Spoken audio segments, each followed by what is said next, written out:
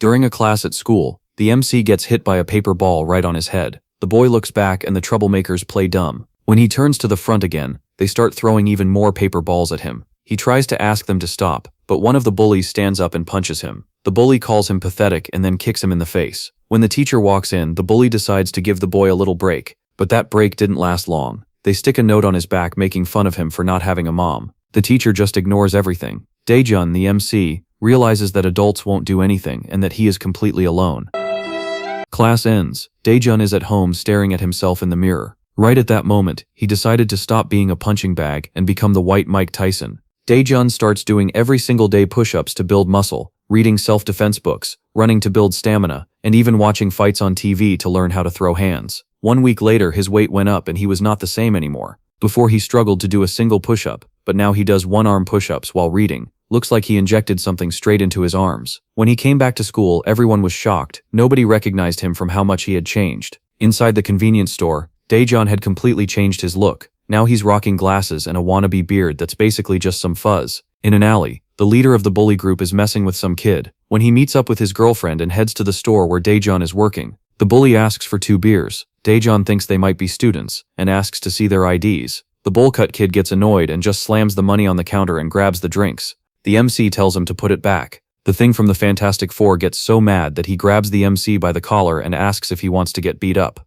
The store owner is just like a security camera, watching everything. The bully drags Daejun outside and asks if he wants to get it now or later. Daejun, full of confidence, said, "I'd like to see you try." The square-faced guy raises his hand to hit him. 1 second later, Daejun is still standing without a scratch, while the bully ended up on the floor with a swollen face. He looks up at the MC and gets back up, telling his girlfriend to call for backup. The bully tries to intimidate him, but Daejun grabs him by the shoulder and squeezes his collarbone until he confesses his real age. When he admits he's 17, the MC tells him to never show his face at the store again. The bully's crew shows up. The notorious Big tells him to let his boss go if he wants to stay alive. The whale raises his hand thinking he's gonna crush Daejun, but gets slapped so hard that it was the first time in history a whale took flight. The other bullies get furious and try their luck too, but the ending is always the same. He put them down one by one, saying goodnight with his fist. The leader, not tired of getting beat up, grabs a bottle and tries one more time. Daejun landed a punch right in his stomach that this leader probably will never get up again. Looking around, only one guy is still standing. The dude is absolutely terrified and begs for forgiveness on behalf of everyone else. Now the MC is no longer the bully's victim. He's the one turning bullies into victims. Before leaving, he says he never wants to see them at the store again.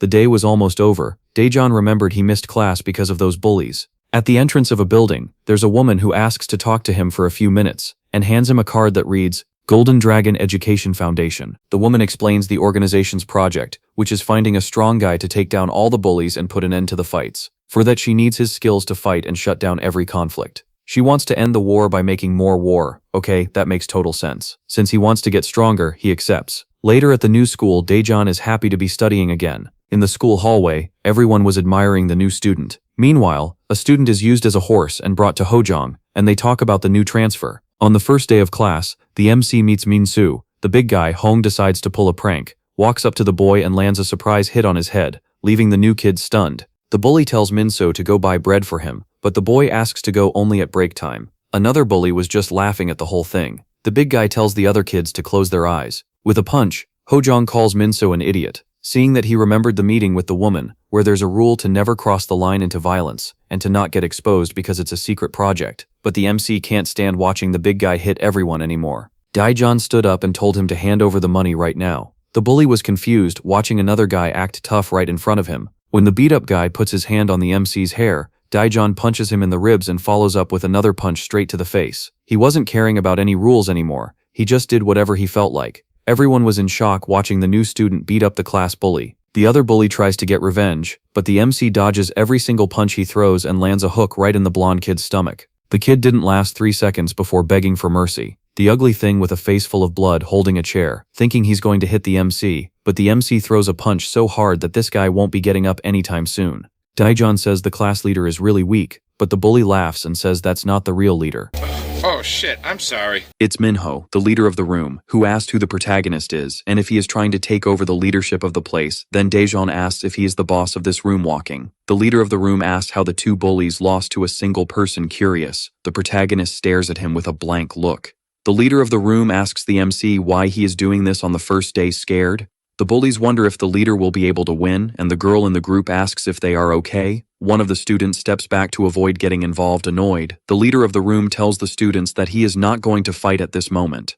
The protagonist looks suspiciously, questioning if he really isn't going to fight, analyzing the leader's legs, seeing that they are spread apart and pointed at him. His shoulders are also ready to move while the leader stares at the protagonist. He thinks he is subtle but can attack at any moment. That bully thinks the newcomer is strong, but that he won't defeat the room leader Minho. Then he asks one of the students for popcorn. The student wonders why he chose him. Irritated, the bully questions if he has gone crazy. Then the bully walks away, saying that there will be meat for lunch. The leader of the room then realizes that the room is no longer afraid of the bully. Hojong calmly, the leader says they should introduce themselves and says his name is Minho and asks for the protagonist's name, Daejeon. Then says his name. At that instant, Minho lunges forward, bringing his hand close to the protagonist's face to deceive him, and preparing to kick him, aiming precisely at the protagonist's vulnerable parts. He then realizes it will be a low blow right in the middle of the legs, and that this is a blow with unbearable pain, being a blow that cannot escape criticism. Soon, no man should use this type of blow. Sweating cold, Daejeon analyzes the situation, positioning his hands on the vulnerable area. Noticing this, the leader changes the move to a punch, saying it was a bluff, going all out to punch the protagonist, landing a solid punch to his face, strong enough to mark Daejeon's face. Excited, the bullies celebrate the situation, saying there's no way the newcomer can win. Daejeon thinks the leader bluffed and attacked at the same time, landing a direct kick to the leader's shin. The leader is surprised by the kick. After that, the protagonist grabs the leader by the jacket, throwing him away with great force, hitting his back against the wall. The leader sits down after being thrown, giving a lesson. The protagonist says not to threaten others like that. Laughing, the leader of the room gets up while saying that if it's him who will hit, it's no problem. Surprised, one of the bullies says that Minho is number one without manners, and Hojong corrects him, saying that if he does that 3 times he will be expelled from kickboxing. Clenching his fists, the leader says he will now use kickboxing properly, and that this time it will be serious. Calmly, Daejeon tells him to avoid that place. Minho then watches him while bringing his hand close to some object. At that moment, he throws a chair towards the protagonist. Daejeon dodges it reflexively. While Minho lunges at the protagonist, he dodges his punch with his right hand. Minho tries to hit him again, but Daejeon dodges again, irritated. The leader tells him to stop dodging while preparing for another blow. Then he notices something, telling everyone to stay still because this opponent is his. Surprised, Daejeon wonders if there's someone else there. Everyone looks at a student with glasses. That student wonders if they were talking about him. Minho then approaches Daejeon with a lot of anger in his eyes. To throw another punch, the protagonist blocks it with his wrist and tells Minho that he is a fun guy. Asking if he is done playing, Minho replies saying no and tries to hit Daejeon's neck with 2 fingers, but Daejeon dodges. Then the protagonist says he will finish this himself, landing a very strong punch directly to the leader's face, knocking him unconscious while spitting saliva and falling face down on the ground. Daejeon then asks who this guy is and that he no longer wants to fight. Scared, the bullies can't believe what happened. The other students are also stunned. Daejeon kicks Minho, telling him to get up. He walks, saying for the bullies to take Minho to the infirmary, and that now they work for him. Completely in shock, the two agree but think they are screwed now. In the teacher's lounge, that woman is observing a classroom while thinking that Daejeon doesn't look like a transfer student, but now she has a long meeting to deal with. She looks at her phone while thinking about how anxious she is to see what he will do. Walking down the hallway, she thinks that maybe it's time to move on to the second part of the plan, while a schoolgirl watches her, thinking that she is the planning director of the foundation. At that moment, her colleague arrives and tells Ji-in to go to the classroom, but Ji-in is pondering why that director is at the school now. In the protagonist's classroom, Daejeon is giving a moral lesson to the bullies, saying that school is for learning, and that enough of this bullying stuff. The 3 lower their heads, and the blonde says they are not bullies, while Hojong tells them to stop because everyone is watching with a scary face. Daejeon approaches the blonde bully and says he can be his friend, or his nightmare, and the blonde says to be friends. Daejeon glares at Hojong while calling him breadface, telling him not to eat anymore, and the guy asks why. Irritated, the protagonist just tells him not to eat any more bread, and Hojong complies with the order, now facing the other students. Daejeon says that if any of them bother someone in this room, or bother others, they should let him know with a mischievous look. Daejeon says he will set them straight. Surprised, one of the students thinks the protagonist is scary and kind at the same time, and wonders if things will get better in the classroom. Now, after a while in the 3rd classroom on the 1st floor, we see a student watching a video of the fight between Daejeon and Minho, saying that this is entertainment, showing it to another student, asking what he thought of the newcomer. And another student replies that he just got lucky and sees no skill at all. Then the student shows this video to someone else while saying that Minho only learned kickboxing after getting beaten by that other student, a student named Sangbo. Then stands up angrily asking what's wrong with Minho, saying that he only managed to be the boss of that classroom by playing dirty. This student then goes to train and asks where his punching bag is, actually. The punching bag is a student who immediately responds where it is. This bully then says that today is his turn and punches the student directly in the stomach, making him salivate from the pain. Sangbo then thinks about how many hits he will give and decides to give 800 hits. He is the class leader and tells the punching bag not to have eaten before coming totally confident. The bully says to prepare some punching bags because he will warm up before going after the newcomers sometime later. At the high school, Daejeon is in class, while thinking about how he ignored important lessons during his first time in high school, concluding that school is much better than studying alone and that he needs to take this chance to fix his past. After a while, the teacher ends the class. Daejeon asks Minsu if he can take notes during the break, and Minsu says yes, offering his notes. Hojong stretches, saying he is hungry. He says there is no one to get food for him, and at that moment Daejeon stares at him. The two bullies get scared, and the blonde tells Hojong to exercise, but he is using another student as a horse and asks what the name of the transport is, and says he got on by accident. Hojong then wonders how he can live at school without a student to get his bread, and says the boy wouldn't even be able to react. Then the group gathers around Minho, talking about him going outside because he doesn't seem well, and the woman says that taking him outside won't change anything. She calls the boys miserable. Then she approaches the protagonist, saying that he is amazing when he fights and invites him for both to learn jujitsu. The three are shocked by this situation, saying that she is flirting with Daejeon. And they remember when Hojong invited her to learn jujitsu, but was cursed at. Daejeon asks the girl if there is any dojo nearby. Excited, the girl says there is a dojo, but she can find another if he wants. The confused protagonist looks to the right, then turns to the other side and looks to the left while the girl asks what's wrong with him. She then realizes he is looking at the board, understanding that he wants to take the notes from the board. The girl wonders if she is being a bother, scratching his head. Daejeon says he didn't hear her, and asks what she said, very disappointed. She says it was nothing, and that he should study hard and become a great person. The three look at her without reaction, and the girl says they are pathetic and should study too. At that moment, Minho realizes that the newcomer has become the class leader by defeating him, and that because of this, he will have to face Myungjung from class 2 and Sangbo from class 3. And because of this, he might lose his position as leader of class 1, even though Minho himself has already defeated both. The girl then says that Minho didn't beat them with skills. Minho then concludes that if the two defeat Daejeon, the class will be under the command of the other leaders. Hojong panics and says those two are the worst. At that moment, someone enters the room. Minho goes on high alert. Who arrives is Kim Myungjung, the leader of class 2, and he asks if Minho is okay, because he got beaten up. The girl is surprised because they were just talking about the leaders, and the blonde says he feels like hitting that leader. Kim asks if Minho didn't sleep at night or if he got punched and ended up sleeping, irritated. Hojong stands up asking if Kim came to mock Minho, and at that moment Minho tells Hojong to stop. He then stands up and asks if Kim came looking for a fight, saying he can take him down again. Kim says he is getting too cocky and that he only lost because Minho fought dirty. Getting closer, Minho tells him to shut up or he will hit him, and Kim responds telling him to go ahead. But before he finishes the sentence, someone yells for them to be quiet, and both are surprised. Daejeon says they talk too much and that he wants to study. Minho goes back to his desk, telling them to study, and Hojong says it's still break time.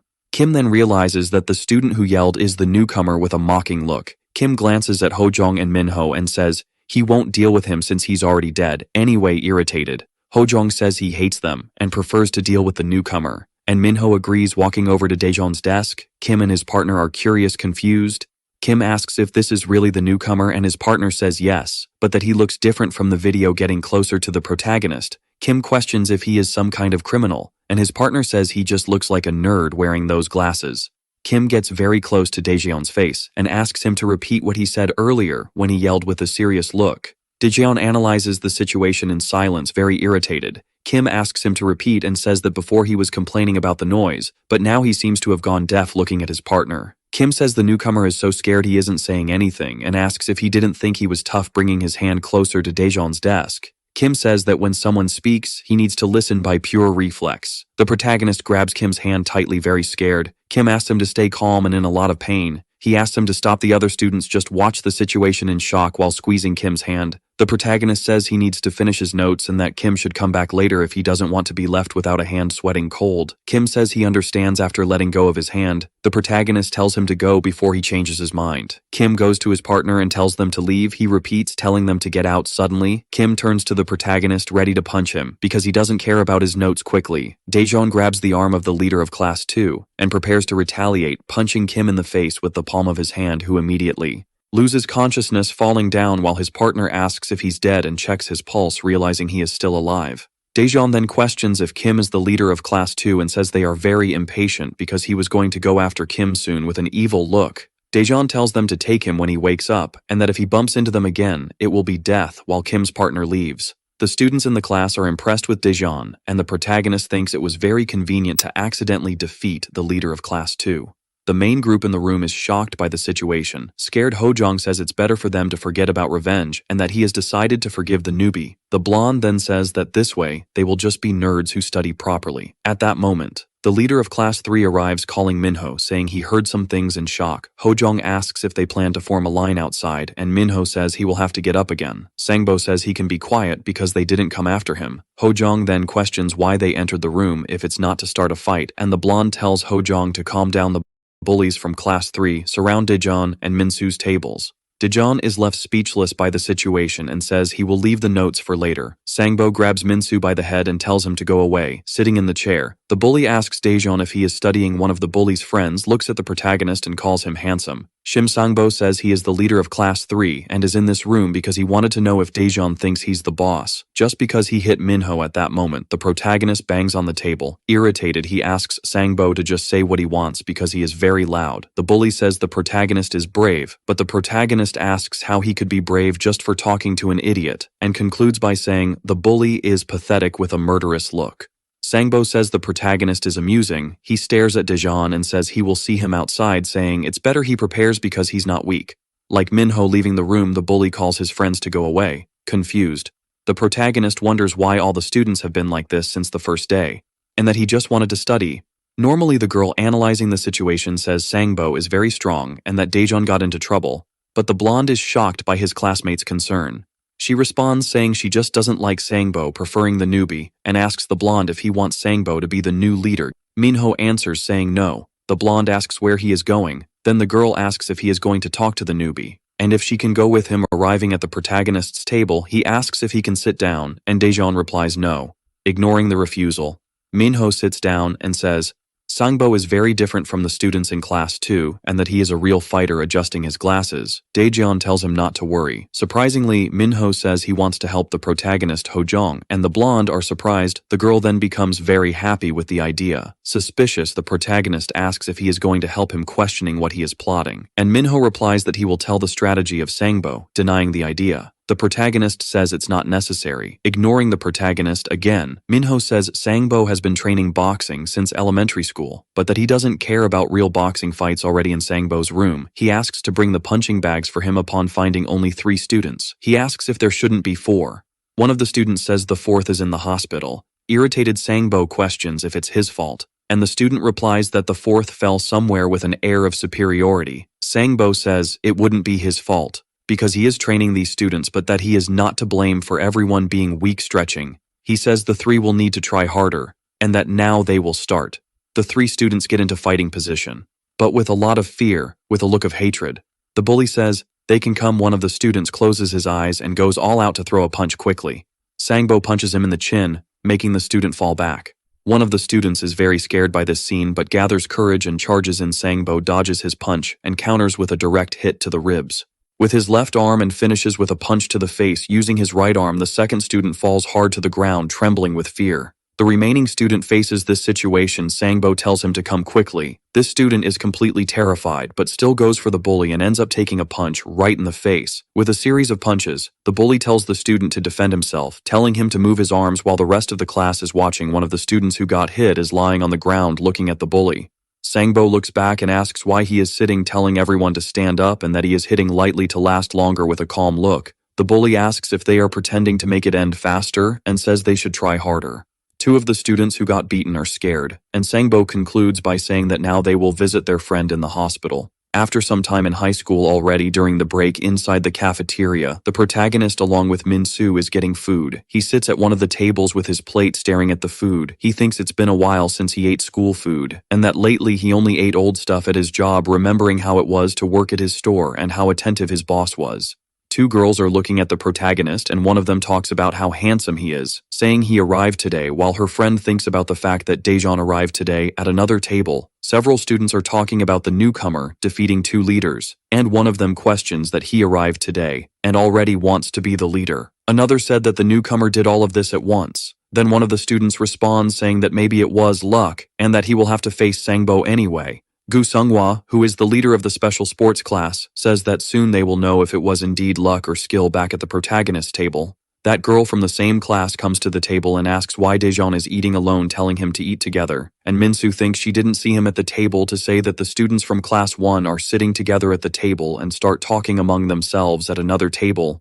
Two students question about the protagonist, and one of them asks if the newcomer has joined Minho's gang, and the other says that the newcomer is handsome. The leader of the special arts class, Kwok Du-shik, asks if he isn't more handsome than the newcomer, and his friend says yes at class 1's table. The protagonist is eating rice, and Minho tells him to eat everything, and that Sangbo won't be as easy as Kim Daejeon suspiciously says that Minho mentioned he would beat Sangbo and asks why he is trying to help him. Minho says that his fight with Sangbo is still happening. He then starts to remember his fight with Sangbo being completely beaten and tired. Sangbo asks if Minho is already tired, and that he won't stop until he covers his face in blood in response. Minho tries to hit him with a left punch that is dodged, retaliating. Sangbo punches Minho in the face, who again tries to hit him, but this time with a right punch that is easily dodged and retaliating with a left punch hitting Minho's ribs hard after that. He pins Sangbo against the wall, having to submit to his forbidden technique, going straight for the bully's weak spots in shock. The protagonist asks if that was what he used before going back to the memories.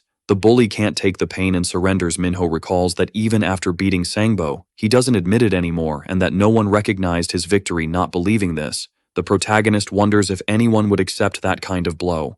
Concluding his thought, Minho says that Sangbo is skilled both in defense and attack, and even if he doesn't hit very hard, his precision is great, and says that Sangbo didn't want to fight him anymore after that, and the blonde thinks it's because of the mysterious technique that Sangbo doesn't want to fight Minho anymore. Seriously, Minho says that the third-year bully will take care of Daejeon this way, and that he hopes the protagonist can win from afar. The protagonist sees two students talking. He analyzes and thinks about who they are talking. One of the students asks if his friend is nervous about the newcomer, and the other replies saying no because Sangbo will win anyway. A piece of food falls onto Daejeon's plate. That boy apologizes for it. Irritated, the protagonist questions what is happening nervously. The girl asks if the student has gone crazy to do something so childish. He says he already apologized and that she can eat if she wants. Both leave laughing at the situation quickly. The protagonist grabs one of their arms and asks where they are going very angrily. Daejeon says it's not fried octopus, but a dish called dorachim muchim, looking from another table.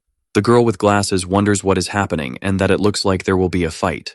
Your friend comments that by the type of people at the table, the newcomer must also be a bully, and your friend says he is very handsome. Other students also analyze the situation to see what the protagonist will do. Daejeon questions where the octopus is. The bully is trembling with fear and says it's nothing serious and that the newcomer should apologize, tightening his grip even more. Daejeon questions if he really has to apologize in great pain and fear. The bully doesn't know what to do. Concluding, the protagonist says that he is the one who decides whether to apologize or not. At that moment, Daejeon hears a noise. It's a message, and before reading it, he tells the bully not to move. The message is from the operation chief, Lee Sim, wanting to talk to the protagonist. Seeing the message, the protagonist gets a little nervous, remembering his meeting with Lee Sim when she said she could get him a full scholarship for college and also provide living support, reiterating the project rules, one of which is confidentiality, which is crucial. And that's why Daejeon's behavior must have limits, so he won't be discovered, and that if there's a chance of that happening, the project will be cancelled, making the protagonist return to his old life remembering all this. The protagonist ponders what to do with the bully. Meanwhile, the bully tells his friend that they should leave, but the protagonist notices their escape when he looks back eating. The former bully Hojong comments that the problem isn't these two, but the fact that they are with the strongest guy in school, who is Sangbo. Hojong asks why Minsu is staring at him, and he says it's nothing, confused. Daejeon thinks he can't let himself be swayed by the situation, and that he just needs the project to work to achieve his dreams, and that he has already done enough for a first day. Two other students see that nothing came of it, and one of them comments that it seems the newcomer doesn't fight over anything different from what the rumors said. Daejeon says he is leaving, and Minho talks about Sangbo's strategy, but Daejeon says he doesn't need it.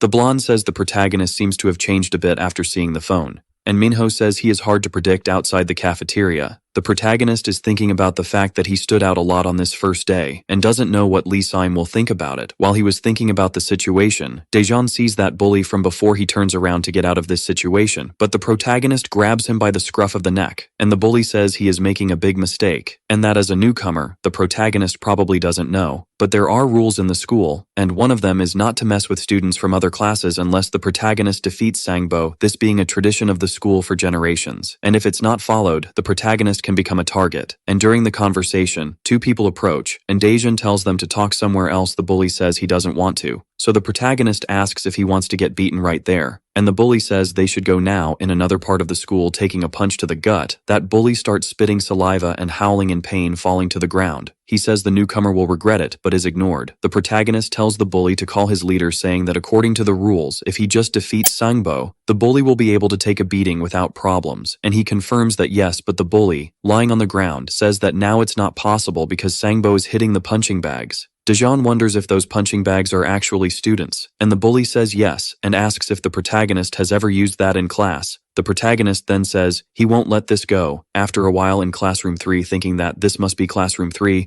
the protagonist is determined. Then he looks inside the room, startled by a student who was thrown straight at the door. Curious, Sangbo asks who is behind the door. His classmate says he will take a look, and then opens the door instantly. The protagonist tells him to get out of the way. Sangbo says he had warned that he would see the newcomer after class. Analyzing the situation, the protagonist concludes that the bully only chooses people with no physical resistance to be his punching bags. Irritated, Sangbo asks what Daejeon is doing in his room and tells the fallen students on the floor to leave tremendous fear. One of the students is paralyzed, and the bully says that he is the only one left, grabbing him by the neck. He questions if the student wants to cause trouble for him, saying that he hurt him. The injured student simply says he fell on the way home and that it was his own fault, laughing at the situation. The bully says they are all weak. Irritated, the protagonist looks to the side, seeing all the students in the classroom quiet. He realizes why they do nothing. He tells himself that he understands from personal experience all of this, remembering when he was beaten at school, and that the bullies never stopped hitting for anything since the adults pretended not to see anything. There was nothing to be done. But then someone appears to solve this problem. A student even stronger than the bully who was hitting the protagonist, saying that anyone who messes with Daejeon would be dead. Seeing all this, the protagonist felt saved, being the greatest certainty he had in life, that only one bully could stop another bully for good, and that at that exact moment, Daejeon would be that person, concluding that everyone needs to know this, aspiring to be the bully who will be on top, commanding all the others. After this motivation, the protagonist tells Sangbo not to pretend to be so strong since he hits such weak people, and tells him to beat someone stronger. Sangbo then asks if that someone stronger would be the newcomer. Daejeon, in turn, asks if he can use Sangbo's classmate as a punching bag. Completely irritated, the classmate questions what he is talking about very confidently. The protagonist asserts that he would make a good punching bag for being heavy and looking good to hit. Then the bully's classmate charges at him quickly. Daejeon immobilizes the blow with his left hand and uses his right hand to grab the bully, going to punch him in the collarbone, but it was just a bluff to catch the bully off guard, finishing him off with a right hook, leaving that bully unconscious on the floor. The students are in shock at the situation, with his hands in his pockets. The protagonist confirms that he is indeed good at hitting and asks Sangbo what he wants. Completely irritated, Sangbo hears the protagonist asking how many punches he wants to take at that moment. Sangbo is impressed by the fact that the protagonist can throw his classmate into the lockers just with the force of his punch, and that the size and weight of his classmate being much larger means that the newcomer is not ordinary. Then he asks if the newcomer only knows how to provoke and orders the students to push the desks forward. They then start to push. Meanwhile, the protagonist analyzes this decision and realizes that it was probably made because Sangbo is a boxer and therefore needs as much space as possible for a fight outside the cafeteria. That bully is in pain, asking for help. His classmate helps him, saying to go to room 3 because Sangbo and the newcomer are going to fight. Hearing this, the students also decide to go inside the cafeteria. Hojung wonders why the ice creams are so small nowadays, and the blonde replies that it was him who got huge. Suddenly they hear a student shouting that Sangbo and the newcomer are fighting in room 3. They then decide to go too. Arriving in room 3 of the school, the 3 students from class 1 Wonder if the fight wouldn't be after school. They realize that the fight is about to start and that they should have bought popcorn. Analyzing, the protagonist thinks that even though Sangbo defeated Minho, he didn't seem to have much skill from the video he saw. Meanwhile, Sangbo is warming up and positions himself to go all out, charging at the protagonist with great speed, throwing a punch from the left, but Daejeon dodges it reflexively. Then Sangbo changes trajectory, trying to land a punch from the right, which is also dodged during this dodge. The protagonist thinks that he is faster than a professional boxer, and that every time he gets close, Sangbo quickly distances himself. He continues following the protagonist to stay close. Then Sangbo tries another punch from the right, but the protagonist ducks to evade finding an opening after this attack from the opponent. Sangbo realizes that Daejeon is going to try a cross punch, and then he jumps instantly, going back with the aim of dodging. Recognizing that the newcomer knows how to identify an opening but that it won't work anyway, the protagonist then realizes that Sangbo can identify how his shoulder moves, and that he is not an ordinary guy, having a natural sense and systematic training in addition to being good at using his feet, and besides that, he is fast, moving swiftly towards the protagonist, throwing several punches in succession. But the protagonist dodges them all. Minho, observing the fight, thinks that he too got trapped by these punches, and that he sees no chance to counterattack, wondering what Daejeon will do. The protagonist finds an opening, leaving Sangbo in shock for not being able to avoid it. Then Daejeon lands a right cross, hitting the upper part of the arm after absorbing the punch. The bully steps back due to the impact and wonders if this punch was from a normal guy, since even blocking it, he still took damage. Hojong and the blonde are surprised by this counterattack. Daejeon then thinks that Sangbo has abnormal speed, and that his ability to judge situations is also quick. The bully then realizes he managed to recognize the protagonist's reach because of this punch. He then thinks of a strategy to feint a punch and then land a cross, since the protagonist will step back and throw a punch. First, the protagonist notices something while watching the movement quickly. Sangbo gains momentum and charges at the protagonist with full speed, facing Daejeon. He prepares, and Sangbo realizes it's time, dodging Daejeon's first punch. Sangbo then feels pleased that his read was correct. At the same time, the protagonist is preparing to throw a kick, hitting the lower thigh of the bully, making him feel pain and unable to believe the possibility of the kick. Quickly, he loses control and tries to throw a punch with his left arm, but Daejeon dodges after dodging. He analyzes his next move, delivering another kick with great force to his leg. The other students say that Sangbo was so focused on punches that he completely forgot about kicks, and that this will hinder Sangbo's movement. Looking from above, the newcomer tells the bully to get up. Irritated, Sangbo stands up and curses him, saying he should have some manners, ignoring him. Daejeon kicks him again in the same spot, telling him to get up quickly. Surprised, his classmates are in shock, and Minho says he should have kicked him in the face with a piercing look. The protagonist questions if Sangbo's leg hurts, and that if it does, he should lie down, trembling and irritated. The bully tells him not to act like he has already won the fight again. The protagonist prepares for a kick and thanks him for the compliment. At that moment, Sangbo prepares to defend that area already affected by 3 consecutive kicks, but the protagonist steps firmly on the ground and throws a punch with his right as it was a bluff. The bully barely manages to block using his left arm. After that, he realizes another punch is coming, but the protagonist's hand stops there, treating it as another bluff, sweeping the bully's legs, leaving all the students in class 3 in shock. Perplexed, his classmates realize it's Minho's method. Other students mention that it was 4 kicks just to the same leg and question if he will be able to move. Sangbo is kneeling on the ground, unable to move, on the ceiling of the room. There is a camera that is filming the entire fight and being projected directly onto a screen where a man appreciates this fight and thinks it's good because these boys know how to fight confident. The protagonist asks what Sangbo is doing and tells him to get up and face him. Irritated and with his hand on his leg, the bully analyzes what to do. He knows his leg can no longer take it. The students watch the fight completely perplexed. Sangbo feels utterly humiliated. One of the students says he should get up if he's a boxer, and the other responds asking if he can still fight like that, and that it's hard to see because of the pants, but it's a fact that the bully's leg is completely messed up, with the feet being a major problem in boxing fights. Even fighters fearing punches, they avoid blows by controlling distance to be able to throw multiple punches using footwork. And making an analogy, he says that if the punch is a bullet, the feet are the weapon that fires those bullets. So the better the weapon, the better the shot will be. It would be as if Sangbo had an AK-47, but without his leg that allows him to execute punches.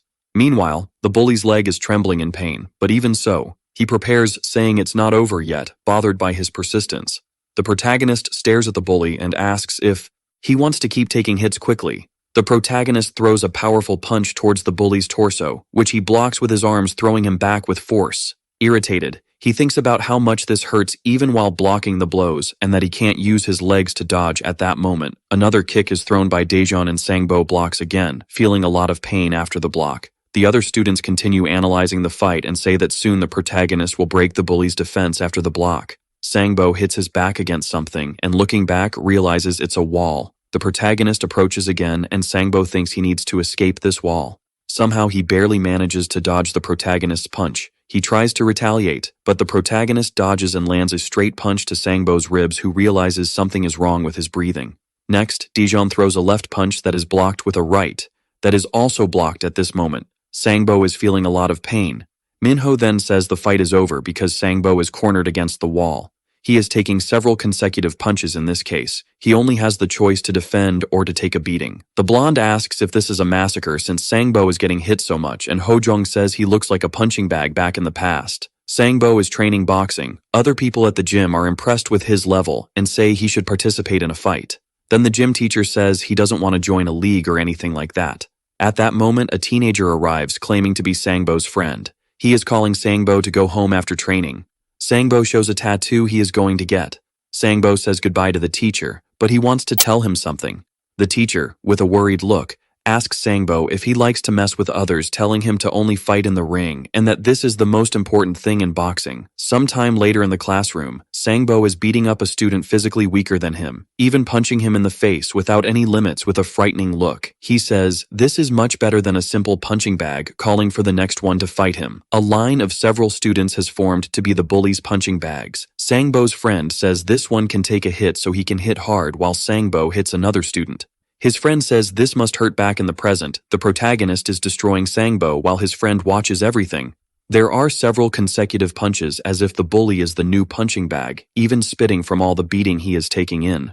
Shock, his friend questions how Sangbo became a punching bag, and in his eyes, the protagonist is indeed punching a punching bag, throwing a punch from the left, then a powerful kick making the punching bag swing back and forth continuously. But in reality, it's Sangbo who is enduring all this as the protagonist's punching bag, and after a strong right punch, the chain of the punching bag breaks, symbolizing the bully Sangbo's downfall, who is already unconscious after the blow, falling to the ground like a punching bag after being wrecked, completely exhausted, knowing he can't win and that he will never be able to. He sees the protagonist walking slowly towards him, and with a frightening look, Daejeon says he has 10 seconds to go back to being the punching bag, which leaves the bully completely scared in the classroom of Class 3.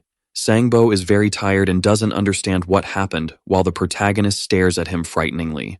The bully averts his gaze in shame for having lost, seeing the result. The students in his class can't believe it. The others who got beaten also remain unresponsive to this outcome. His friend, scared, knows the reason Sangbo doesn't participate in a boxing competition in the past. He asked Sangbo why, who replied saying it was annoying. His friend also knows why the bully chose not to go after Minho, even claiming he would win. And the reason he is so obsessed with this instrumentalization of physically weak students who become punching bags. The reason for all this is that Sangbo wants to seem stronger than everyone outside of school, but deep down, he is also afraid of getting beaten, intervening in the fight. Sangbo's friend says that's enough and that they admit defeat. Then the protagonist stops the fight. Looking at the bully, he says he wants to hear it from his mouth. With a lot of shame and biting his lips, he admits that he lost, making the students surprised by the fact that the bully who oppresses everyone is being humiliated like this as he leaves the protagonist. Mocks the bully, saying he isn't even good enough to be a punching bag or a boxer. Impressed, the students say that the newcomer is really very strong. Meanwhile, a student asked his classmate if they are no longer going to be punching bags, and he replies that he doesn't know, but that the newcomer would only be another bully if that happened. Hojong is in shock, while Minho wonders how strong Daejeon is. One of the students asks his leader what he thinks of the newcomer, and he responds that he is a strong guy, but he still doesn't know his real abilities, and that's why they need to observe more. As he leaves, the protagonist is stopped by a student. The student asks if Daejeon was scared to see Sangbo and ran away. After hearing a shout, the student gets scared and wonders if that is Sangbo's voice. Going to the entrance of the classroom, he realizes that Sangbo has lost. At that moment, the newcomer asks if he has anything else to say. The student then replies that he doesn't and is leaving. He bumps into someone at the entrance. That person is Minho, who, along with his two friends, tells him to get out of the way. Promptly, the student accepts this. Irritated, he thinks that Minho is just taking advantage of the newcomer's strength. The student goes to Sangbo, who is lying on the ground, and asks if he wants to be taken to the infirmary. Irritated, Sangbo just glares at the student in response. Scared, he understands how angry Sangbo is and tells all the students to leave the classroom. Almost exploding with rage, Sangbo says it will never end this way. After some time in the meeting room, the fight is being shown on the projector. One of the project men comments that Daejeon is a very focused person. Lee is present at the meeting. Talking to Lee, the man comments that her ideas touched his heart, and because of that, he can work on this project, saying that the rules are outdated and need to end. Irritated, Lee yells at him, asking what that person did in the past, and that without those rules, things get out of control. The president questions why she has been so loud in recent days.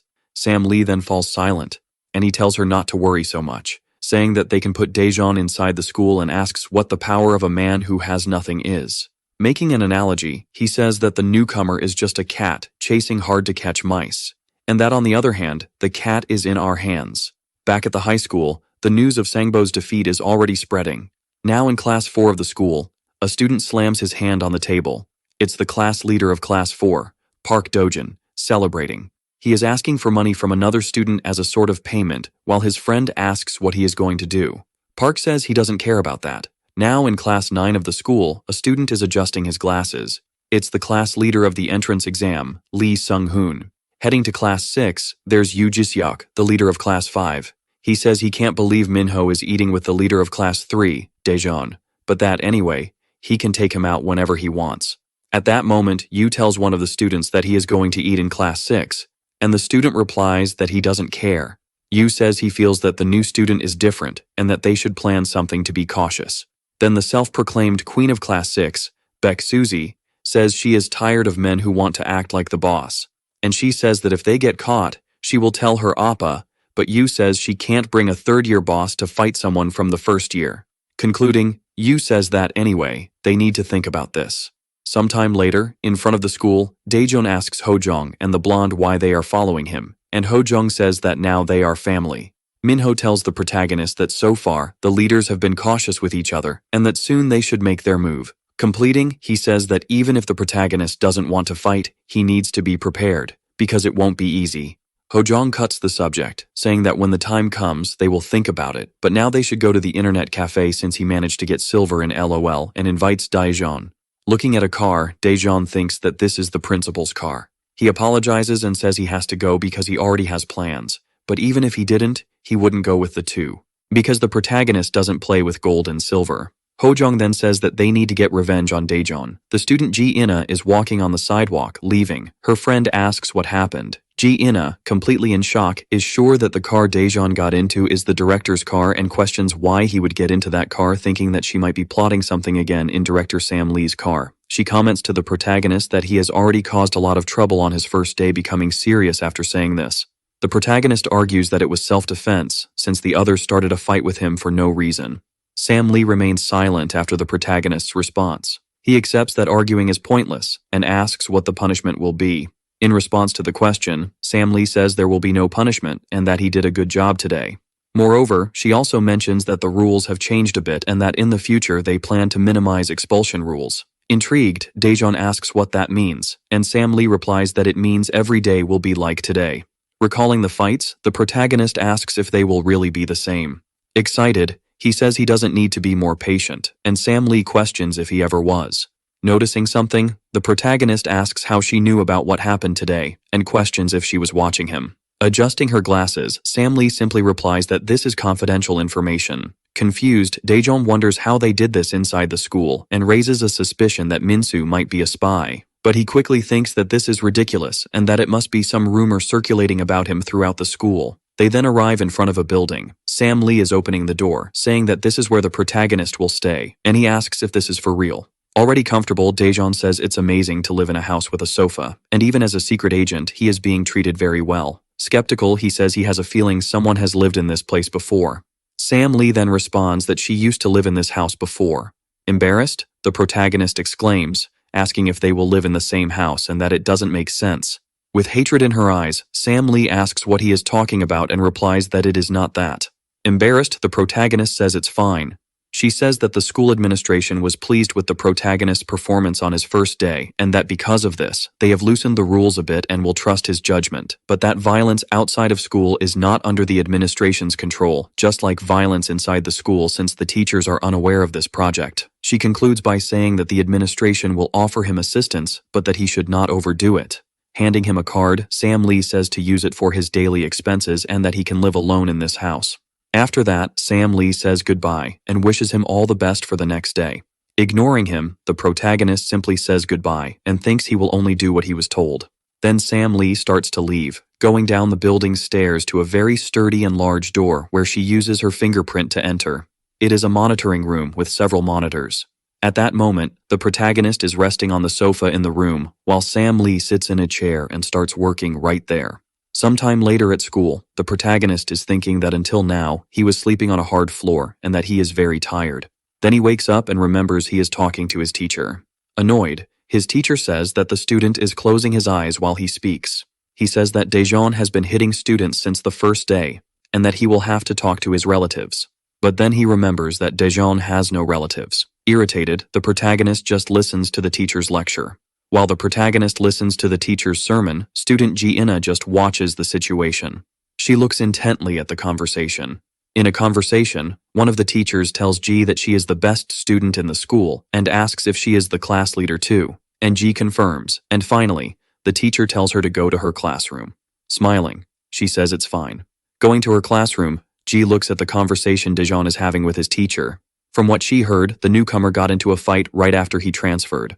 So she questions if that is the only thing he has been doing since he arrived at school. Sometime later in Classroom 6, Yu takes pictures of Bayek and asks why she is covering her face, and she replies that it's so he only takes pictures of her body. Someone calls Yu from behind. Two students ask if he heard about what happened to Sangbo.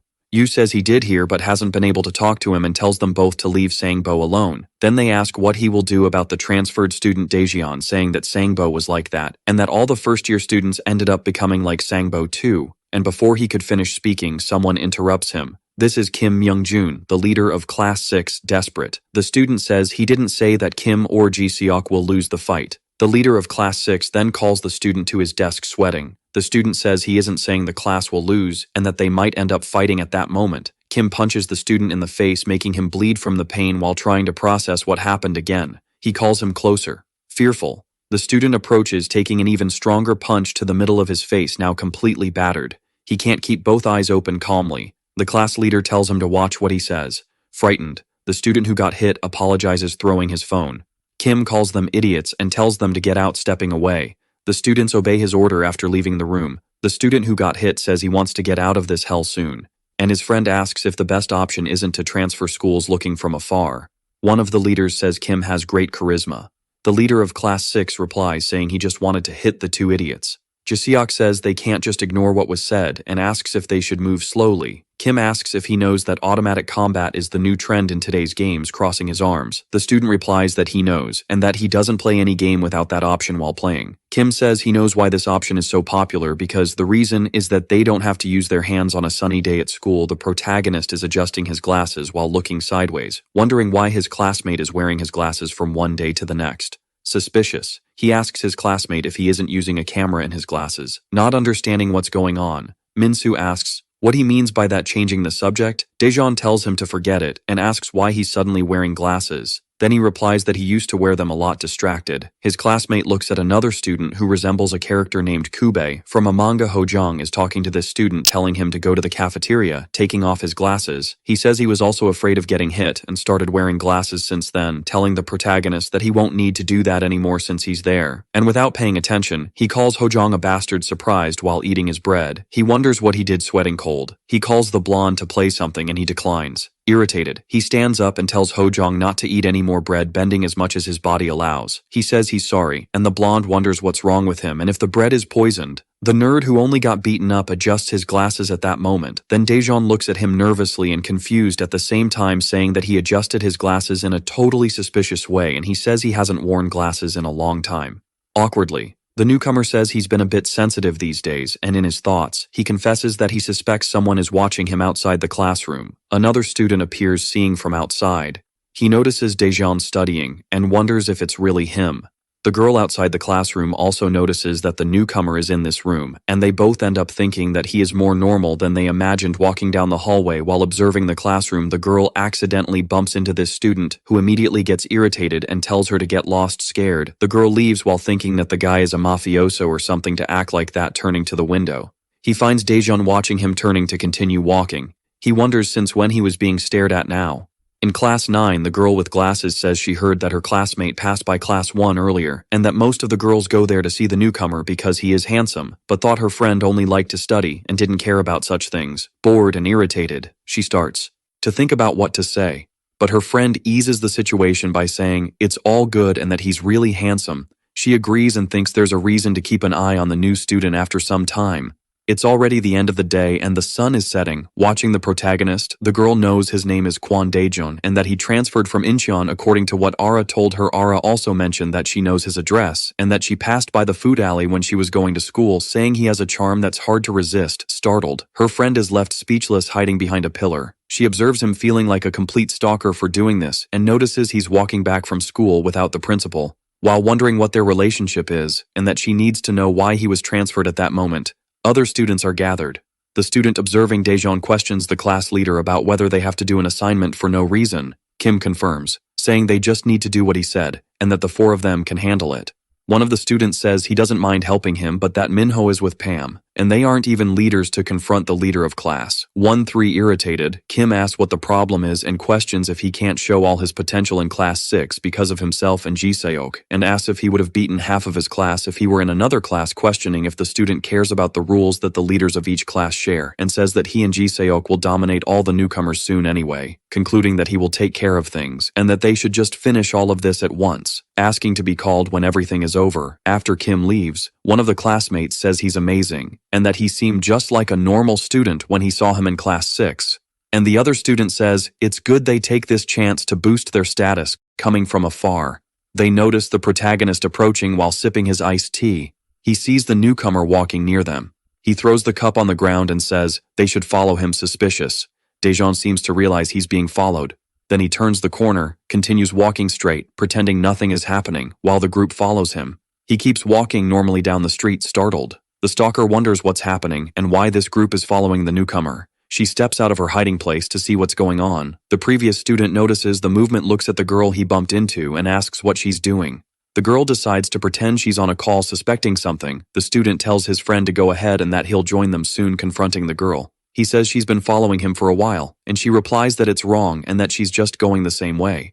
Then he remembers bumping into her at school, questioning again why she's following him. Suddenly he has a realization and claims she likes him, complimenting her, saying she's cute, and asks again why she's being followed and asks if she wants to see him working, and the girl doesn't know what that means. Confidently, the student puts his arms around the stalker and says he's going to rent a room and play with her later, asking if she wants to come along at that moment. The girl pushes him away, telling him to take his hands off her. Completely irritated, he curses at her, claiming she followed him because she likes him. He approaches the girl. His friends hear the shouting and wonder what that was. This catches Daejeon's attention, who realizes the group has given up on following him, with his hands over his eyes. The student asks what she did, holding a pepper spray. He says no one told him to put his dirty hands on her. The group arrives, and the student says the girl is crazy and sprayed pepper spray directly in his eyes.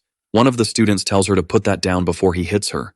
Startled, she claims it was him who started it. That same student says he hits girls, and she says she'll use the spray again if they get any closer from a distance. The protagonist asks what they're doing while staring at them, crying. The girl is surprised to see the newcomer annoyed. The bully tells him to go away. Meanwhile, the injured student tries to open his eyes to see what is happening. The bully says that Kwon Daejeon is here, and his colleague mentions that it was he who attracted this crazy guy. Then the protagonist asks if they had been following him for a while, and they deny it. Pointing to another place, he says he needs to do something and invites the bullies. One of them promptly accepts the request. Still scared, the girl wonders if he did this just to save her. After a while, they arrive at an alley. The bullies notice that there are two people in the area, and that they are from Bonggun School. This is Lee Jung-man, a first-year student from Bonggun Technical School. And this is Cha Jin-woo from the same class, who says he hasn't seen any girls from Guryung School for a while. Lee Jung says they are nerds and tells them to scram. One of the bullies asks if he knows Kim Myung-jun and that he needs to do what was asked. Then the two students confirm that they do know him, while Daejeon calmly observes the situation. The technical school student says that this time he will find out, but if they are using Kim's name falsely, they will pay. Irritated, the bully thinks about the bad luck he had and wonders why they encountered each other like this. Something catches Cha Jin-woo's attention. He asks if that girl works with them, and the bully replies that she doesn't, while Daejeon suspiciously stares at them. After a while, in a regular commercial building, Jiseok asks what Kim is doing there since he was supposed to take care of the newbie, and he replies that he sent Yang Jin-mo and other students to handle it. Suspicious, Jiseok questions whether Yang could really handle the situation, and Kim says he is strong, and that even if he weren't strong, he wouldn't be able to go to school after the second year caught him, and that even being in the second year, they fight on equal terms with third-year students and that he knows he shouldn't mess with them. At the same time, the group of bullies corners the protagonist in the alley. Anxious, the girl asks if she can go home now. The bully tells her to be quiet and just watch. Curious, the newbie wonders why she has been following him since school and what he should do about it. Telling them to let the girl go, the bully asks who he thinks he is. Taking off his jacket and questioning whether the protagonist doesn't know the situation he is in. Asking if he didn't know he was there to take a beating, and he replies that he didn't know that. Trying to understand what is happening, the transfer student knows they mentioned Kim Myung-jun's name before, and if he keeps sending these guys, he will end up getting beaten. Smoking a cigarette, the bully approaches, and Daejeon says that if he blows that in his face, the bully will be a dead man. Preparing to blow the smoke, the newbie tells him not to do that, just to act tough. Holding his face tightly by the mouth, he starts to push the bully away, surprising everyone around him, giving the bully a sweep after that, and getting ready to strike. Fallen on the ground, the bully realizes something is coming. Then Daejeon lands a punch squarely in his face, making him spit due to the impact of the punch. The girl is left speechless. The group of bullies is in shock, saying he is very strong. Getting up, Daejeon says that the bully didn't want to listen to him, and comments that soon they will be like his friend. One of the students says that if they don't catch the newbie, Kim will end up with them, and his colleague says he knows nothing and that they should go for it, and they all rush to attack at once. Near the protagonist, the three lock in, saying that one of them should go. With a look of disdain, the newbie asks if he should attack first, positioning himself to attack all at once. He ends up pretending to attack one student, and strikes the other beside him with a punch to the face. One of the bullies curses him and charges at him, but Daejeon easily dodges the attack and goes for the other student, who is completely startled by this, taking a very strong punch right in the middle of his face, knocking him out cold right there. The other bully becomes worried and asks if he can still fight, saying that now they should go together. Before any movement, the protagonist delivers a direct kick to the chest, pressing his body against the bars. From a distance, one of the bullies curses the newbie, preparing to throw a punch, but he is quickly taken down, receiving a direct punch to the ribs, spitting saliva from the pain. He grips his arm tightly, throwing him down hard, making the motion to knee him in the face, and at that moment the bully starts sweating from fear. Calmly, Daejeon says that this time it was close and that he almost killed him already. At the internet cafe, Kim ended up dying in his game, saying he died even with the auto combat, and Jiseok says he shouldn't go to the internet cafe to play on his phone, and that auto combat has its limits. At that moment he receives a call. Kim answers asking why they took so long, becoming surprised and scared upon receiving the news that all his friends were defeated. One of the bullies gets scared and suspects something is coming. He starts running into a dark place, desperate while running. He looks back and notices something approaching. It's a giant hand, and he starts screaming in despair, running even faster while crying as the hand chases him. Seeing a light at the end of the tunnel, the bully starts to feel relieved, saying that as soon as he gets out he will be dead. But before he finishes the sentence, the hand catches up to him, applying pressure. Due to its strength, he is very close to the exit, managing to escape. He jumps and smirks at the situation, joyfully saying that he is alive with a deadly aura. The protagonist appears preparing to deliver the final blow in shock. The bully realizes it is the transfer student. The fist heads towards him, fallen on the ground. The bully wakes up as it was just a nightmare, looking down. Daejeon asks if he is awake upon getting up. He sees all his friends injured kicking the bully. He tells him to get up and go to the line, saying that they are gathering like cowards, while another bully warns on the phone that the newcomer took down 4 students at once. Cha Jin-woo asks if there is someone like that at Golden Dragon School, and his friend says no, and that he is a transfer student from another city. Kim, scared, thanks for being warned. Meanwhile, the protagonist asks the bully about who the mastermind is. Then he asks if it was Kim Myung-jun, since the bully mentioned his name earlier, and realizes he is screwed if Kim finds out about this slip-up, telling the newcomer that he is mistaken, but his collarbone is pressed hard. While the protagonist questions if he is a clown scared, the bully confirms that it was Kim who sent them, but begs him not to say anything to him from afar. The girl observes the newcomer and wonders if he is a gangster, or something like that. Looking at the girl, he asks what she is doing there. And the bully says she followed him, saying she likes him. Very irritated, she screams that she doesn't like him, saying she hates him, and throwing heavy insults at his appearance. With his self-esteem plummeting, he apologizes and says she was following him in a suspicious way. This ends up catching Daejeon's attention, not knowing what to do in this situation. The girl says he is watching too many movies and that he is mistaken, saying she doesn't like to get involved in this kind of violence, and walks away suspicious. The newcomer keeps staring at her at the alley exit. She sees one of the students from the technical school, thinking that everyone looks like gangsters around here. The two say she is very pretty and different from the girls at the technical school. Meanwhile, the bully exchanges his number with the protagonist, but he is filled with hatred and tells him to bring Kim Myung-jun to him, and the bully accepts the order. The next day at school, impatient Daejeon wonders why Kim hasn't shown up yet, since the third class has already ended. Yang Jinmo, the bully, says he hasn't seen Kim at school today, telling him to believe that philosophically the newcomer says the saying that if Muhammad won't go to the mountain will come to Muhammad sometime later. In classroom 6, with a serious expression, he opens the door. The bully Yang is surprised by the newcomer's arrival in his classroom. He asks about who Kim Myung-jun is, and the bully asks who he is, pressing his collarbone again. Yang realizes it is Daejeon, and that he didn't recognize him because of the glasses. Everyone is watching this scene, not knowing what to do. Suddenly a girl enters the classroom, questioning why the newcomer is doing this in another classroom, and why Yang Jinmo is just accepting it, telling him not to embarrass himself. At that moment she grabs the protagonist by the jacket, and knowing he is the transfer student, questions why he is doing this. He asks why she is pulling him out of nowhere, receiving a strong slap directly to the face, making the glasses fall to the ground. The girl then asks him to speak politely, saying he must not know who she is. Surprised, he says he really doesn't know, and asks what she will do if the glasses are broken.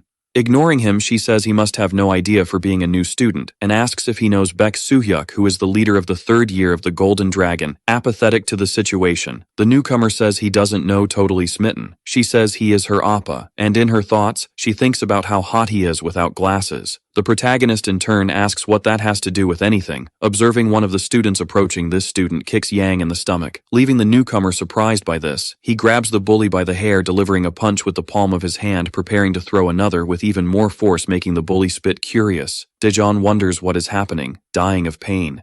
Yang calls out Kim Myung-jun's name. At that moment, the newcomer realizes it is Kim Myung-jun, and asks if it's really him.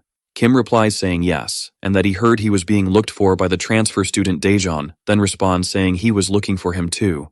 At that moment, all the students become frightened, making the newcomer realize he is being watched by the classroom. Remembering when his mission chief said he could do whatever he wanted with a mocking air, Kim says he shouldn't have any reason to look for him and asks what he wants. Then he starts to say what he wants and quickly moves to throw a punch, startling Kim with the speed of his movement. But suddenly the punch is blocked. The one blocking is Jiseok, who intervenes in the fight, questioning the protagonist why he started fighting out of nowhere. Confused, he asks who he is at that moment. He replies saying he is Yoo Jiseok from class 5, and that even though this is a problem from another class, things cannot be resolved recklessly. Then he tries to take Daejeon to the ground, but hears a crack and gets startled, realizing his arm is locked while trembling. He understands he cannot take down the newcomer nor move him an inch. Mockingly, he praises Jiseok's strength at the waist and asks if he is trying to take him down, taking his arm away. Yu changes the subject, saying that no matter how chaotic this school is, he should know what is happening. Kim hugs Yang, saying that maybe this happened because of the confusion from the previous day, quickly changing his aura. He pulls the bully's hair, saying he has to explain himself, sweating profusely. He starts to speak, being interrupted by a left punch right to the face, leaving Daejeon surprised by this attitude, kicking the bully.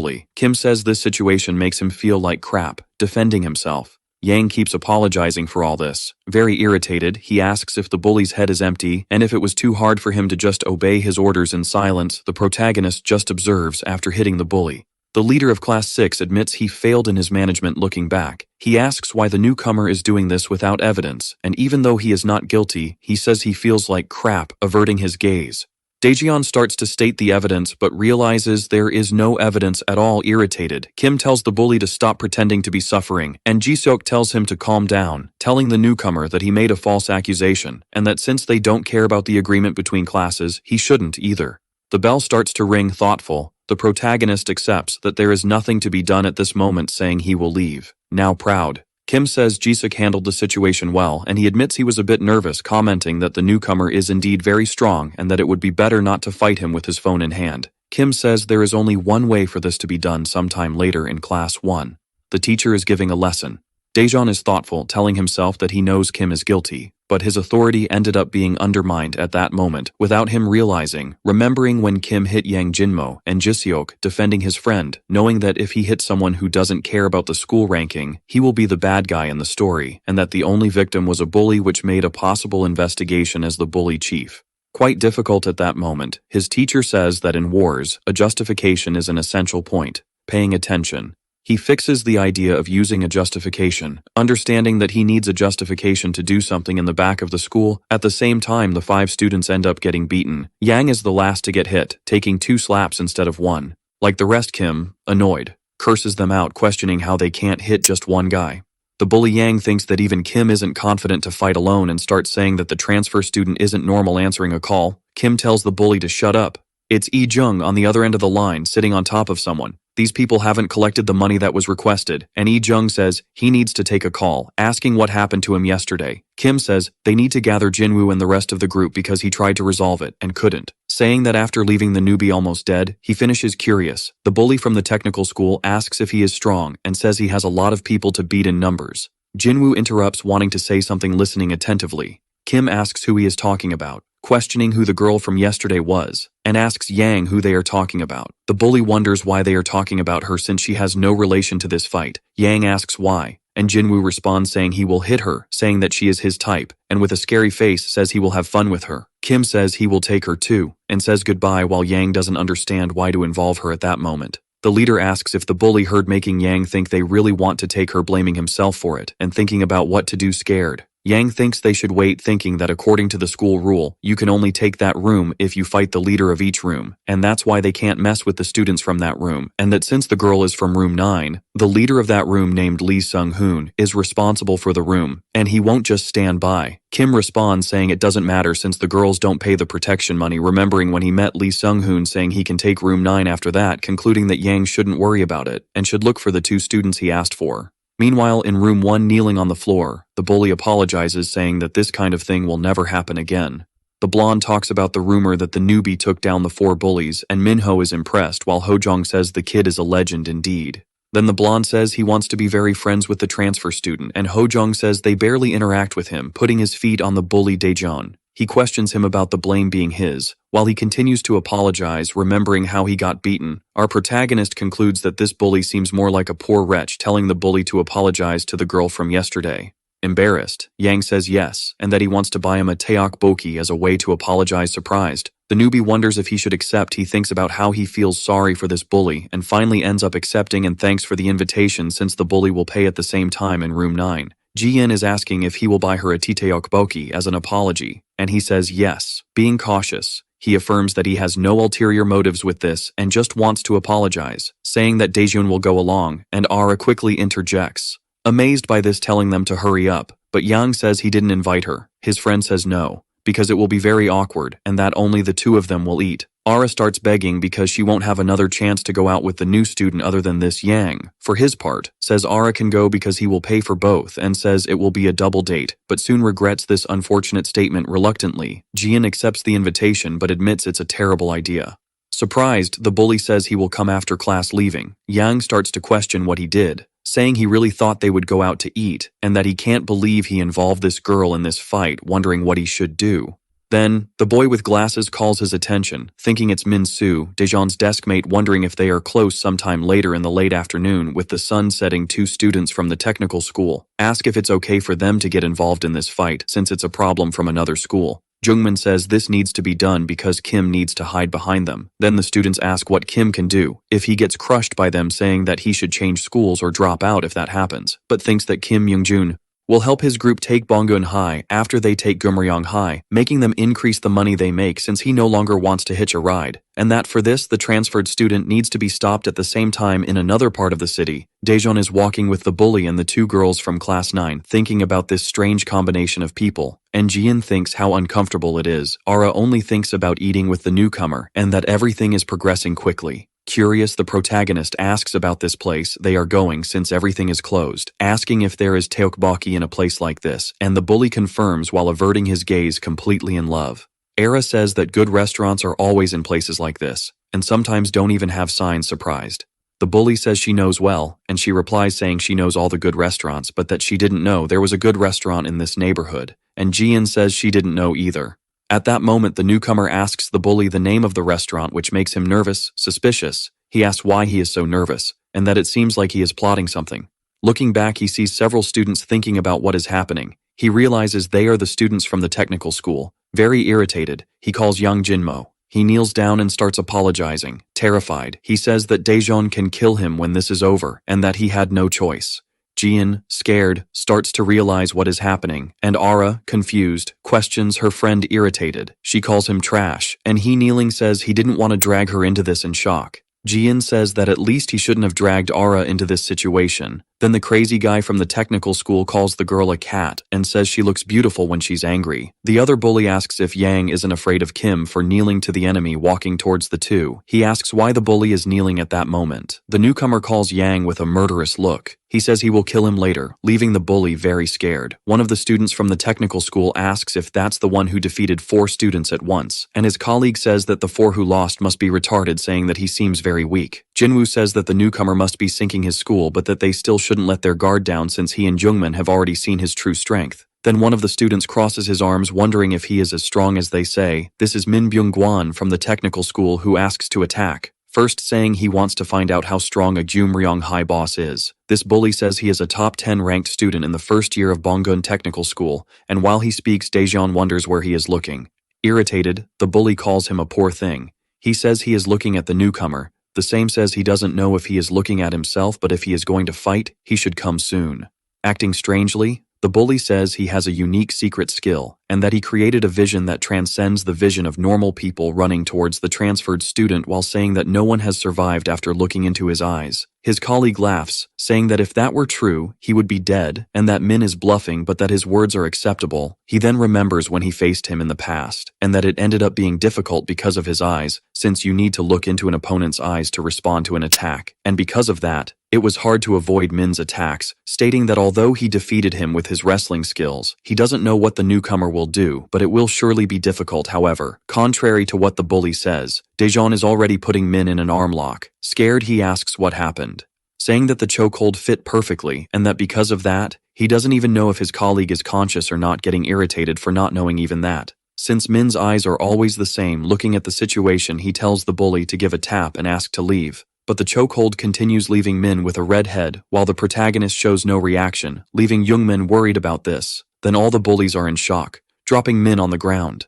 Daejeon asks why, questioning if the bully thinks he would let his friend go, just because it was asked, asking if he came with the intention to kill, since he even dragged innocent people into the situation, and because of that he will also fight with the determination to kill one of the students. Says he still doesn't understand what's happening, and that defeating one of them meant nothing, because there are still 9 people, and another student questions if he thinks he will be the last man standing. The protagonist goes to Ara and asks her to hold his backpack, and to stay away because it will be dangerous, while exploding with embarrassment. His friend says, "This isn't a romance webtoon." Walking up to the bullies, he stretches and tells them to come at him already. The students plan to surround the newcomer and attack 5 at first, and if he falls, everyone will stomp on him. Then they start moving to form the formation surrounding Daejeon with 5 people observing. He thinks about what to do and decides to go for one near the wall, throwing himself at him with all his might, slamming him against the wall with all his strength. After that, he throws a punch to finish it off. At that moment, one of the bullies curses him and charges at him, picking up some dirt from a pot nearby. He throws it directly at the bully to confuse him. At the same time, a blonde charges in to kick, which is caught by the transfer student, throwing him to the ground, immediately dodging a punch right after delivering a right hook under the chin to the bully and a direct kick to the blonde's face. Scared, Yang says he knew the protagonist was strong, but not that he was this strong, saying that maybe he can defeat Kim Myung-jun and Yoo Ji-seok, and that he might even become the head of the entire first year, correcting himself, saying that, besides being able to do that, he will definitely succeed. Fearful, the weird kid asks his classmates what they are doing and that they should charge.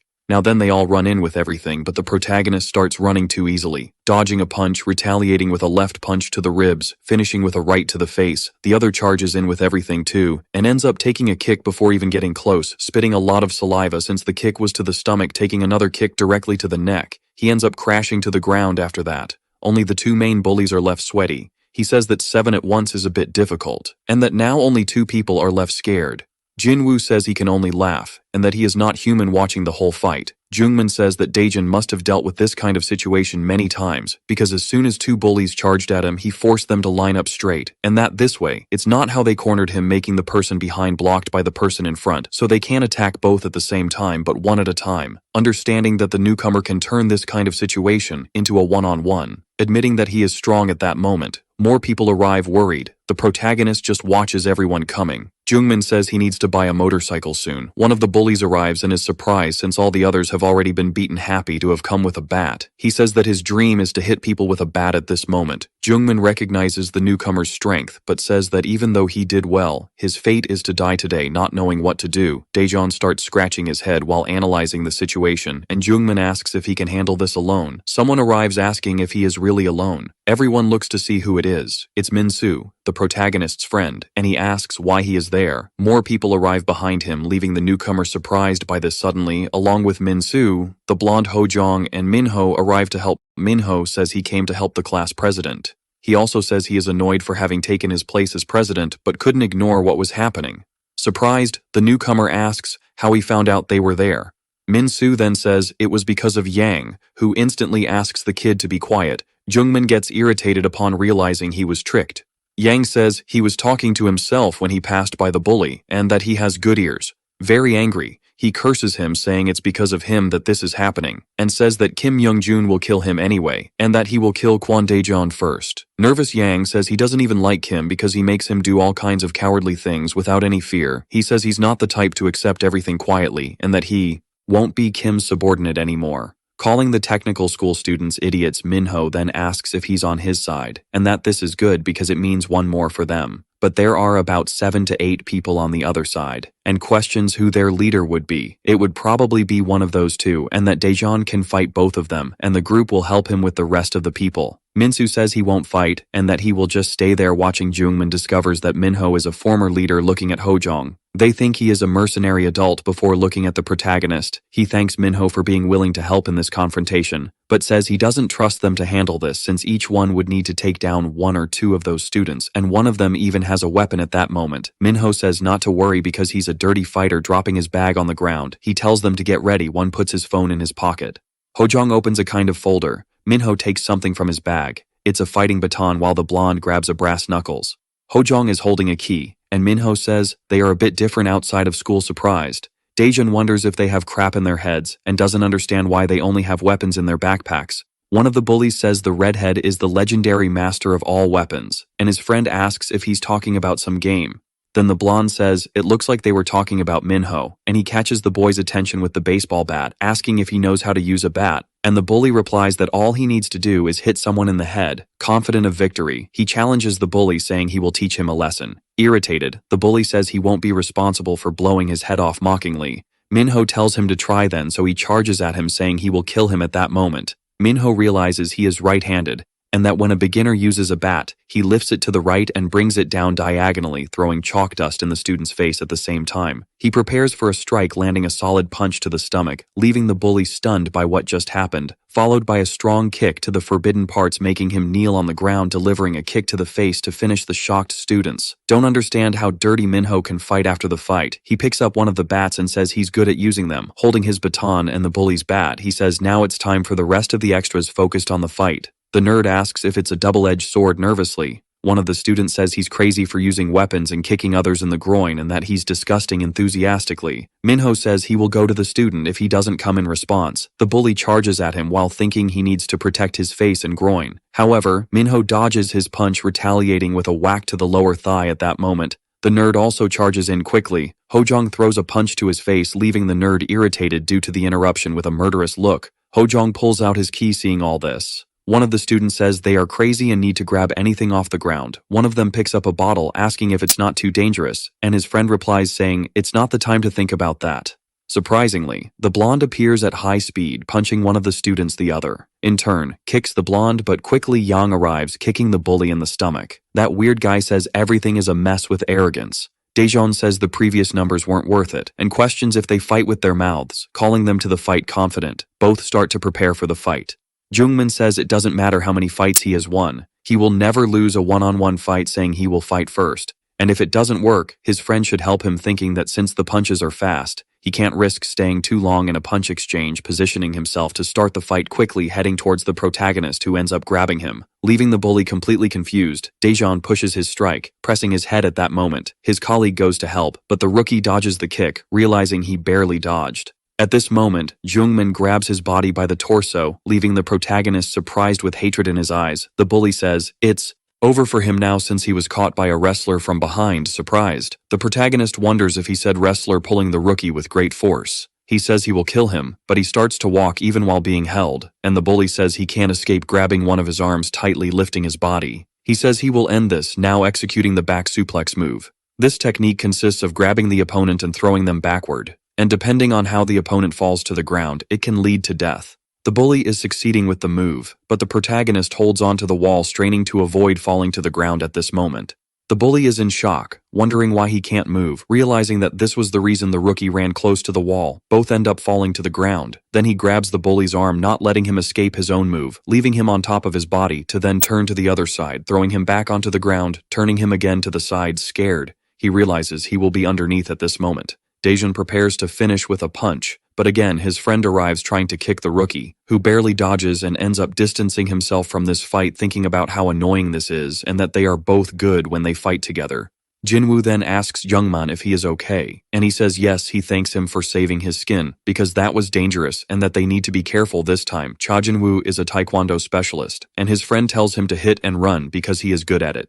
He responds by saying that now he will attack non-stop and asks for help in the back, running full speed towards him, delivering a strong kick that is dodged. After that, he walks back and forth, landing a lateral kick that is blocked, but it is blocked with great effort. Analyzing, Youngman realizes that Jinwoo's attack pattern is not simple at all. Already in the fight, he continues kicking, and the rookie dodging and blocking, trying to hit again. He delivers a 90-degree kick that is dodged. At this moment, he thinks if the opponent's main skill is kicking, deciding to shorten the distance in the fight. But Jinwoo notices this movement, preparing to throw a punch. He ends up retreating a bit and returns to the same body combat distance as before. But the protagonist notices this and knows that when he enters, the opponent will kick or punch and retreat after completing the move. Besides that, Jungman is also in the back, just waiting for a chance to attack in a gap. The three are staring at each other. Jinwoo realizes that everything is working very well and that because of this they have a chance of victory. The rookie, on the other hand, realizes what is happening and decides to take out Jinwoo first, running towards his opponent. He dodges yet another kick, quickly, dodging another punch, and goes for a counterattack with a right punch. At this moment, Jinwoo already accepts that he will be hit, but Jungman intervenes to defend him while they fight. Jinwoo questions if he lost consciousness for a moment. However, thanks to Jungman, he hasn't completely lost it yet. Thinking of finding a gap while they fight, the bully dodges the blow, grabbing onto the rookie's body again, who says this is very obvious. Choking the bully, who looks with a genuinely angry expression because his friend is coming again, throwing Youngman away. Daejeon says that their friendship is very disgusting. Then Jinwoo appears at that moment, setting up a direct kick at the protagonist, who in turn says he has read all his skills, landing a sweep kick right on Jinwoo. He doesn't quite understand what happened, falling hard to the ground. Daejeon prepares to finish him off completely, leaving him very scared about what will happen, delivering a direct kick to his chest, which is partially blocked with his arms, but not stopping there. The rookie clenches his fists and prepares, delivering a beautiful direct punch to the bully's face, disfiguring part of his face, knocking him out completely on the spot after the blow with blood on his hands. He clenched his fists, saying that the last one standing should come here right now. Jinwoo is lying on the ground, unconscious. Minsu is impressed with Daejeon's strength. Ara says he seems like a protagonist from a famous webtoon, and her friend asks which protagonist those are. Relieved, the rookie asks where the other guy is, wondering if he is still standing, walking slowly towards his opponent. He tells them to end this once and for all and asks why Youngman isn't crawling away alone, positioned for a fight he thinks he won't be able to win, but decides to fight and charges forward, going towards the protagonist to grab him, but ends up face to face with his fist. Then Daejun realizes it's the same attack as before, bringing his fist closer to finish the fight, landing a solid punch right in the bully's mouth while saying he's tired of all this. With the force of the impact, Youngman is thrown back, his mouth and nose bloodied. He is falling slowly after the blow, and quickly the rookie comes to hold him, taking the bully down to the ground while holding his arm. Youngman thinks he needs to find a way out of this, trying to push with his legs ready to finish. Daejun tells the bully that he doesn't have the strength to escape this situation and that before he couldn't because of his friend, and asks if he wants this to end. Now angrily, the bully tells the protagonist to screw off, but he lands a powerful left punch to his face, knocking him unconscious instantly. It was a punch with a lot of impact. The girl even looks startled. Even after this punch, the rookie goes for another hit, but the fallen bully on the ground tells him to stop and admits he lost. He asks again for him to stop, saying he was wrong and that he will never touch him again with a murderous aura. He curses Youngman, landing another punch on him and putting him in a chokehold while he begs him to stop. But the protagonist says he will die today, asking what that guy can do for him. Now he questions the bully, saying that the reason he entered the school was to disrupt the hierarchy, asking who he thinks will have the golden dragon in his hands, if it's Kim Myungjun or the person who is choking him right now already in the group fight. Yang punches the nerd in the face, making him fall to the ground. After that, they say they are done there, threatening Youngman. He simply tells them to leave and they disappear in silence. Youngman accepts without complaining about anything and wonders if this is really happening. Minho goes to the rookie and asks if he's done and questions if he's going to let the guy go. Daejun says he will never let them mess with the golden dragon again, while Minho comments that Kim is calling students from other schools and suggests they go after him with a bat and end it all. But the rookie says there's another way to do this and that he's very tired, thanking them for coming, and that it's only because of that he's alive. The three feel embarrassed and blush. He also thanks Minsu, who says he didn't do anything special. Looking back, he asks Yang Jinmo if he's not forgetting something, remembering the protagonist's words. Earlier he asks if it's about the fact that he has to die, crying, saying he hasn't even had a relationship yet. Daejun turns to the girls and asks if they got hurt, and Ara asks if the fight is over. He confirms that, yes, which relieves her. Approaching the girl with glasses, he asks if she's okay, and she thinks he's holding her waist. She is completely mesmerized by his presence, and he asks why her face is so red, and if she's okay, and Ara replies that she is fine, uncomfortable. The rookie apologizes for all this. Ara says it's Yang Jinmo's fault, and that it's not his fault, while her friend says that his existence is wrong, leaving everyone in shock. She says he makes the bullies look like toys by hitting him too, and that he bothers the people around him, involving them in his problems, saying that they are all cut from the same cloth. Gina adds that he solves things in a childish and cheap way, and suggests he just go to a quiet place and die. Then the two leave. Hojong confesses that she is right, but that he is hurt, while the blonde says there's no way to argue against that. At that moment, the protagonist says nothing. Yang also stays quiet while Ara looks back. Sometime later, Ara asks Gina if she's okay. Gina apologizes, saying she let herself be carried away by the words, but that it's something she hates, thinking to herself that she doesn't care about the transfer student anymore, and that at least he doesn't seem like someone who will get involved in her plans. Then Gina says she's going to another place. Ara realizes she's going to see Jawoon, and she confirms, saying she missed him today. Then Ara says goodbye to her friend. Worried Araya is thinking that her friend must be more sensitive today. Because of her younger brother walking down the sidewalk, she thinks it was worth the day, even though she didn't eat tteokbokki. And that Jinmo seemed to feel very bad about what he did. Back with the group, Daejun puts his hand on Yang's shoulder, asking how he wants to die, if it will be by drowning, and that he will pay 10,000 won for that. In shock, Yang says he wants at least to apologize to them before he dies. He says he needs to apologize to them really, and that he is very bad, but that there are others even worse than him. Sometime later at the hospital, inside a room, there is a 15-year-old patient. It is Gina's brother, who is bedridden. He is breathing through machines while Gina looks at her brother. She wonders if the bullies don't feel bad for doing all this to others, and that it doesn't justify it, because they hit each other having fun, wondering if they think this is a game. Transitioning to Kim, complaining about dying in his mobile game, saying he died again in automatic combat, and questions why this function exists if he will always lose like this, saying he will uninstall this bad game. Then he notices something approaching. It is Yang Jinmo and some classmates. Kim asks where Jungman went and where he came from, asking him to take his hands out of his pockets. Meanwhile, Gina wonders if everyone does the same thing in the same way. If they don't realize this isn't a game, Yang starts walking towards Kim, staring him down and making Kim angry. He clenches his fists in front of him, and Kim notices something happening quickly, dodging his punch, moving sideways, saying he is a bastard. Landing a punch in his ribs at that moment, one of the students runs towards Kim too, throwing a flying kick that is also dodged. Another one appears out of nowhere to attack as well, and lands a punch on Kim's face. One of the other students also shows up, kicking Kim under the chin. Yang punches the leader of Class 6 as well, all beaten up. He thinks about how messed up this group is while everyone is going to beat up Kim with hatred. Gina questions whether to put herself in someone else's shoes, that when you pay for your mistakes, if you will regret and reflect on them. Thinking about this, she reflects on the philosophy of an eye for an eye, a tooth for a tooth, and whether it would be right to seek revenge. Kim is desperate with all this. He starts running from the place. The group starts chasing him, pursuing him down the street at night. Kim keeps running. Looking back then, he bumps into a fixed sign on the ground. Yang approaches to deliver another blow, but Kim is faster and lands a solid punch, retaliating. Yang kicks him in the ribs, throwing him far away onto the sidewalk. One of the students says they will hit lightly, and Yang says he will pay for his karma, questioning Kim if it was nice for him to dominate for all this time. While another student says he looks cute when he's scared, Yang says he can't do anything alone and feels stupid, but now they will never see each other again at the hospital. Gina reflects on the world not being rational this way, and because of that, she will make them pay in a simple way, promising that she will take care of the guys who left him like this.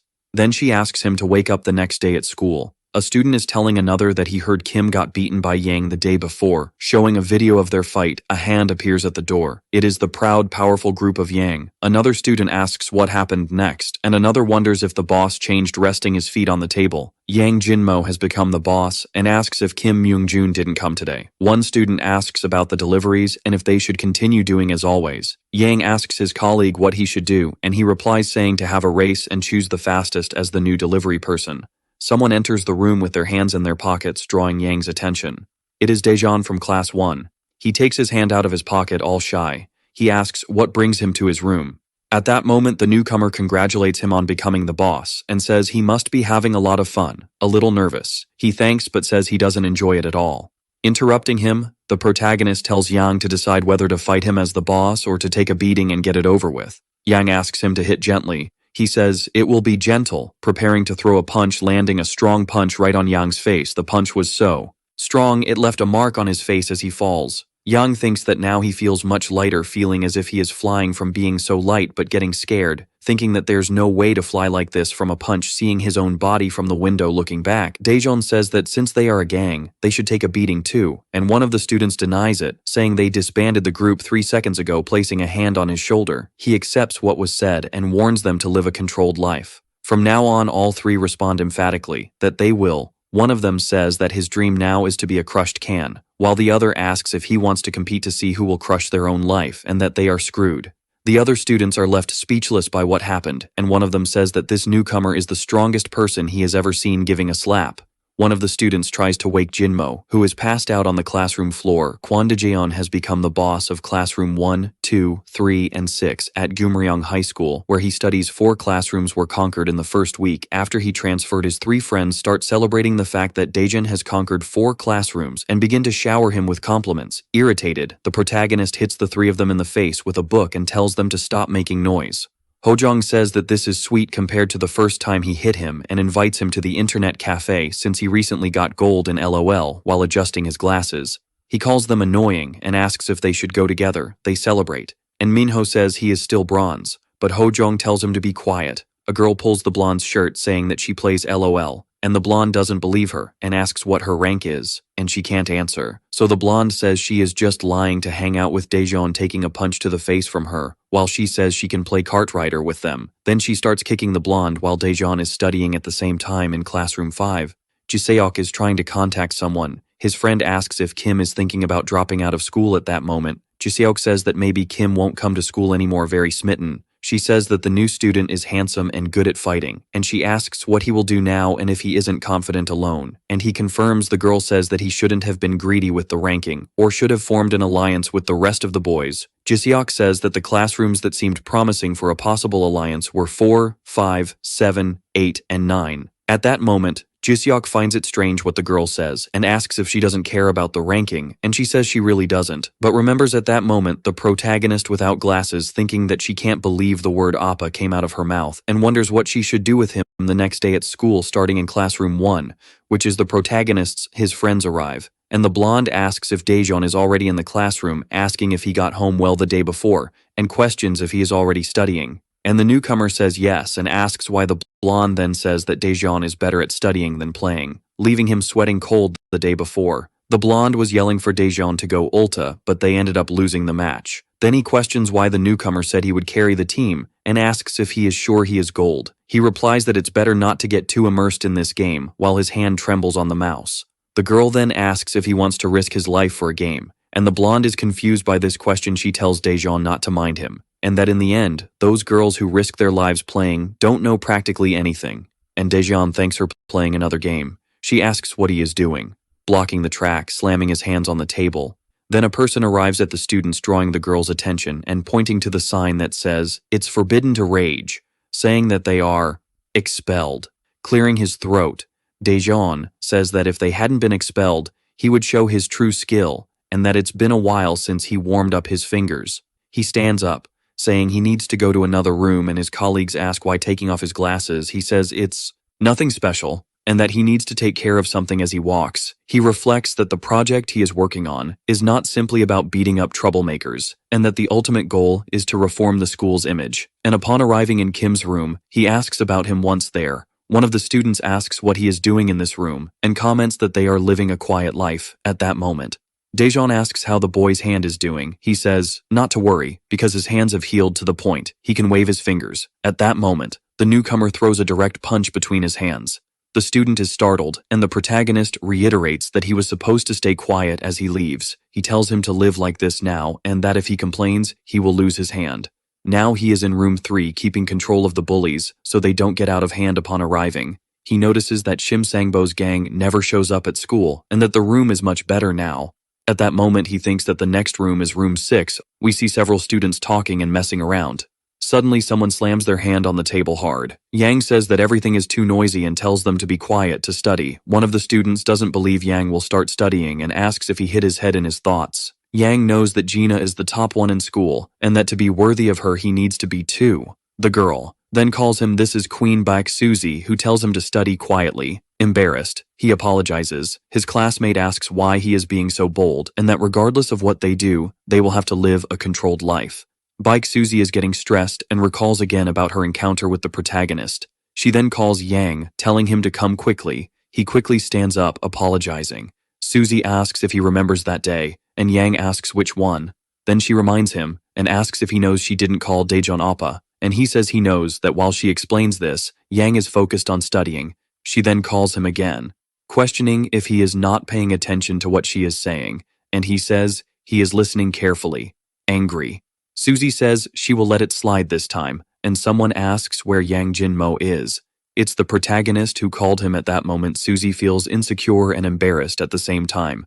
From afar, she sees Daejeon explaining some things to Yang. Then the protagonist says goodbye, returning to the conversation. Yang apologizes and says he serves Daejeon and asks what she is saying, and she tells him to take off his glasses, obeying. He takes off his glasses, furious. Suzy starts hitting him with a hairbrush again. He apologizes for leaving her talking alone after the hits. She realizes she is sweating and says that because of him she is sweating and her makeup is smudging, and because of that she won't be able to hit him anymore. Yang asks if she is forgiving him, and she calls some students. The 3 promptly attend to her. She orders them to step on Yang Minho. They start grabbing him by the head, apologizing while stepping on him while she puts on makeup. Suzy wonders what she should do about Kwon Daejeon and questions how he dares to act like a boss in her presence. She tells them to stop and asks them to go to room 5 to call Jiseok upon arriving in the room. Jiseok asks why he was called and that he is surprised Yang is dead, and Suzy replies that his crime irritated her. Then she asks if he knows what she said that day. Jiseok asks if she is talking about the ring and that he thought of that too, asking why she wants to do this, and she replies saying it would be done for him to suffer. He says that if that is her intention she can tell her appa, but Suzy says she can't do that because if she does he might actually end up dying, and that this is very difficult, imagining herself on a throne as queen and using Daejeon as a footstool while he thanks her for this role. Annoyed, she says he should refer to her as Mrs. Suzy. Jiseok is shocked by this, and Suzy says she just wants to see him crawling back to her and asks for his help. At this moment, Jisuk thinks of all the heads of rooms 4, 7, 8, and 9 and that he has an alliance with most of them, thinking that there is no other way and that, besides forming an alliance, he needs to ensure the expulsion of Kwon Daejeon from this school, in a golf sports center. An adult man is practicing golf in an indoor environment. His colleague says that President Kim's posture is good as always, and asks how the ball's trajectory can be so perfect, asking if he will debut as a golf clothing model, and at that moment, the president tells CEO Lee that he is provoking him for being too old for that. The president asks if the boy next to Lee is a rookie, and he says yes, but that the rookie is very smart. Lee says he looks like a model and that he is talented too. Then director Lee joins the conversation, saying that she is there to give him a report detailing the progress of the project. He starts reading the report and says it is interesting, concluding that Kwon Daejeon is truly amazing, asking the director to schedule a drink with Principal Bong please, and she asks if it would be at the usual place, and he replies, where else would it be, which irritates her. Continuing the golf game, the president tells her to inform Daejeon to try even harder because after this, he will take care of everything. The director says understood and is dismissed. His friend says it seems like he has been having a lot of fun lately, saying he is bored and that they need to do something together. After a while, at the end of the afternoon during a sunset, this is a commercial establishment. There is a meeting of several class leaders taking place. Yoo Jae-seok, who is the leader of Class 5, asks if everyone is present. Kwak Do-shik, leader of Class 8, asks if they need to take attendance since only 5 of them are there. Gu Seonghwa, leader of Room 7, says he doesn't feel well being with all of them like this. Park Dojin, leader of Class 4, is watching the video where Kim is getting beaten. Lee Sung-hoon, leader of Class 9, asks if it is about the new student, and if he wants to know the leader's opinions on what is being done. Jiseok says that is exactly it, and also wants to know their opinions on an alliance. Seonghwa says he doesn't like this idea, and the reason is that he is not interested in the ranking, but even so, he has no intention of losing to anyone. At that moment, the leader of Class 8 says they are not on good terms to form an alliance, and that he doesn't even know why they are doing this, asking if Yoo is afraid of the new student, which he probably is since his friend Kim lost his position. Irritated, Jiseok says he will hold back his anger this time but tells her to be careful with what she says, and provoking the leader of Class 8, he asks what he will do if he doesn't hold back this anger. Gu Seonghwa asks why they don't resolve this now, and that it has been a while since they have been at odds. Park Dojin bets 50 on Kwak, and the leader of Class 7 says that is not a bad idea. Annoyed, Yoo says he thought they would understand each other there and asks them to stop this useless conversation. The leader of Class 9 agrees. Kwak asks if he agrees with an alliance and questions what he will do after forming it. Lee Seung-hoon says that first, they should listen to what Yoo, who gathered everyone, has to say. Surprised, Yoo didn't imagine Lee would agree, and that he heard rumors about this leader but had never seen him in person. From what he knows, he is the head of the nerds, and that being considered the weakest, he thought the alliance would benefit him. Irritated, Kwak asks why Yoo is still not speaking. He begins to explain that the new student named Kwon Daejeon is dominating the other rooms at a concerning pace, and that they need to fix this because it is already considered a tense situation. Then Seonghwa, leader of Class 7, says this is pathetic and that it is natural for a strong man to be on top. Standing up, he says he is leaving, and that this is a waste of his time. One of the leaders is looking at the Bitcoin chart in the meantime and asks who will be the boss and how the money will work. Park says he doesn't want to share the money and leaves too. Stretching, Kwak says he is leaving as well and that this was a waste of time, saying he doesn't know if you thought this would work, but he should have thought about it beforehand. He tells Kwak to stop now and that he said he would only hold back his anger once. Confident, the leader of Class 8 calls him to fight, saying he will kill him and that it will be a perfect warm-up before his dance training. Lee asks both of them to calm down and that it's not the time to do this. Irritated, Kwak says there's no one around and that Yoo thinks he's tough just because he can't control his own anger. Adjusting his glasses, Lee tells them to postpone this fight for a while and asks if they don't want to hear what he has to say at the same time in room 4. Park bangs on the table, hard saying he hit wrong and that it's another student's turn to hit. One of his classmates asks how the meeting went, and Park says it was just about the new student and that they are just idiots. The leader then looks at his book and asks if the student turned him. Then the student says yes. Taking the money, he asks if it's 40,000, and the student says yes and apologizes, but Park asks why he's apologizing and calls him for another round again. Park loses this game, and the student manages to win. He says the student is really good today. Irritated, he says he just needs to give 40,000 won. Scared, the student says no, and that he doesn't need to give anything, holding back his anger. Park says he needs to give the money since he's the winner. giving the crumpled money to the boy and asking for another round. Tired, the student ends up accepting again on his turn. He didn't turn. Surprised, he wonders what's happening and thinks his touch isn't working today. The student says, if Park's touch is bad, they'll leave it for next time. Irritated, Park just stares at the situation, slapping the student across the face with his glove, making him fall hard to the ground. Another student says he's surprised and asks why he hit him out of nowhere. Responding, Park says his touch wasn't good, but now it is asking the boy to get up quickly and sit in the chair before he loses his touch again in pain. The student agrees and goes to sit down, while Park tells him to stop crying, saying he's going to hit him. Scared, the boy already puts his hands on his face, laughing. Park says he's getting scared, and his friend says that's cute. Changing the mood, the bully questions why he hasn't sat down yet. With a marked cheek, Kim decides to obey. Shaking all over, the guy puts his hand over the coins, but before hitting, he asks if he could back out. The bully stares at him coldly. However, upon discovering he will receive all the money from the student, he decides to accept. Do-hyun doesn't like that at all, but the strong guy explains that if he wants to back out in the middle of the game, he'll have to give up all the bet money. After taking what he wants, Dojin states he will play with the young man again the next day, so he must bring more money. Furious, the student realizes he has already lost more than 2,500 rays and decides to make a call. In room 1-5, Suzy says she heard that Jiseok and the others met the night before. Before asking the girl next to the guy to step out for a moment, the young woman agrees and leaves the room while thinking that Baek thinks too highly of himself. Alone with the bully, Soo-hyuk's sister questions whether he will be flirting with other girls. The young man claims he hasn't done anything wrong and reveals that nothing will happen in the alliance for now. We go back to moments before, when Seung-hoon explained that because of the collection, many will want to become captain. And since Gumryong's gang collects money differently, the strong guys will gather around the young man.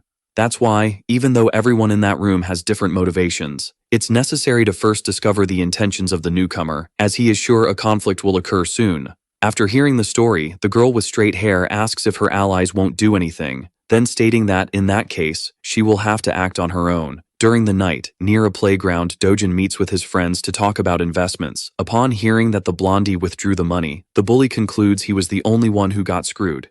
To help his friend, one of the young men states that if he invests like him, he will definitely recover the money. Park says he doesn't have much money and asks how much a food delivery person earns. Changing the subject, the other bully comments on the collection day, but finds out that the strong guy doesn't intend to give him anything. The blonde guy warns that he will need to leave, but if his ally manages to get money, just call. Smiling, the group leader reveals that he is thinking of taking half the money before collection day, starting with the transferred student. Since the young man has already taken 4.5 portions, the guy in the blue blazer says he just had an idea and suggests they make a bet on the bully's fight with the rookie. The chubby guy says that would be interesting and asks if he could bet on Kwon. Ending the conversation, Dojin says he feels like training. However, suddenly a trio appears looking for him. Everyone bows before the veterans. Staring at the men, the black-haired guy says he heard they have been working for a gang since they dropped out of school. The tattooed guy confirms and says things have gotten a bit weird since apparently their client's target is his freshman. Confused, the bully asks what Kim is doing there. Sweating profusely, he starts to stutter. However, one of the strong guys tells him to relax since their team doesn't usually mix business with personal relationships, which means his freshman will learn a lesson. Taking off his jacket, Park asks if the trio is collecting money from other students to beat up those who bully them. The chubby guy says yes and claims this is a new business. The bully bursts out laughing and says it's very funny to see the man acting tough just because he's in a gang. Frightened, the guy in the blue blazer questions if his friend is going crazy. A bit irritated, the guy in gray clothes says his freshman has become quite rude, even knowing he is dealing with Yuk Ja-hyung from Beohmo Construction. The big guy grabs Dojin's head and says he is very disappointed to see someone he knows losing their sense like this. Therefore, he will stop going easy on him. The bully receives a punch right in the face, but instead of dodging, he decides to throw his own face into the man's fist. Smiling, Park says that the man's hand is much softer, before delivering a punch with all his strength. A few seconds later, he attacks the strong guy again and asks how deep he needs to hit for his fist to sink in. Yuk bends over in pain, but the bully doesn't care and states that hitting a pile of fat is horrible. After receiving another blow, the leader of the gang trio falls to the ground. Smiling in a terrifying way, Dojin promises that he will put the man in his place. Then everyone is shocked to see Ja-young on the ground. Frightened, Park's friends ask if he has gone crazy for acting that way. Staring at the duo, the bully asks if they heard the part where the veteran said he would kill him for money, which means Do-hyun has a lot of cash that should have been his from the start. The veteran's allies claim that the guy is indeed a bastard. However, the guy in the black hoodie realizes too late that the bully has approached. Delivering a blow with all his strength, Dojin shows that he really doesn't care about risking his life for a few bucks, since having money is what makes him feel good. Furious, the guy in the white shirt charges at him. Still, the bully manages to recover quickly and charges back with everything. Yuk's ally receives a knee to the face. Fearing the worst, the big guy in the black hoodie grabs the young man from behind. Worried, Park's friend says he will help him. Shouting, he claims he doesn't need it while jumping in the air. The big guy can't hold the young man and ends up receiving a nice elbow to the face. Seeing that everyone is on the ground, the boy who hired the trio panics. Smiling, the bully says it's better for him to hand over all the cash he has if he doesn't want to die. Terrified, Do-hyun starts to run. Determined not to lose his precious treasure, Dojin decides to start a chase. Suddenly, Ja-hyung appears with a baseball bat, forcing the bully to use both arms to protect himself from the attack. Furious, the veteran says the young man messed with the wrong person, but ends up being knocked down by one of his friends. Taking advantage of the situation, the dark-haired guy throws a punch at his opponent's face, knocking him down again. Turning around, he realizes that the boy has disappeared along with the cash, and says that if he doesn't show up at school again, things will get complicated. When questioned about the trio of gangsters, Park says that no one needs to worry, as the big guys are nothing but liars. The next day, the protagonist says there's nothing better than school lunch, so Min-soo should enjoy it. Ba-young appears and says he would like to talk a bit with our boy, but alone. When asked what the topic would be, Minho gets straight to the point and asks if the guy plans to dominate all the first-year classes. Intrigued, Daejeon questions why he wants to know about that. Joining the conversation, Hojong says that's what everyone is thinking. The protagonist asks if they have 2 lives, as he warned he would kill everyone if they stopped him to talk about something useless. Taking the lead, the red-haired guy says that our boy is the head of 4 classes and will receive the operation cost soon. Not understanding anything, Daejeon asks what the hell operation cost means, and if it's the money the president receives to buy things for the class and snacks for the students. Myung-jung appears and says the guy really has a naive side, explaining next that operation cost is just a facade, since that money serves to protect one class from the others and goes straight into the leader's pocket. Our boy remembers the rules that the guy from Sangbo's class mentioned. Continuing, the blonde guy says that the heads of each class will rank each other to maintain order. However, when the amount of money is doubled, in the case of someone controlling more than one class, everyone wants to be the head of Jumryong, which means there's a big target on Kwan's back. Kim thanks the blonde for the explanation, but asks why he is there. He then says he would like them to take care of their part in exchange for help. Irritated, the protagonist hits the young man and says it's about time everyone understood that this money-collecting business won't work anymore. Byung says the guy can't do that, since part of the first-year collection goes to the second year and so on. Agreeing, the red-haired guy says that not doing the collection is the same as turning the whole school against oneself. Our boy analyzes the situation, but, remembering that his job is to end all this, he decides to just leave. Suddenly, Jinmo appears and says someone wants to see the protagonist. Tired, Kwan says he will kill the guy if the topic is useless. Outside, he questions if the guy in the black shirt is luring him into a trap, before seeing Suzy sitting on a bench. Seeing that our boy got nervous, the young woman turns and asks him to let Jinmo go, while she is still being nice. As our boy doesn't obey, the girl asks if he is deaf, then asserting that she is the only one who can hit the guy in the black shirt. The protagonist says he has no idea what's going on there, but according to school rules, Class 6 is under his command. Grabbing the brown-haired guy's arm, Baek says he is above that rule, so it's better for our boy not to dare to act like a leader in his presence. Still holding the young man's arm, Daejeon asks what kind of nonsense conversation that is. Irritated, the girl says he is really an arrogant idiot. A little distance away, a guy in a hoodie says he is very disappointed with 3 boys, but he will save them all from the sin of greed. Standing up, Won Ja-ok, the head of the second year, promises he will beat the young men until they are on the brink of death. Ju Gong-myung, the vice leader, says that's why the trio should have made the payment on time. Smiling, Park asks if the bald guy always beats people personally, then questioning how much the duo can collect. Making the number 3 with his hand, the guy with glasses explains that everything is divided among the group, which makes the tough guy in the black shirt even more excited.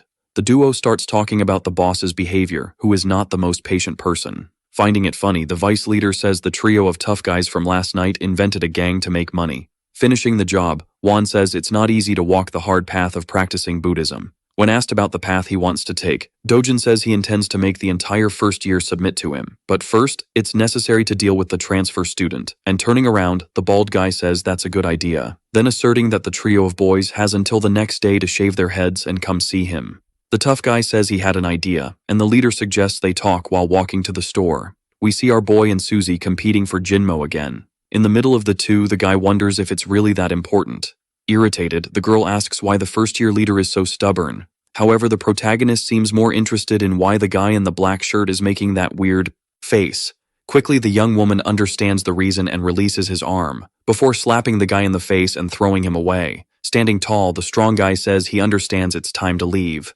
As he runs and shouts, he shows he's more than happy with what happened there. Turning around, Bike states he has a reason for calling the protagonist over. Then, she grabs him by the jacket and pushes him against a pole. Without taking her eyes off the girl, our boy asks what the reason for that action is. Nervous, the young woman lowers her head, thinking she needs to look into the guy's eyes to dominate his fighting spirit. The problem is her heart is racing too fast. Changing the subject, Daejeon asks if there's any construction nearby. Then, he asks the girl to spill it all at once. After calling the young man Appa, Susie tries to make an excuse and says that last time she wasn't referring to him. The protagonist says he knows that and asks if that was all she wanted to say. The young woman tells him to shut up and claims that it's important for her, since just one word from her brother can mobilize the entire school. As the guy seemed unaware of this, she decided to take it easy at first, but she won't do that anymore. The protagonist breaks free and complains that his clothes are all wrinkled, while holding both of the girl's hands with one arm. Beck tries to break free and says the young man is making a big mistake. Not caring, Kwon asks her to bring Suhyuk over since he won't stop talking about him and would like to meet him. The girl asks if the guy wants to die. Intrigued, the protagonist questions why the young woman threatened him using her brother just seconds ago, then stating that he won't let her go until the guy arrives. Won and the others approach the duo. Quickly, Dojin says the young man is the student who was transferred. The second-year leader says he understands and asks if the girl isn't Suhyuk's sister. Getting even closer, he says it's disturbing to see something so vulgar in a sacred territory like school. Our boy asks what the hell the bald guy is talking about, leaving him deeply irritated. When questioned about what he said, the protagonist zones out and goes back to his past when he still worked at the convenience store and teased his boss who was getting gray hairs. Pulling the young man's hand away, the man says every strand on his head is precious. Then he asks if his employee's father doesn't have several as well. Scratching his head, our boy says he doesn't know. Irritated, the store owner orders him to throw away all the discarded products. Back to the present moment, Kwon apologizes and says he didn't mean to mock the strong guy's hair loss.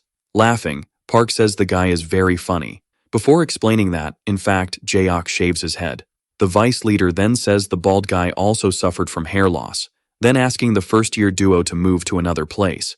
The protagonist asks who they think they are. Susie then explains. When introduced, the second-year leader asks the two to disappear at once. Not caring, our boy says he got there first, so it's the trio who should leave. Worried, the young woman asks what's wrong with him. Meanwhile, the bald guy questions if the young man didn't hear him right, stating right after that, in that case, he can do whatever he wants. Baek calls her brother, while Ju asks his ally to calm down since the girl is calling Suhyuk. Curious, the protagonist asks if the guy will really show up. Ending the call, Susie asks if the bald guy has anything else to say, because she has things to sort out with the newbie. The guy with glasses tells his friend that holding the duo there would be very reckless, before smiling and saying they can both go. Holding our boy's arm, the young woman asserts there's no need to worry about useless people. Observing the duo leave, the vice leader says that, thanks to the young woman's brother, they both got away. When asked if he is okay, Ja-ok says yes while trying to contain his anger. He then promises Dojin that he will take care of both of them in the future. The guy in the black shirt says he can't let the rookie escape like that. Worried, Gongmyung says it's better to let the young man go. However, the bully doesn't listen and charges at him. Daejeon quickly notices the movement and grabs Susie by the waist, all to get her out of Park's way. Seemingly possessed, the young man prepares to deliver another blow. Using his agility, our boy manages to dodge more than once. Then, he extends his hand and slaps his opponent in the face. The latter smiles when hit and swings his arm again to strike the young man. Thinking, the protagonist wonders what makes the bully different, since most people would have fainted from that slap, concluding, right after, that he needs to create distance so Baek won't get hit.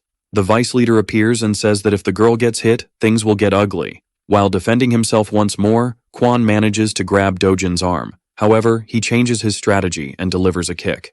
Noticing that the young man dodged again, he asks why he isn't counterattacking. Our boy looks at the girl, who is trying to free her arm from the guy with glasses. Determined, the bully asserts that just defending isn't fun. Reflecting, the rookie concludes that he has time to deal with the strong guy while Soo-hyuk doesn't arrive. Seeing his opponent approaching, he strikes. Covering his head with his arms, Park says that the young man is indeed quite fast. Daejeon gains momentum and attacks once more, showing that, besides being fast, he is also strong. When hit by a kick, the bully falls back hard. Recovering, he says that attack was brutal. Intrigued, our boy asks if he is okay since his arm has a bandage. Looking at the injury, Dojin says that it's nothing. Realizing next that the bruise is worse. Taking off his jacket, the protagonist states that it's better for the guy to get better soon, because he will take a few more hits from that moment on. Pretending to cover her eyes, Beck asks why the young man is taking off his clothes. Our boy says he will only take off his blazer. The girl then questions how he dares to undress in such a crowded place. Kwon looks to the side and notices he is being watched by a group of students. Some girls start talking about how handsome the guy is. Smiling, the guy in the black shirt announces that he intends to stop there, since what really matters will happen next time. Then, he leaves, pushing the group of girls that was watching. Before leaving, Ju states that they will meet again very soon.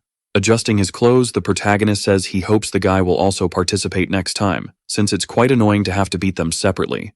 Furious, the vice leader asks how the young man dares to speak to him that way. However, Ja-ok appears and says it's better for them to just retreat for now. The young man turns and says that thanks to his friend, he managed to control his emotions. The two start talking about pity, leaving our boy completely confused. Susie approaches and asks if the young man didn't hear that the duo is from the second year. Not caring, the protagonist says he isn't afraid of the duo. Impatient, the girl says she doesn't know if he isn't afraid or is just overly confident. Then, she asks the rookie to be more careful and thanks him for what he did earlier. When questioned about the strength he used to pull the young woman, Kwon apologizes and says he thought he wouldn't hurt her that way. Curious, he asks about Soo-hyuk, but the girl reveals she lied and questions what the young man intends to do if he encounters her brother, having almost died at the hands of the monk. Our boy prepares to say something, but realizes it wouldn't be the best choice.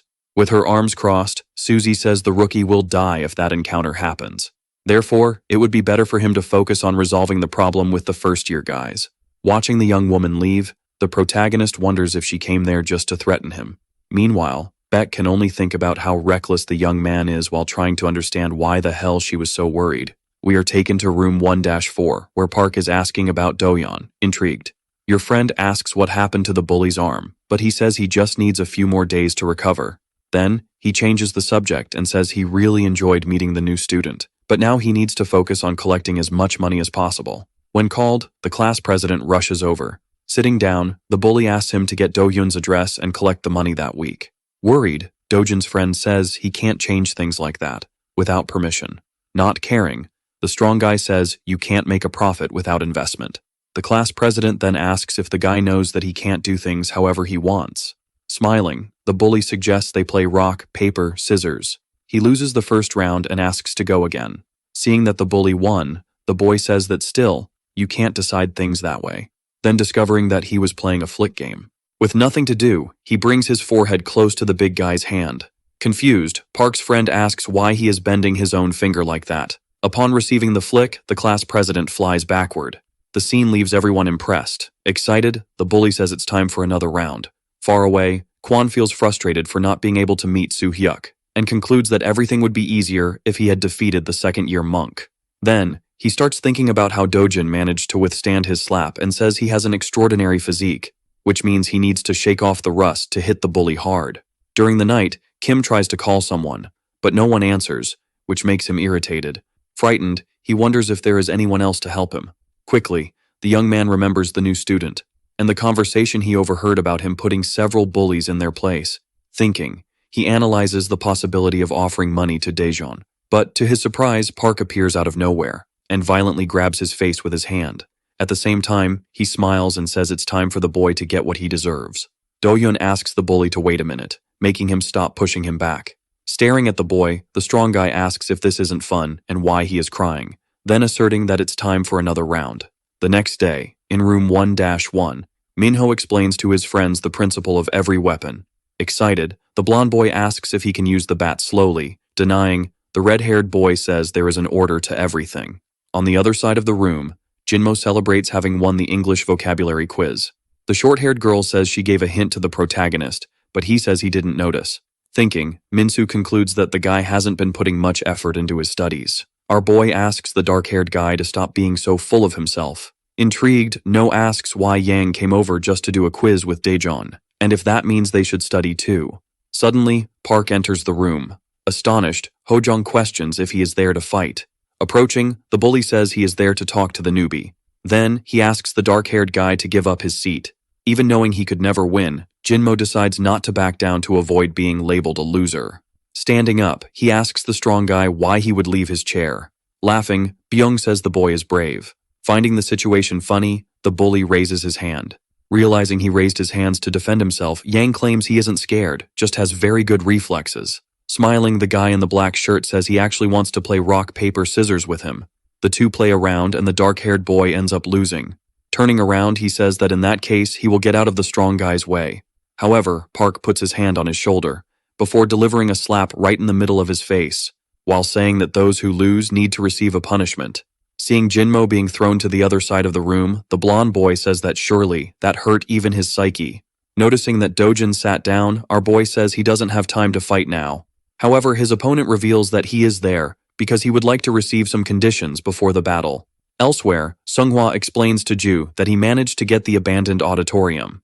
The guy with glasses then asks him to stop pretending he is sitting in an invisible chair. Before asking about the new student's skills, the guy in the hoodie says Kwon ran over Sangbo, which means he has talent, even though he doesn't have a clear stance or keep his guard up. The vice leader then asks about Dojin smiling. The sports class leader says he is an interesting person, as he bulldozes everything with his physical strength. In addition to having a lot of flexibility, which allows him to instinctively avoid most of the damage, but makes him dependent on his physique.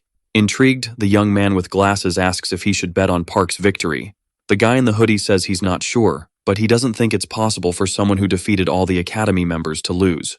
Back in room 1-1, the guy in the black shirt tries to understand how he lost in rock, paper, scissors. Curious, he asks if Daejeon had private lessons or something like that. Looking at his hand, the protagonist concludes that, even though it's been a long time, his body still remembers how to play. The bully says it's time for another round. However, the rookie says it's better if they just pretend the tough guy won, then stating that he will accept any condition. After thinking for a bit, Park asks the young man to show up at the agreed place that Friday. The protagonist says he will do that and asks him to take care of his arm. Minho approaches and asks if our boy really needs to accept that offer. Since it's very suspicious that the bully wants to fight in front of the second years, we go back to moments before and find out that Dojin revealed he invited an audience but promised not to play dirty. Even so, Kwon didn't care, and asked the guy to bring the pair of bald guys. In the present moment, the protagonist concludes that, after solving this problem, it's better to deal with the second years too. Meanwhile, Yang continues on the ground wishing for the end of the world. Outside the classroom, Do-hyun watches the tough guy leave. Then he enters the room and says he's looking for Daejeon, before revealing that he would like him to lose to Park. Irritated, the short-haired girl asks the boy to be clearer about what he wants. Agreeing, the young man says the bully has a hidden motivation called Toto, and the same goes for the second-year guys who will bet. Intrigued, the protagonist asks what reason he would have to lose the fight. We go back to the past when Dojin hit the guy. Smiling, the tough guy asks how much money he has, then stating that he will take everything, including the cash he gave to the veterans. However, upon arriving at the location, Park gets annoyed when he realizes he won't be able to enter. Thus, he says he will borrow some money in Kim's name, but if he wins the fight with the new student, he will pay it all back. So, it's better for the boy to hurry and call the loan shark. In the present moment, the guy says that if our boy wins, he won't get his money. Smiling, the short-haired girl asks if Do-hyun wants to die. Minho holds the young woman and asks for Hojong's help. Curious, Daejeon asks what he will get in return and if the boy is good at English. With confirmation, he says he will do what was asked, but the young man must meet him after school because he needs help with the English quiz. The girl approaches and says she can teach our boy. However, he ignores her and tells Kim that they will start that very day. Later, the young man with short hair asks why the protagonist doesn't bet since he's confident he will beat Park. Interrupting his reading, our boy says he doesn't have any money. Turning around, Do-hyun says it was in that place that he and the bully borrowed money, making Kwon realize he was being lured all along. He asks if the young man would like him to borrow money. Upon hearing he won't get beaten, the guy says yes. Taking Daehan Il-soo's card, the rookie states he will go in alone. Elsewhere, Dojin says he has already gotten the money he needed and would like to invest a bit in cryptocurrencies. Worried, the bully's friend asks if he will be okay since he broke the rules. Without stopping his exercise, the tough guy says that with high risk comes high reward, which means he needs to keep climbing higher. Far from there, a man receives the protagonist and asks if he is there to borrow money, and why the hell there are so many students looking for the same thing. Inside the office, the loan shark asks how much the guy needs. When asked about his age, our boy says he is 20 years old. Irritated, the man asks if he is joking with him. Realizing that the situation has become complicated, the protagonist says he left his clothes on the line and needs to go home. The man then says he needs to use his brain more to come up with excuses. Daejeon says he will come back next time. However, the loan shark grabs his arm and asks what kind of gang the young man is from. Our boy breaks free and strikes the man, causing him to start screaming. He then says he will let him go but would like to leave in peace. Furious, the loan shark grabs the ashtray and charges at him. But, besides being stopped, he also ends up getting hit on the head. Noticing that the man has fainted, the protagonist says he overdid it, but at least now he can check the records. Looking at the wall, he sees a photo of Lee, the school principal. However, the other loan sharks start to arrive. Our boy decides to hurry and leave the office, but he ends up bumping into the other men. The big guy looks at Hyun Nim slumped in the chair and concludes that he must be sleeping. Taking advantage of the situation, the protagonist says he has finished his business and will leave. Outside, he hears the men trying to wake up his ally, before he starts running to avoid being caught. Later, Kwon concludes that he shouldn't have gone to that place, then deciding to focus on the fight against Dojin. Seeing that it will rain on Friday, our boy isn't very happy. The day of the battle quickly arrives. When asked about his arm, Park says he is fine, which means there is no one capable of hurting him. Noticing that everyone has arrived, he says it's time to go in. Inside the auditorium, Seunghwa says the bully arrived too early since they are still in the middle of preparations. Turning around, the strong guy asks what Do-hyun thinks about sparring instead of a coin game, before revealing that he is just joking. Seeing that the second-year gang has arrived, the sports class leader says that now everything is complete. Looking at a young blonde, the bald man says that his hair is full of anguish and has been dyed. The guy in the blue sweatshirt approaches and says he prepared a table on the platform for them. Checking, Jae-ok asks about the new student and states that he doesn't want his patients tested. Outside, our boy says his allies don't need to follow him. Minho disagrees and says that since the place will be full of second-year guys, they can't leave the young man alone. When asked what he is carrying in his backpack, the redhead says he prepared some things because of the numerical disadvantage. Excited, the blonde says he also learned how to attack Dojin. The protagonist says he already knows how to do that, and, upon receiving a message, states that they will have to go ahead. Inside the auditorium, the bald man asks how the newcomer isn't with them. Smiling, the bully in the black shirt asks if he ran away out of fear, denying, No says that his ally is not that kind of man. Joining the conversation, Ju says that in that case, the group can sit wherever they want. Sitting in a corner, Byung comments on how the gang from the path has an overwhelming aura, especially with the presence of Oh Jae-gul, Do Sang-soo, and Kim Samuel. Suddenly, someone announces that more people are entering. The Fairbonds gang appears with their leader in front. Curious, Ma Ki-seok asks why so much organization for a simple freshman fight. Smiling, the bespectacled young man says it's because the newcomer is not an ordinary first-year student. Hojong is surprised to see that Lee Seung-hoon from Class 9 is also present. Ja-ok approaches and says that the gang that arrived will have to sit on the mattresses since all the chairs are already occupied. Sitting down, the leader of the bond says he doesn't mind that, then asking where the new student is, sometime later. Dojin throws his phone on the ground and, furious, says he is very bored. Desperate, he asks someone to fight him. Agreeing, the bald man says they can no longer waste time like this. Excited, the bully in the black shirt asks the guys from Class 1 to fight with him. Intrigued, Minho asks if he is talking about him. Affirming right after that, as a student from Class 1, he will take responsibility for his allies' delay. Seunghwa says that this is not a good idea since the fighters in the main fight must be in their best condition. Shouting, Park says he fights better when he is angry. Without caring, the guy in the blue hoodie says he will organize a fight between two members of the special sports room. Suddenly, someone enters through the door and asks if they are very late. However, to everyone's surprise, it is Myung-jung, and not our boy. The bully is not happy at all to hear that the guy doubts his ability to win.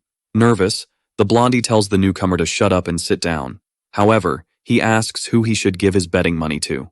With a dark look, Dojin asks if the young man wasn't the leader of Room 2 until recently. Confirming, Kim says there was a time when he was known as the White Spirit. Furious, the dark-haired bully charges and throws a punch. Then he runs and grabs the blonde guy's head to throw him forward. The former leader of Room 2 tells him to wait, but he ends up being brutally attacked once again. When asked if the strong guy can do that, smiling, Minsu says he doesn't know, but he's sure the veterans will be satisfied. Out of control, Park continues the assaults. Far from there, we see someone holding photos of Cab Ryong. Photos he took after defeating a group of loan sharks. Back in the auditorium, the bully says he needs to warm up more, so his next opponent will be Minho. Our boy finally appears and asks if he couldn't hold on while waiting. Everyone is happy to see the guy. Kwon apologizes for being late, while his opponent says he decided to warm up a bit. When asked if Myungjung was his friend, the protagonist says he's not sure. Then, he takes off his jacket and throws a punch at Dojin's friends. Thus, our boy stands in front of his opponent and states that he is also warmed up now, which means the bully will feel more than just a taste of his strength. Gu gets excited to see that the fight will finally begin. Without getting up, Jaeok asks someone to get rid of the guys who are passed out on the floor. Meanwhile, the strong guy in the black shirt says that even though our boy is a jerk, he can't help but like him, which is quite sad, since the toys he liked the most were destroyed. Since his biggest flaw is not being able to hold back, the protagonist watches the guy coming at him full force, and, at the last second, he manages to dodge the punch. Determined, Dojin quickly turns around and attacks once more. The problem is that Kwon is really good at escaping. Shouting, the bully asks what the hell the rookie is doing, then ordering him to stop dodging and fight him. Not understanding anything, Hojong asks why the strong guy is swinging his fist so recklessly. Understanding everything, Minsu says that Daejeon is analyzing his opponent's punches, something he has always done in all his fights, until after a certain time he will start using a counterattack. Our boy finds an opening and lands a punch to his opponent's ribs. The latter turns around and prepares to attack. However, he ends up getting tripped. The protagonist takes advantage and finishes knocking the bully down with another punch. However, Park refuses to stay on the ground and charges again with all his fury. Our boy delivers a kick to his back along with another punch to his face. After being hit 3 times in a very short time, Dojin tries to stay focused. However, he ends up taking a slap and another kick that sends him flying. Intrigued, Ju wonders if the protagonist is really human, since he made a guy who trains lifting weights fly. Meanwhile, Sunghwa says that if the bully keeps swinging his fist with such simple movements, he won't even be able to touch his opponent. Wiping his mouth, the strong guy admits that the last punch hurt a lot. Shocked, Minho tries to understand how he is okay after being beaten like that. Stretching, our boy says that the strong guy's endurance is good, then stating that he hopes he can hold on for a bit longer. Charging again, Park says he is still warming up. The protagonist analyzes the guy's movements and realizes that the bully is trying to lure him into a straightforward exchange, which means he doesn't know what really matters. After trying to attack once more, Dojin ends up taking another punch to the face. Thinking, Kwon concludes that the strong guy is doomed to take hits. Watching the battle, Kim smiles every time the bully gets hit. Minho says he now understands what Daejeon meant when he said he had analyzed the strong guy through the coin game. Curious, Byung asks his friend to explain better. After being pressured, the red-haired guy says that, as everyone knows, Park's strength is overwhelming, and this also applies to the coin-hitting game.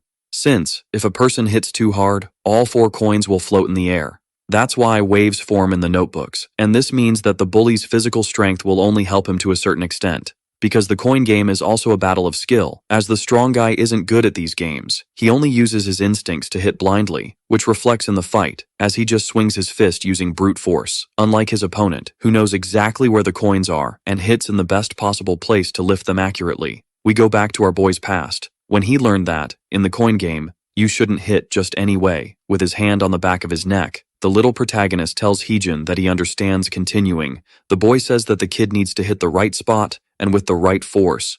Besides avoiding the coins, he doesn't want to flip.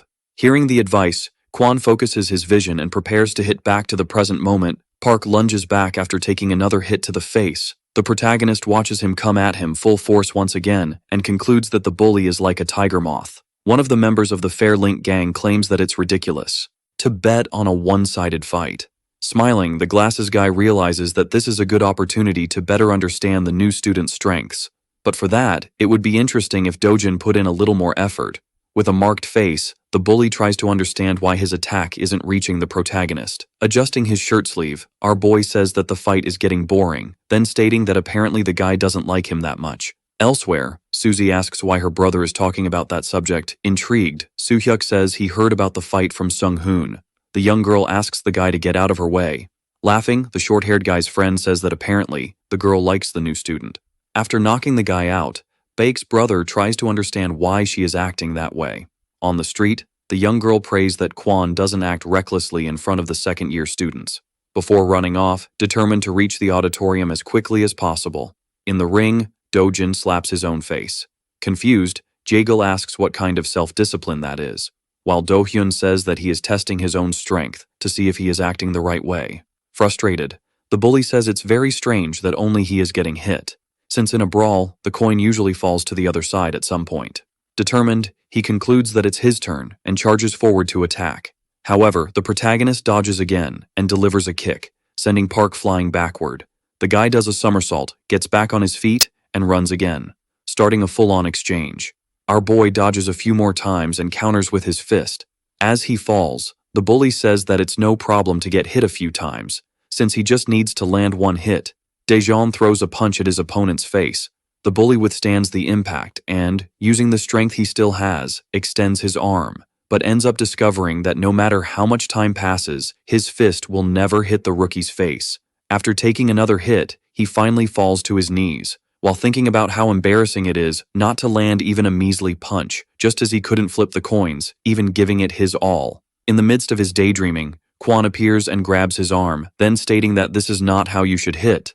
The protagonist grabs the bully's head and, without hesitation, slams his face into the ground, while saying that, thanks to the guy, his warm-up is complete. Everyone watches the scene in surprise, until our boy asks who's next. We go back to Park's past. When he entered the academy but preferred to sit and look at his phone rather than train, a young man approaches and asks if the bully feels nothing, watching others train hard. Laughing, the strong guy denies it and claims he will beat everyone anyway. Curious, the coach asks what the guy is looking at. Dojin then says he is betting his money on the Toto site. The guy then says that the young man is betting the same way he trains, which is why he doesn't improve at all.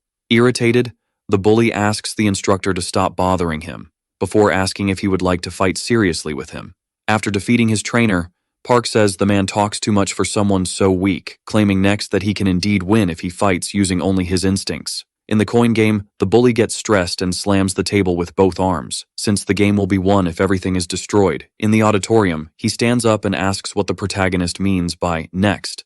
Minho is quite surprised by such determination. Meanwhile, a member of the sports class asks the leader if it wouldn't be better to stop the duo. Feeling disgusted, our boy asks the strong guy to wipe the strawberry juice dripping from his nose. Obeying, Dojin states that he understands his attacks don't hit the guy because he has read his patterns. That's why Kwon is avoiding everything he does, just like a worm. The issue is that even if a worm gives its all, it will still explode in a human's hands and die. Thinking, Do-hyun asks the bully to just die already. Seung-hwa says that the real fight will finally begin, since if Park's emotional trend reaches its peak, only the will to win will remain, and the guy will trade his body for an explosive amount of physical strength. The protagonist stops his opponent with a slap and asks what he is talking about, since he had already warned that he was warmed up, which means he is no longer interested in fighting him. Everyone watches the scene in shock. Correcting his speech, the leader of the sports class says, "The bully is still just a human and not a fictional character." Glancing sideways at Jae-ok, our boy asks about the money collection for protection and why a bunch of students acts like gangsters. Without waiting for an answer, Daejeon states that anyone who dares to collect money from that moment on will end up like Dojin irritated. The bald guy says that the collection is a necessary means impatient. The protagonist asks the monk to go to the center of the ring to have his head blown off furious. Ju says the guy can only say something after taking out all the first years. Agreeing, Ki-seok says Kwon is just a rookie, but still wants to break the main rule of the school. That's why he will teach the guy a lesson. The gang members start advancing towards our boy. Minho says he will help his ally, as the second-year guys fight in a cowardly way. However, to his surprise, the enemies start flying everywhere. With a serious face, the protagonist states that he doesn't need help. Other guys from the gang rush at the rookie, making him increasingly irritated. While defeating everyone, Our boy says he doesn't need any more warming up. Shocked, the bald guy's ally asks how that is possible. A young man with glasses grabs a chair and charges. Screaming, the redhead tells his friend to look behind. Suddenly someone slaps the second-year boy in the face, throwing him back with force. Everyone looks to the side and discovers it was Park who did that. Not understanding anything, the long-haired guy charges at the bully, but ends up being brutally hit. Everyone is confused about the reason for that attitude, until the strong guy looks ahead and, giving a scary smile, states that the battle is not over yet. Thinking, the bald guy concludes that this is not the Dojin he knows. Excited, Quan says the big guy really knows how to give his all. Still, he doesn't think he will survive another round, which means it's time for the final blow. Intrigued, Seonghwa asks what kind of athlete the protagonist is, since that posture is not normal. With his hand on his head, Park says he doesn't know what he is talking about, but his body feels insanely light at that moment. Seeing the bully running towards him, our boy says it's been a while since the last time. However, even though it's a shame he will end this with just one blow, the strong guy is hit by a deadly punch and ends up crashing to the ground. Shocked, JOK realizes he saw something completely insane. Sweating cold, Kisok states that attack felt more like a gunshot. Looking at the spectators, the protagonist says that now the fight is over. Elsewhere, someone says the Sunby Nims will finish the job, claiming next that now they just need to burn the photos. However, we see that the stranger kept a photo of Daejeon for some reason. In the auditorium, everyone waits for the bully to get up. The protagonist looks at the fallen guy, and turning around says once again that the battle is indeed over. Once the strong man had taken a lot of damage, and it only took one well-placed hit for his limit to be exceeded. Next, our boy asks Park's friend to move him out of the way. The blonde rushes in and grabs the bully from behind. Looking at JAK, Ju notices that he is shaking quite a bit, sweating profusely. The second-year leader asks how Quan has the same energy as that certain person. We flash back and discover that someone passed the second-year command to the bald guy. In the present moment, Juan can't stop looking up and reveals that he can see Asura. Worried, the guy with glasses slaps his ally in the face, bringing him back to reality, before asking what they should do with the rookie. However, the bald guy asserts that no one there can defeat the young man. Interrupting the conversation, the protagonist asks who will be the next to face him. Far away, Susie hails a taxi. Inside the car, she tells the driver to speed up. He replies that he can't do that because of the rain, before noticing that the young woman's clothes are soaked. Irritated, the girl tells the man to step on it and shut up while trying to hold back her worry. In the auditorium, the protagonist defeats more guys from the Fairlinks gang and questions whether he should choose who his next opponent will be, since no one else has volunteered. Suddenly, his phone rings. Upon understanding, the young man asks why the principal is shouting. Nervously, Saim asks where the young man is and what he is doing. Intrigued, our boy says he is working hard on the project. However, the woman says that from that moment on he will do what she says. Everyone tries to understand what is happening. After giving the instructions, the principal states that she will call back later. In her office, she tries to figure out why on earth the young man went to Il-su's office instead of acting as bait, as was agreed. Putting away the phone, Daejeon says he will need to leave, which means everyone there is lucky. Before leaving, the protagonist asks if they can say he showed mercy. His friends get excited at being called fearful. Dohyun says he will accompany the group. When asked if he can defeat the rookie, Seonghwa asserts that he is very strong, but that is useless against delicate techniques. Turning around, our boy says that whoever collects the money next week will be killed right after. As he opens the door, he bumps into Susie who, worried, asks how on earth the young man seems to be doing so well. Even after facing several second-year guys, the young woman is surprised to see everyone knocked out. Meanwhile, the protagonist questions if he can leave now that she has seen he is fine. A bit awkwardly, our boy hands over his jacket and asks Bayek to wear it. Even trying, the young woman can't pretend she didn't like it. Helping her, Quan says it's a bit embarrassing to see her like that. Meanwhile, Susie already imagines him adjusting her dress on their wedding day. Jinmo calls the girl and asks if she won't join them. After everyone leaves, Kisok asks what's up with the rookie smiling. His ally says that, as he can see, it's not just the second year that is no match for Daejeon. Therefore, it would be interesting to use Beck to catch the young man far away. Kim praises our boy for the victory. and says it was worth losing his money in exchange for seeing Park completely destroyed. In the auditorium, Myung-jung wonders how much longer he will have to pretend to be unconscious, concluding next that he made the right choice in swearing loyalty to the protagonist. His only regret was not betting on the street. Our boy asks his friends to go back and get the blonde guy far away. The CEO asks how they will make the loan shark talk if he is almost dead. One of the suited men approaches and says he needs to leave, because certain personal matters require his attention. Intrigued, the leader asks if he is going to meet someone from his hometown or something like that. Elsewhere, the protagonist comments that there is a mysterious number that still sends them photos. However, even checking all the places, including the most obvious, he couldn't find any data. Still, his plan is to take another look. A little further ahead, Daejeon runs into men in black suits and warns that he will hang up the phone. The group leader appears and asks who the young man is. As our boy remains silent, he asks if he is deaf. Realizing he will be attacked, the protagonist decides to act first. With the leader on the ground, unconscious, the others are left unsure of how to proceed. Kwon says he just arrived and is already received that way. Suddenly, when the men were preparing to attack, someone appears and tells everyone to stop, as the guy is very dangerous. One of the guys asks if he is serious, since the young man is just a high school student. Getting a little closer, the mysterious man asks how our boy has been. He is surprised to see Park Hee-jin in that place. The two go to the terrace to talk better. Getting straight to the point, the protagonist asks if it was the young man who sent that message, revealing next that he got to the location quickly but arrived too late. Confirming, the boy says he took care of the men because they were rummaging through data about his organization and ended up discovering about Daejeon in the process. Changing the subject, Hee-jin asks why the hell his friend is wearing a high school uniform.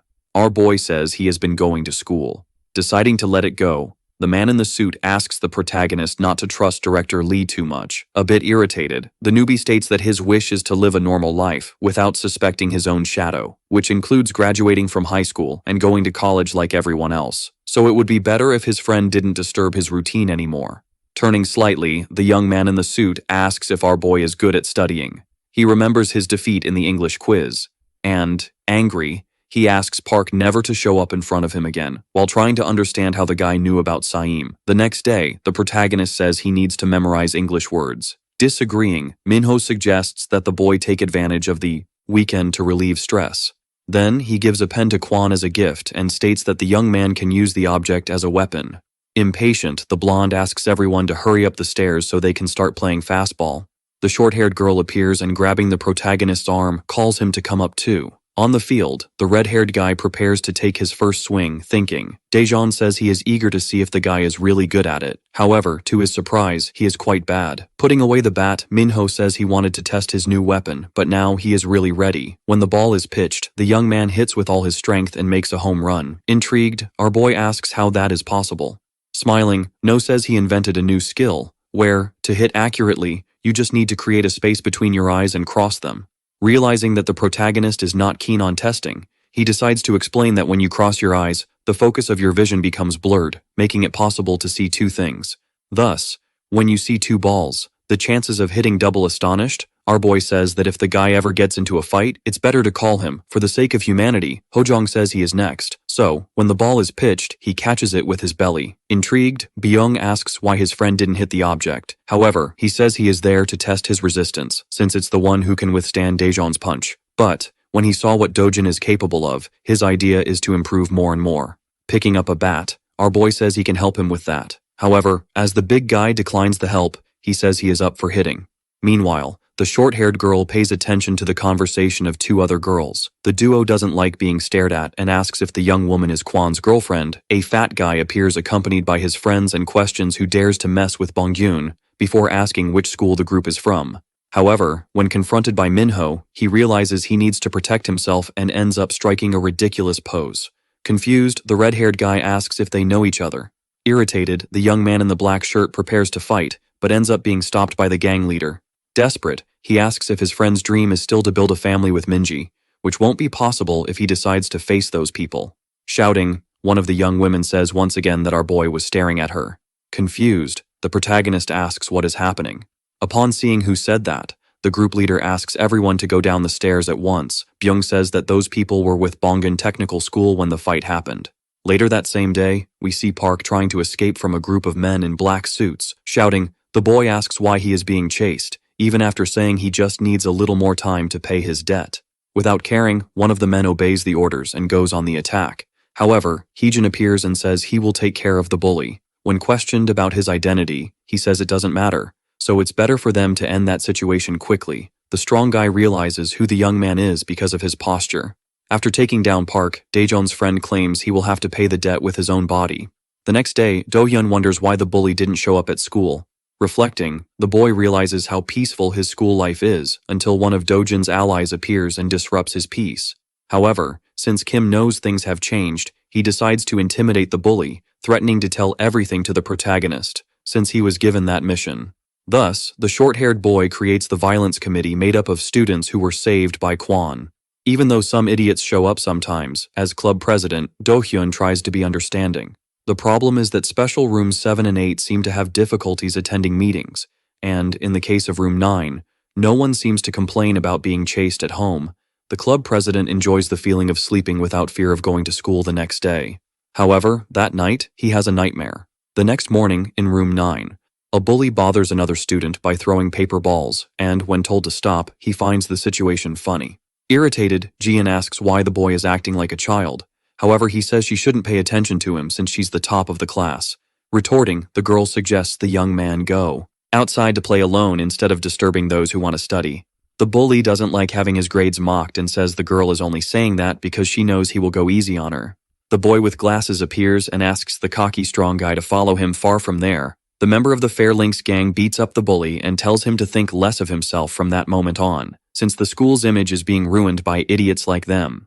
After the beating, the boy answers a call and asks if the meeting is really happening at that moment. Elsewhere, Dushik comments on how Kwon managed to take down Dojin and threatened everyone as a bonus. Surprised, Jiseok says he can't even imagine the scene. Laughing, the bespectacled young man says the newcomer may be strong, but he turned the whole school against himself. Impatient, the hoodie-wearing boy says they still need to find a way to collect the money. Provoking, the arts class leader asks if his ally is really afraid of the new student taking the lead. The other bully claims he has taken care of everything. Since the protagonist broke the only rule he shouldn't have, now he has only self-destruction left. At school, our boy asks his assistant to keep an eye on rooms 7 and 8. Excited, the club president says that thanks to the newcomer, many students have started to find it fun to go to school. Beck appears and asks for permission, then states that he is there to return Daejeon's jacket. We see that the girl spent days smelling the piece of clothing, to the point of staining it with makeup and having to wash it. When questioned about this by Guri, the young woman asks if she still likes her brother. Embarrassed, the short-haired girl asks her to stop talking about the boy Minho approaches, and asks if it's true that our boy is going to beat everyone who collects the money. Hearing about how dangerous the third-year students are, the protagonist concludes he is on the right track, since he needs to do exactly what Saim and Cab-ryong want. A few days later, in room 1-8, Cha Yeonwoo says he will get a nose job when he gets the money. He asks why his followers aren't increasing, and the class president says maybe he needs more publicity. Dushik appears, interrupting the conversation. When called, the class president quickly approaches and asks if they are really going to do the collection.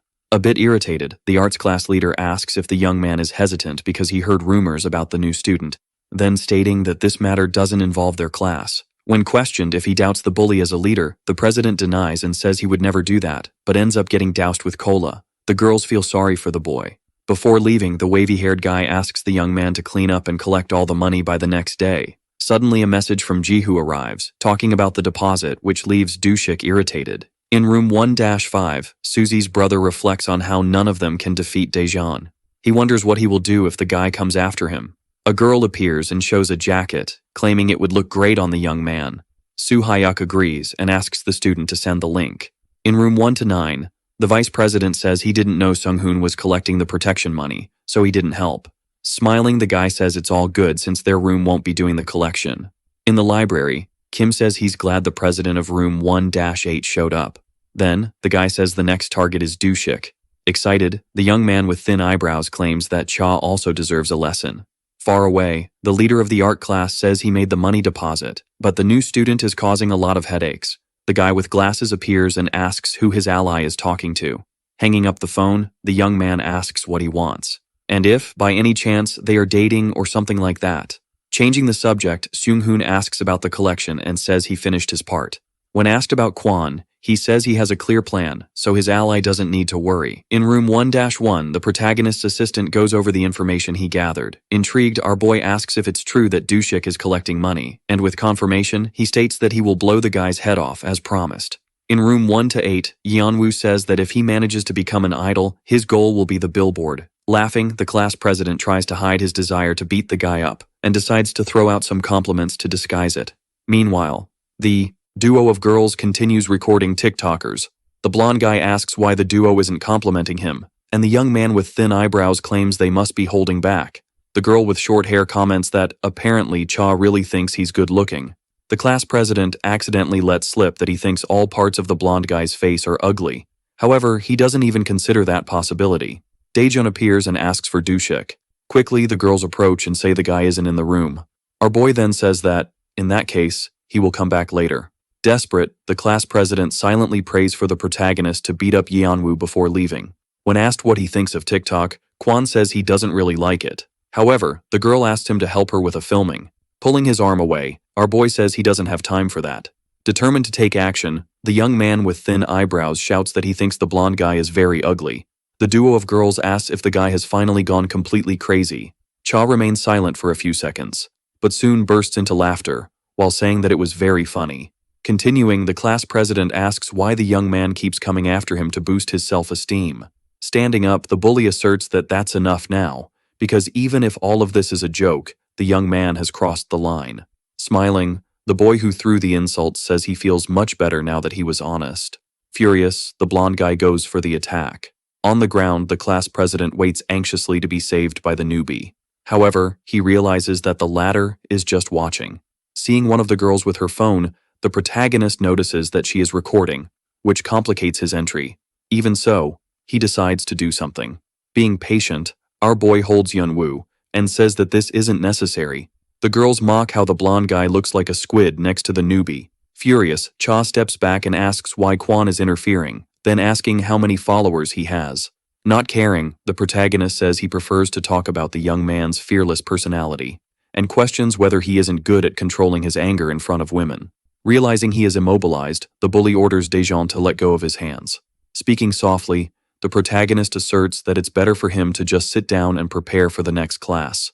Even knowing he can't win, Yeonwoo decides to resort to words, forcing our boy to act.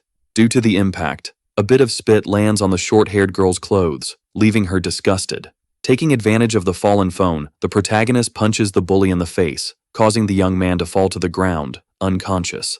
Dushik arrives and asks what the rookie is doing there. With a frightening expression, Kwon says the guy didn't go to the auditorium last week, when asked if he was the one who did that to the blonde guy and the class president.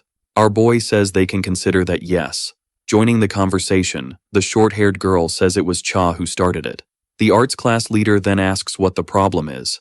Being direct, the protagonist says he would like to talk to him outside thinking. The wavy-haired guy concludes that Seung-hoon lied when he said he had resolved everything. Meanwhile, Kim is surprised to see the leader of Class 9, smiling. The guy says he heard that this is where Daejeon's supporters gather and claims he would like to join the group. Intrigued, the club president asks why a guy like him would want that.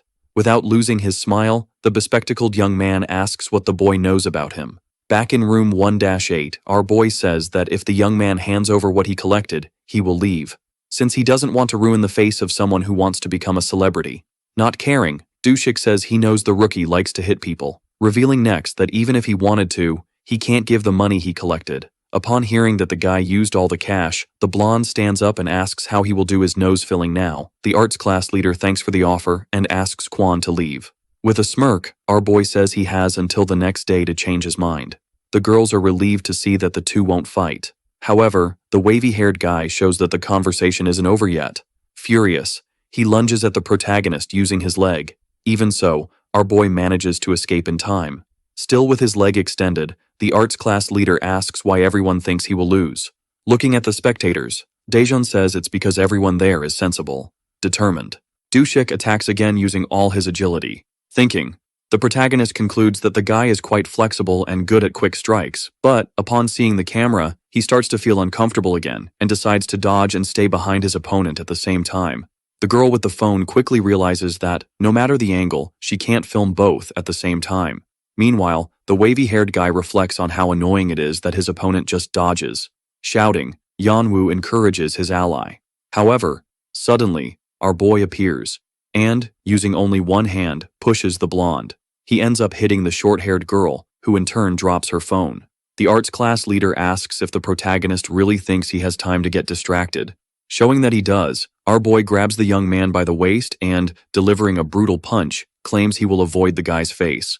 After attacking once more and leaving his opponent on his knees, Kwon says it's better for Dushik to return the collection by the next day. But if that doesn't happen, the young man's face will become his personal punching bag. Everyone is in complete shock at the scene, and the president of Class 8 is convinced that the rookie is a god with his hands in his pockets. The protagonist says it's time to go to room 5. There, Jiseok declines the brown-haired girl's invitation. Then, he asks what she thinks of his new jacket. The girl says the guy looks very handsome and asks him to come by to see her friends later. While the leader of room 5 takes pictures, the news that his ally was attacked arrives, a bit nervous. The girl says that the one responsible for the attack is coming after him. Nervous, the guy also realizes he was tricked by Sung-hoon. Meanwhile, in the club, Kim explains his goals. Out of nowhere, the bespectacled guy says that in that case, it's better for him to lead the group. The short-haired young man tries to contest, but, after being shot down with a glare, he decides to pass the crown laughing. The new president says he will do his best because he wants Daejeon to clean up the mess quickly. In room 5, Jiseok says he needs to leave to sort something out. However, Kwon appears and says the class isn't over yet. Afraid the girl will see him get beaten up, the leader of Class 5 asks them to talk outside. Sometime later, our boy asks where the destination is. Going ahead, the brown-haired guy says it's better to resolve the situation without anyone around. At the same time, he analyzes when the best moment to attack by surprise will be dying of fear. He wonders if it wouldn't be better to be a coward and use a weapon. However, he quickly concludes that he won't be able to win anyway.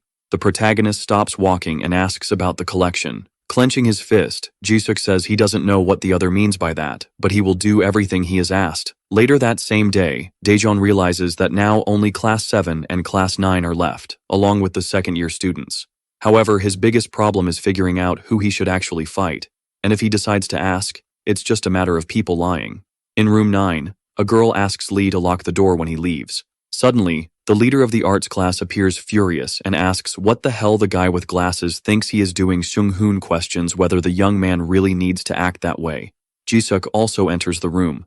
Finding it amusing, the leader of the 9th class asks if the losers have decided to unite. Filled with rage, the young man with wavy hair says he will no longer tolerate that, launching into an attack right after. Without hesitation, Lee raises his leg and strikes the face of his former ally. Confused, the leader of room 5 asks what that means. However, he ends up receiving a punch in the nose as a response. Smiling, the young man with glasses says that the guy shouldn't waste time. That's why he's been getting robbed around furious. Jiseok decides to join the fight, but his opponent is faster and immobilizes him with an arm lock before hitting his face with a knee. Noticing that the guy is about to fall out of the room, Sung-hoon uses his speed and pulls him back inside. Meanwhile, in the gym, the leader of the sports class watches some students fighting until some of his allies start to lose control. Even so, he remains seated, not caring. Taking notes, Gu says that apparently one of the guys knows how to use the strength of his shoulder, but since he is still not used to fighting, he can't control himself. Therefore, he will end. The training for that day, we return to room 9 where Dushik is unconscious and Jiseok has a fractured nose. Approaching, Lee asks if the guy understood what level he is at and reveals that his plan is to make Daejeon a leader, since fake people like his former ally have no place in that school. Later, the protagonist walks calmly down the street, quickly realizing that he is being followed again. After analyzing his likely opponent, he starts heading towards a wall and, running, jumps over the structure to appear behind the pursuer. Getting straight to the point, he asks who the stranger is. However, to his surprise, it is the girl with glasses. A bit awkward, the girl says that, actually, she was following the guy who was chasing him, but at some point, he disappeared. When asked why she didn't stop following him, the girl says she didn't get a chance to thank our boy for saving her. In a hurry, Kwon gives her his number and says she can call if she needs. That night, he thinks about how he made the right choice in walking the girl home, before starting to count how many times he has been followed, and how the situation will get complicated if he misses any detail. In the shower, our boy tries to understand why Heejun appeared so suddenly, and concludes that he is definitely involved with the council member. The next day, Kim wonders how Lee dares to interfere in his relationship with Daejeon, deciding next that he will say bad things about the guy until he becomes the leader again. However, to the boy's surprise, Sung-hoon was faster and seems to have formed a bond with our boy. The two walk down the street and the guy notices that the atmosphere in this place is quite different from the alley on the other side. Who hears him is his classmate, who, upon hearing him, decides to do something she has wanted to do for a while, and that is to thank him for being saved. Upon hearing her, the student simply says that everything is fine between them and also apologizes for involving her in this mess. Despite this, the girl remembers that her friend may have also been rude and hurt the young man with what she said. Even so, Daejeon does not feel bothered. On the contrary, it was all because of his actions, plus he didn't get hurt in that mess. As they talk, the girl with glasses remembers that, deep down, the other girl also regrets everything that happened. This makes the boy remember that everyone can have a painful point and that the situation they ended up in was quite desperate. Next, the nerd grabs her companion's arms and comments that one day she will sincerely apologize, so she doesn't want him to hate her until that moment arrives. When he hears her, the guy says he has a question, which surprises her. But it's not about her personal tastes, like suspense movies or whether she likes instant noodles. His doubt is whether they practice violence in Class 9, and the smart girl remembers that the girls were arguing among themselves. But Seong-hoon managed to put an end to that. He is the class president of the room, who talked to the quarrelsome girls and calmed the situation, as everyone listens to what the leader says. Now we see the dark-haired guy reflecting on this subject that his acquaintance mentioned, and he begins to think that he might not be such a bad person when someone calls him out of nowhere. It's the very student that the slick guy was thinking about, and the big shot would like to have a conversation. Out of nowhere, another member of the school appears, noticing that the two recognized each other faster than expected. Upon seeing each other, Daejeon comments that the class representative will take over the position, then the bald guy starts justifying that this dude is quite a bully. In this, the Korean remembers that this argument is wrong, and since the protagonist is also a leader, that would make him an aggressor too, but of course, the coward backtracks. Even with this nonsense, the commander assures that everything is fine because at first he also had some prejudice. Previously, the fighter suggested facing his visitor with fists because he is sure that the boy collects, only for him to promptly deny it. It turns out that in the past, he was forced to collect money from his classmates to protect them, but everything changed with the arrival of the strongest. Of course, this gave him a bad reputation, so his desire is to break this prejudice alongside the fighter, in addition to offering his help. Back to the present, the heartthrob comments that at first he also had the same impression, but he felt Sung-hoon's sincerity and believed in his change.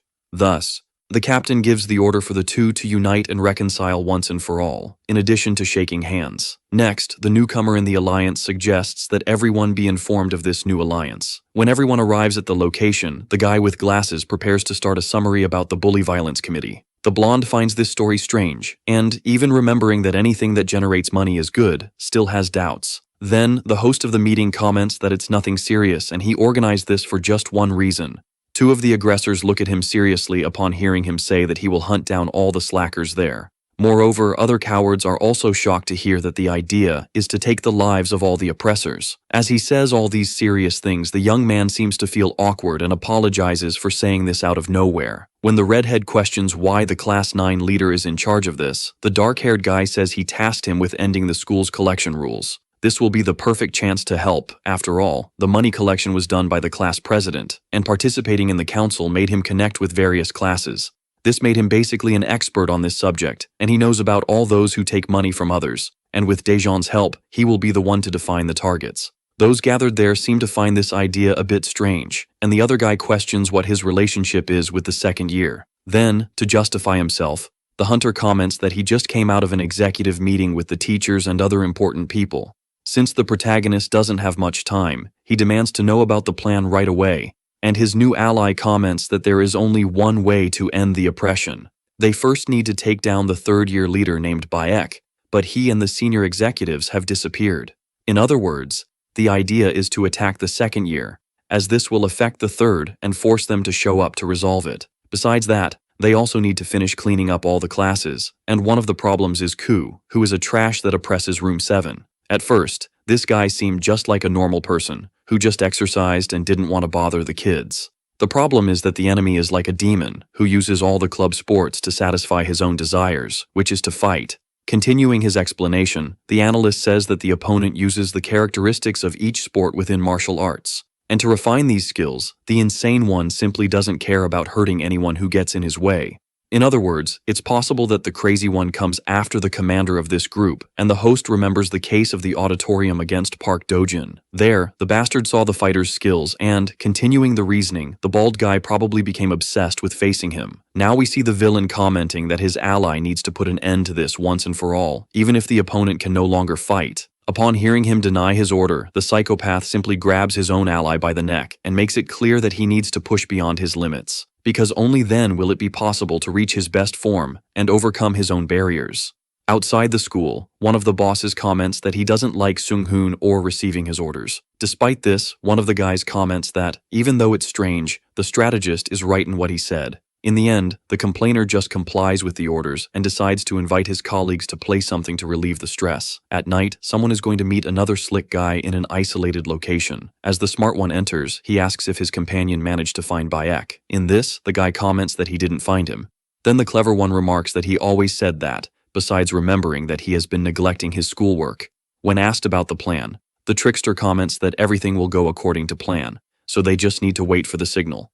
Now we see a girl complaining that her appa put protein in the rice, and this infuriates her. When informed that there was money on the table, the brunette takes the amount, and we find out that she is worried about the third-year leader. We see a student simply beating another mercilessly. His commanders notice that the aggressor got stronger when being choked.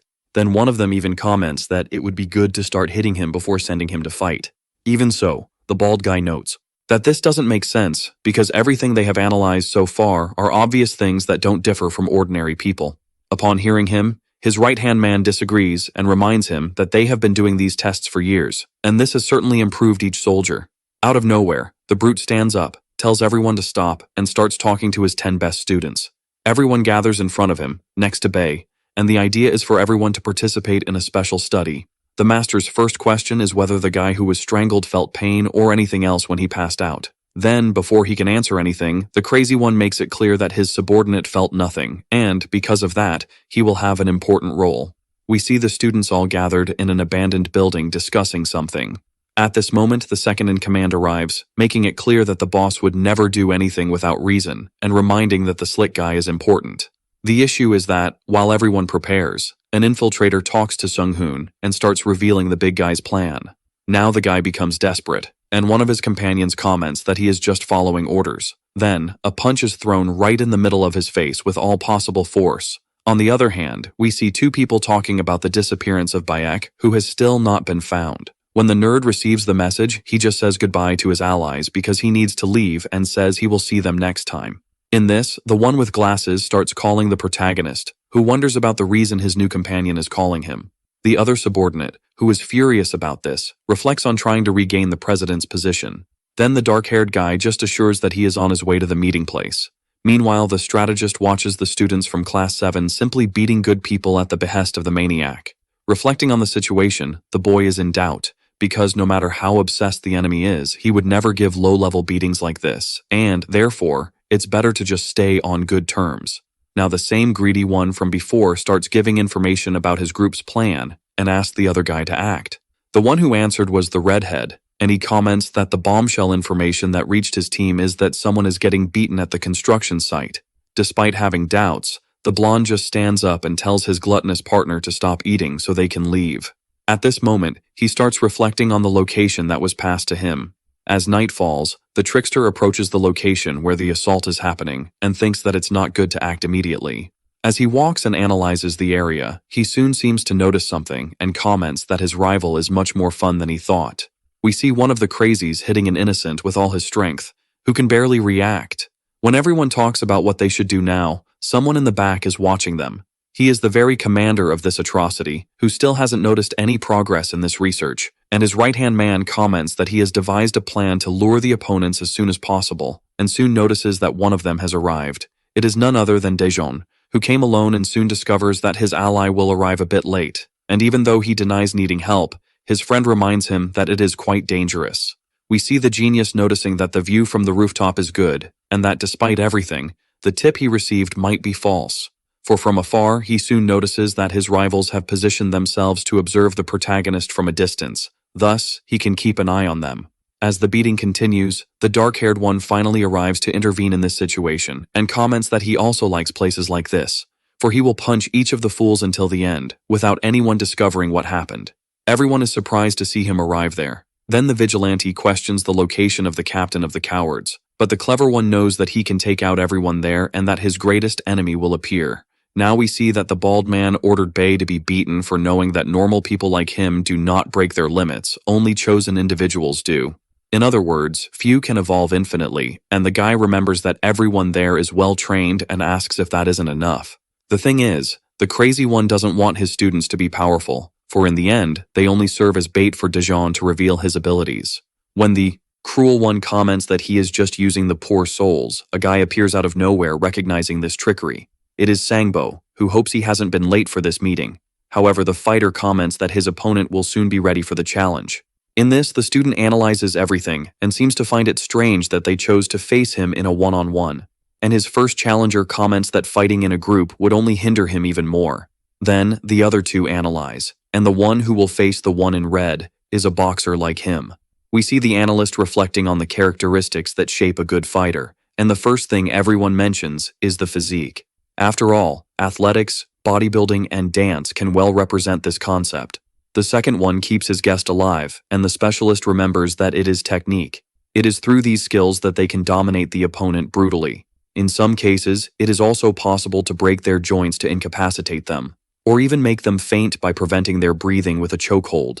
Despite these two elements being part of combat and the body, the intelligent one remembers that there is one more necessary thing, which is information. After all, professionals gather data on their opponents to find the best method to defeat them. In other words, a fight begins outside the ring, and Sangbo is left wondering why he is hearing all of this. Continuing his thought, the cold and calculating one remembers that recognizing the enemy and their abilities is a priority, and this is infuriating his ally.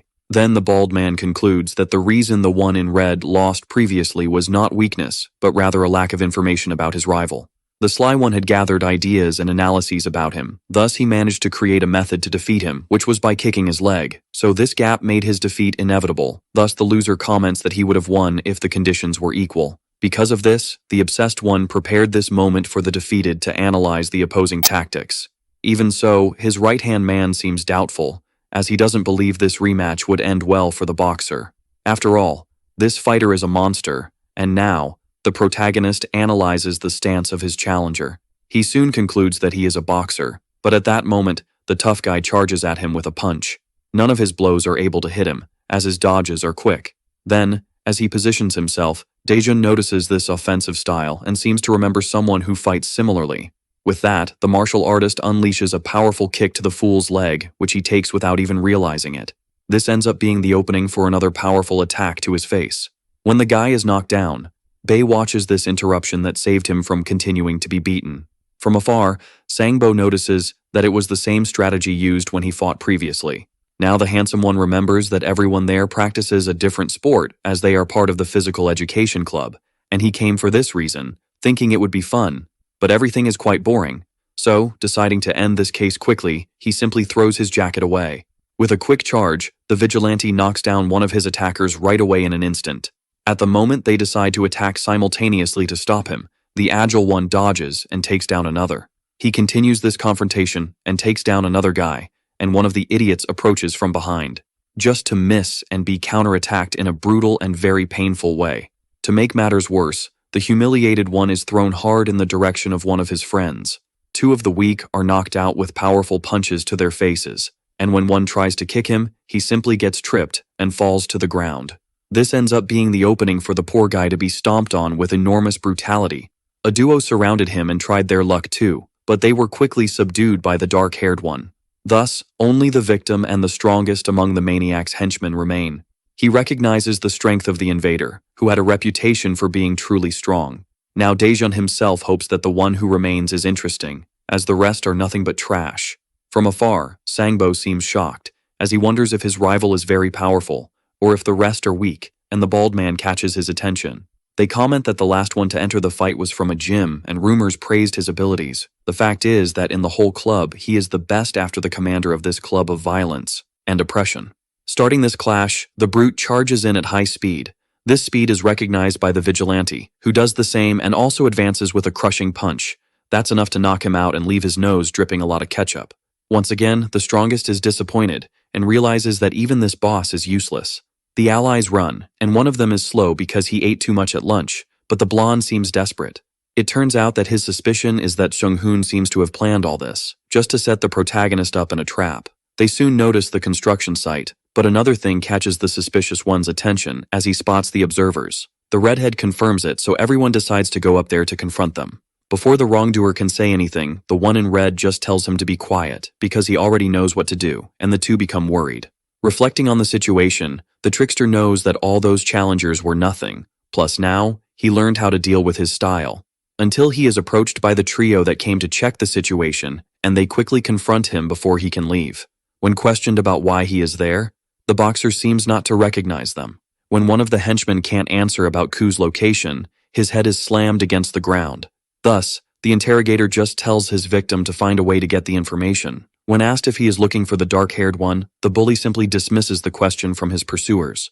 Moreover, he also asks if it's worth following him and makes it clear that after taking him down, he will deal with the trio as well. Despite this, the brave one makes it clear that none of this will happen because the boxer will be defeated by him. After all, that time the trickster's dirty play made the arrogant beg like a true little girl.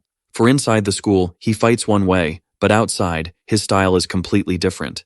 Hearing him, the arrogant comments that he has heard rumors that his rival has been armed, and at that moment, he takes the opportunity to use him as a warm-up. It turns out that Manhwa left his bag and weapon behind, and even though his partner wants to help him, a mano will be enough. The nerd observes everything, and now, the other two must go up because their friend will take care of this guy. Hearing the boy's order to win, the fighter comments that he is confident and charges in. Noticing this speed, the armed one tries to hit him with the pen, but the dodge avoids that. This ends up being the opening for a powerful punch to land in his ribs with full force. Even feeling pain, the warrior manages to raise his guard in time and avoid a direct impact to the face. After this disadvantage, he quickly tries to hit him with a jab, but it's futile, because he is soon punched hard in the jaw by the boxer. His attempts to hit him continue to be useless, thus, the opportunity is seized by the trickster, who punches him. Each blow hits him, and the unbearable one comments that his opponent hasn't changed at all and continues with his childish moves. The nerd watches everything, annoyed by the fact that his ally seems stupid, and it's obvious that he will be defeated this way. The big problem is that the trajectory of the pen strikes is curved, while the line of punches is straight. As they both fight, the analysis is that since both of their ranges are similar, the redhead will always be hit before completing his attack. So, his strategy is to kick the leg of the one in red, who visibly falters as he weakens at his base. Even though he felt uncomfortable and wobbly, he acknowledges that this kick doesn't compare to the one from Daejeon. But, noticing something wrong with his hands, we see that the clever one simply put several watches on his arms. This infuriates the maniac, who charges at the kid and sees him preparing another kick. The problem is that he already expected this strategy, and, because of that, the analyst lowers his stance as much as possible. Thus, he can deliver a powerful uppercut to the poor guy's chin, hitting him squarely. A hook also lands on his chin, and this assault was visibly devastating. And, to make matters worse, the jerk belittles him and reminds him that despite everything, the fight is very easy. We see both arriving at the other bully's observatory, and find it strange that their leader hasn't shown up yet. Of course, the ones in blue don't like this invasion, and when the glutton discovers that their commander isn't there, he just takes out his anger on the blonde. What happens is that, before the fool can warn the protagonist about the enemy's location, the other guy starts to run. Using one of them for support, the crazy one delivers a kick with both feet right in the middle of his face. Upon delivering such a massive blow to the poor guy, the trickster also starts kicking the other one, who luckily manages to raise his guard. This is Chi, who practices gymnastics and remembers that they don't need to call anyone since they have finished their work. Then, both return to conflict, and the brute comments that his strength is invincible, only for his attack to miss him, and a counterattack is delivered through a powerful stomp that hits his chin squarely. When the boss remembers that soon the other fight will also end, the agile one reinforces that it will also be quick because it's his specialty to deal with big, slow guys. So much so that he delivers another fast and imperceptible attack to the poor guy, who takes more damage.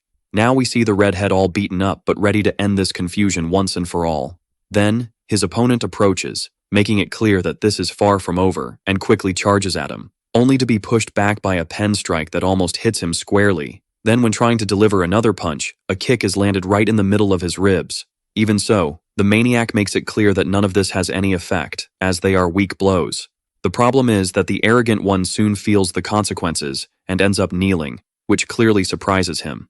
Thus, his opponent comments that it wasn't a normal attack, but rather something that works like a type of perforation. Reflecting on the strategy, he thinks that using the top of the foot doesn't cause much damage, but using the tip of the boot has a greater impact. And upon saying that he won again, it's obvious that the boxer denies it, as he is sure that it's not over yet. However, for his misfortune, his old enemy is merciless and soon lands a blow that seems quite heavy. Even having won, it's a fact that he received a lot of damage, so he soon starts to think about how his companions are doing, until the dark-haired one appears, questioning him about what he is doing there. Thus, the winner decides to tell everything that has happened so far. From afar, the bald guy doesn't believe in Manho's victory and laments not being able to see the rematch of the one in red, and, having gathered information, it's time to wrap things up.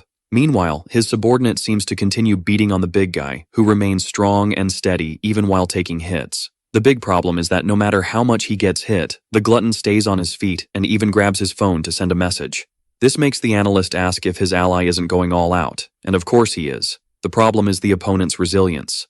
Even so, the bald guy decides to intervene to deliver an effective blow and soon grabs the poor guy by the torso. Thus, the crazy one delivers a powerful back suplex that slams him to the ground with all his strength. Watching this finish, the gymnast remembers that he is not weak, but rather his opponent is exceptional. And from afar, the blonde remains awake trying to contact someone.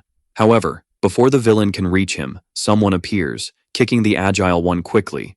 Of course, the coward tries to counterattack, only to be repelled once again with a strong kick. To make matters worse, a punch also hits him, just to finish the job once and for all. It's Sung-hoon, who finds it strange to see them there. After all, he hadn't called any of the three. No matter how much the poor guy tries to justify that he came to help Daejeon, the one with glasses just reminds him that the weak get in the way. And when the guy tries to talk about the dark-haired one, he suddenly appears, helping the redhead to walk. Now that everyone is gathered, the protagonist finally comes face to face with his enemy and questions him about everything. He justifies that he put his best students to lure him in and force him to fight, just to gather more information. Everyone finds this statement strange, and the trickster simply says he wants to reschedule the conflict because he needs to go and prepare. Even saying this, it's clear that the strongest one refuses, as he hasn't finished what he came to do. Thus, the strategist just invites him to go somewhere else, so they can have a real fight. On the other hand, we see some people counting money inside a base, and Gongmyung appears approaching Jaok, who continues working out, and despite the increased protection fee for the third year, no one has found Bayek. So what's left is to leave the message with the errand boy, and the idea is for the troglodyte to see the bully in person. The problem is that access is practically impossible from this year onward. As they reflect on what to do with the money, one of the henchmen just thinks about spending it on barbecue.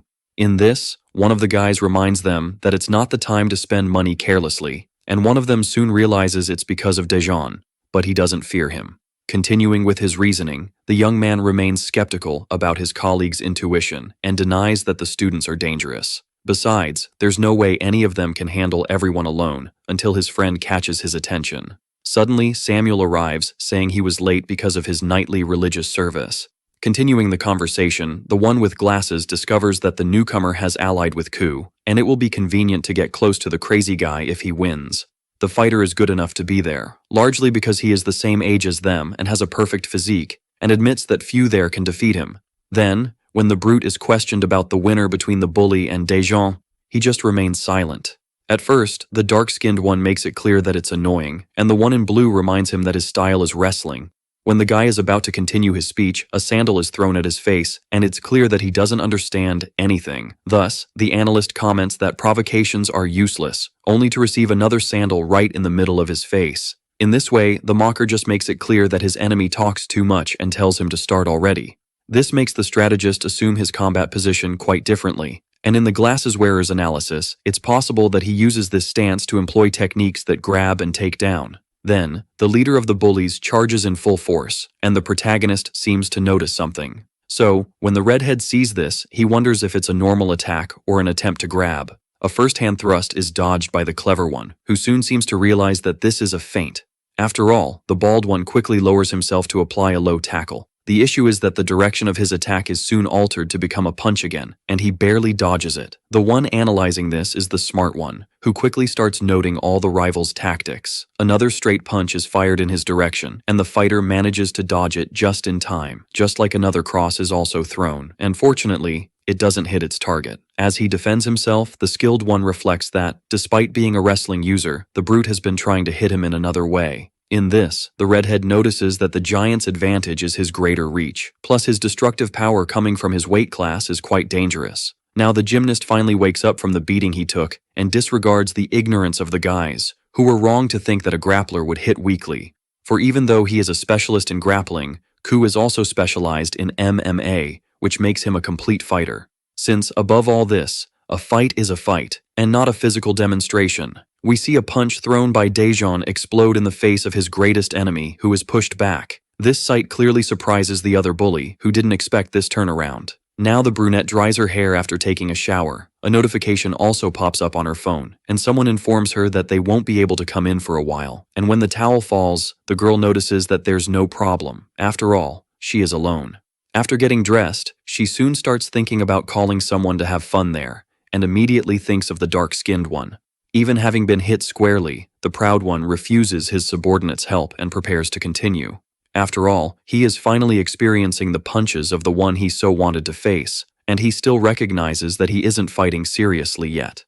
The agile one notices that his friend is just testing for now, and the bald guy always knew he wouldn't win in a stand-up fight because his specialty is on the ground. Reflecting on the idea of being good at fighting, the specialist realizes that it's necessary to develop step by step. Hearing these words makes the nerd acknowledge that he calculated everything completely wrong. In this, the obsessed one comments that he learned his first technique at 9 years old and, for the last 9 years, went to learn more on the other side of the ocean. Knowing that the crazy one is a year older surprises everyone, and the brute recognizes that the physical difference between them is due to age. As they analyze, everyone concludes that, in physical terms, both have developed as adults and start making comparisons with other fighters. Despite having heard this explanation, Daejeon doesn't care about anything because he's curious to see his opponent's technique. So, the slacker just keeps getting closer, remembering that the opponent prefers to fight up close. This reaction makes him very curious, as he didn't expect this attitude from his challenger. The big question is that the confident one intends to give an advantage to the brute, and this gives confidence to Ku. As he analyzes him and tells him not to hesitate, the sly one starts thinking of a way to throw him to the ground immediately. The problem is that, when trying to grab him, the fool is met with a powerful punch right in the face. To make matters worse, he is captured again before hitting the ground, because the powerful one applies a takedown strike. Being thrown to the ground leaves him extremely surprised. After all, the game seems to have turned. Even in this disadvantage, the skilled one notices that this is an opportunity and quickly grabs his enemy. An arm lock is applied swiftly on the Korean, who is surprised by this counterattack. While the nerd acknowledges that this is quite dangerous, his commander continues trying to counterattack. Then the two keep grappling at this moment, and the protagonist remains strong and steady even in this position. So much so that a powerful punch lands right in the fool's face, hitting him with great force. To make matters worse, a knee strike is prepared by the opponent, who is about to apply it. Of course, the martial artist realizes that this is terrible and decides to escape this position, releasing the student's arm. He steps back after this critical scenario he was in and seems fine despite everything. As both recover, the one in blue reflects that he needs to test if the young man knows how to fight on the ground, or if he saved himself by pure coincidence. Hearing him say that he hates fighting on the ground, the judoka notes that he has no choice but to use superior techniques. When they get close again, another punch is thrown towards the dark-haired one, who easily dodges it. The issue is that it was just a perfect opportunity to apply another takedown attempt. His subordinate quickly recognizes that it is his superior's specialty, who executes an inamari roll. Seeing this move surprises the stronger one, who, having his leg immobilized, quickly kicks his rival away. This sight leaves the gymnast extremely shocked because his boss should easily weigh over 100 kilos. Of course, the arrogant one underestimates this counterattack attempt and even jokes about him trying to clean the floor. Now the two weaker ones are impressed by their commander's counterattack, and no one expected such strength. The one with glasses acknowledges that this was a high-level jujitsu attack, and this shove is not a common way to avoid it. Even having been easily countered, the situation is still amusing for Ku, who soon notices that his challenger did this instinctively. He quickly concludes that it is no longer about technique against technique, and realizes that the bigger one is better. When Daejun tries to confront him with words, he is soon met with another uppercut, which obviously doesn't hit him. Then, with great force, he delivers another extremely strong impact to the brute's ribs. The brute, feeling pain, tries to counterattack, but of course, his punch also fails miserably. Thus, this is the opportunity for the stronger one to deliver another very powerful strike right in the middle of his face. His grabbing attempt is also easily countered, just to receive another cross right in the middle of his face. In this, those watching discuss, as initially the bald guy's idea is to win through the ground, but clearly, his idea is to create a safe area before that. And once again, his grabbing attempt is met with a devastating blow that hits his head again. Putting him on his knees, the brute strikes him again with a crushing kick. Every attempt to grab is met with another massive and painful counterattack, so much so that a knee strike soon explodes right in the strategist's face, who obviously gets hurt. The conclusion is that the crazy guy is obviously doing this on purpose. But upon closer observation, it's not just about being hit, but rather about trying to grab him at every moment. With this opening, the guy remains strong and steady even while being punched and grabs him by the neck. Then he quickly jumps into his lap, and the conclusion is that, even being heavily struck, the martial artist only needs to succeed once. Thus, both go to the ground and assume a guard position while staring at each other. At this moment, the smart one explains this stance and clarifies that, regardless of the protagonist's strength, this is dangerous. Now, the trickster finally manages to execute his strategy of taking the fight to the ground. After all, the specialist makes the analogy that the lion's strength won't matter if the crocodile can drag it into the swamp.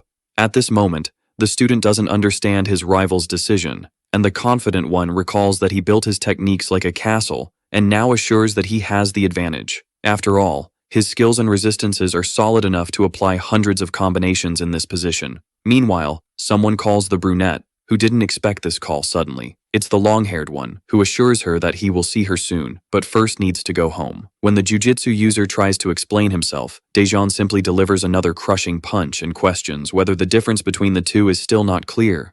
Even recognizing the risk, the crazy one continues to accept being hit with such brutality. Because his strategy is to unbalance the brute's center of gravity, who will lose the chance to strike. Then, the clever one quickly grabs the collar and places his leg right in the guard of the dark-haired one.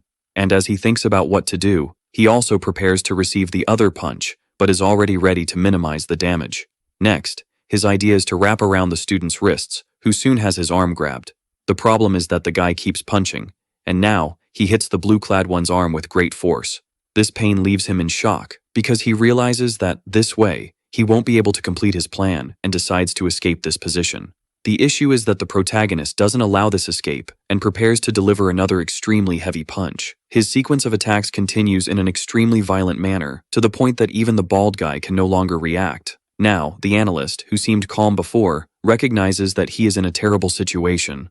Hearing the other two talk, the specialist remembers that this isn't about techniques. After all, the student's physique is enough to surpass Ku. As they faced off, the maniac's attempt to deliver perfect strikes was quickly cut off by the stronger one, and no matter how much he tried to move his face as quickly as possible to dodge, he was still hit with great precision. All of this isn't possible through physical attributes, but rather with a sense close to animal instinct. But before concluding his analogy, the genius apologizes, as it wouldn't make sense. Thus, he corrects himself and compares it to a guided missile hitting a solid, resilient castle, and no structure can withstand that.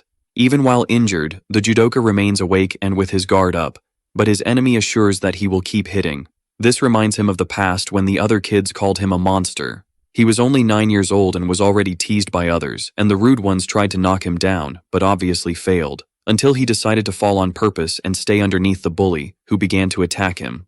From afar, someone spotted this cruelty happening, and this woman approached to stop them from continuing this oppression. Then everyone fled, and the girl was completely stressed by this terrible situation. This is Yahello, his older sister, who finds it strange that he always continues to accept being beaten in silence. In those moments, the girl would just start comforting him because the blame was on those who abandoned them. And despite being beaten, the young man never felt pain, as he managed to unbalance them by swaying, which reduced the impact of the punches. This response surprises the beautiful girl, who is astonished to see that her little brother learned this on his own. Thus, the prodigy began attending the gym that his caretaker went to, and at the time, his innate skills helped him stand out. So much so that the teacher supported him greatly and was surprised by such nearly supernatural ability.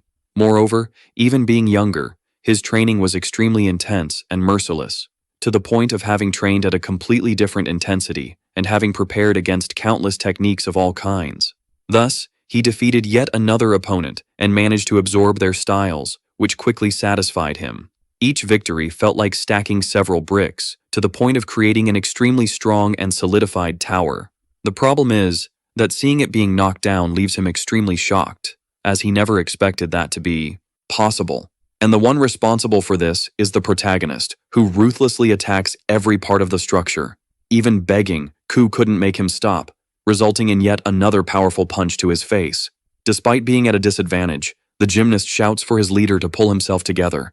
Now the skilled one grabs him again and ensures that his construction will never crumble like this. Hearing him, the arrogant one tells him to build another, as he continues the devastation with another blow.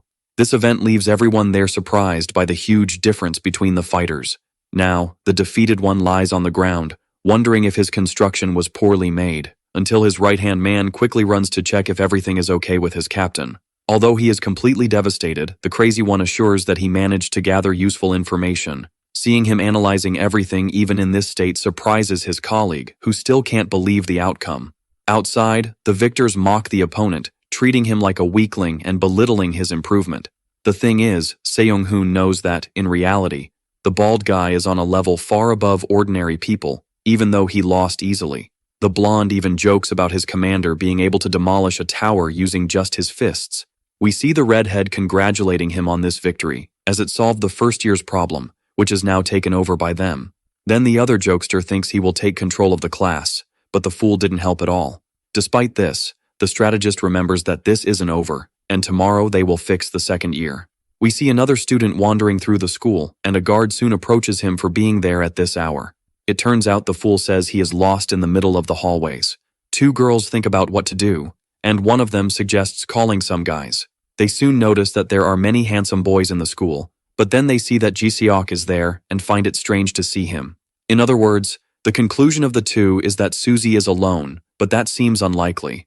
Earlier, we see Sung-hoon questioning if they were dating, and the long-haired one just says he has known the girl since they were very young. Hearing him, the nerd acknowledges that this is good and orders his subordinate to go after Baek, who has gone missing. Besides that, the clever one also wants to know more about the girl, like what she likes and dislikes, and when questioned, the dapper one tells him to shut up, not to mention that the sly one reminds him that if the fool follows his orders, everyone at the school will follow a happy path. Even though he doesn't like those words, the downcast one realizes that this is important to protect his friend. It turns out those two soon approach him, and one of them starts complimenting him non-stop. Then the other student just brushes off her colleague's advances and leaves her behind. Until, out of nowhere, the brunette appears, commenting that she didn't expect to see people with her partner. It turns out the boy explains that he bumped into the two by chance, and the teenager who has a crush on the handsome guy gets jealous. Seeing the affront from the other student, the queen tells her to stop whispering and take her hands out of her pockets. Even trying to respond in kind, the foolish one is shaken by the dominant glare of the newcomer. Before the confusion continues, the boy tries to calm his companion and places a hand on her shoulder. The issue is that the strong one soon immobilizes him and starts twisting his hand mercilessly. Although he is feeling a lot of pain, his pleas to be released are ignored, and the arrogant one insists that her rival obey her order immediately. Thus, she has no choice but to take her hands out of her pockets, and Suzy makes it clear that she will attack him if it isn't an important matter. Both are shocked by this event and wonder what could be happening between the two. As they talk, the beautiful one comments that she doesn't know when her brother will return, as he warned that he wouldn't show up for a while. Moreover, she doesn't know how long he will be gone, maybe a month, and there is nothing they can do about it. In this, the fighter just asks her friend and relative not to involve her beloved in any trouble, because the promise was that the third year wouldn't get involved with the first year, and the boy soon realizes that she likes Daejeon. It's obvious that the tsundere denies this information and starts punching him, but it's clear that the poor girl is lying to herself. She is also surprised to find out that now her crush is also the head of her class. On the other hand, we see the one with glasses saying goodbye to an old man and thanking him for his help. Minsu calls a girl, who assures that she did a good job and also asks for more information about the protagonist. Knowing that events have unfolded so quickly surprises her, so much so that she suggests her companion slow down. Upon hearing her, the young man simply assures her that he is trying to do his best. In this way, the girl says goodbye and makes it clear that she will be in touch again. The next day, everyone at school observes the arrival of the new commander and begins to talk about the rumors.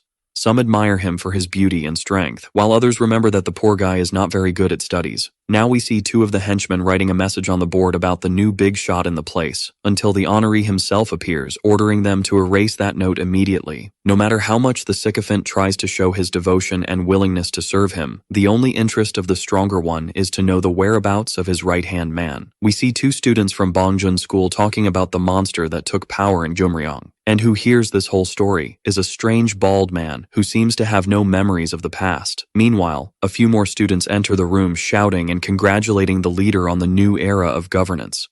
Even so, the cold and calculating one refuses these accolades and continues talking with his strategist.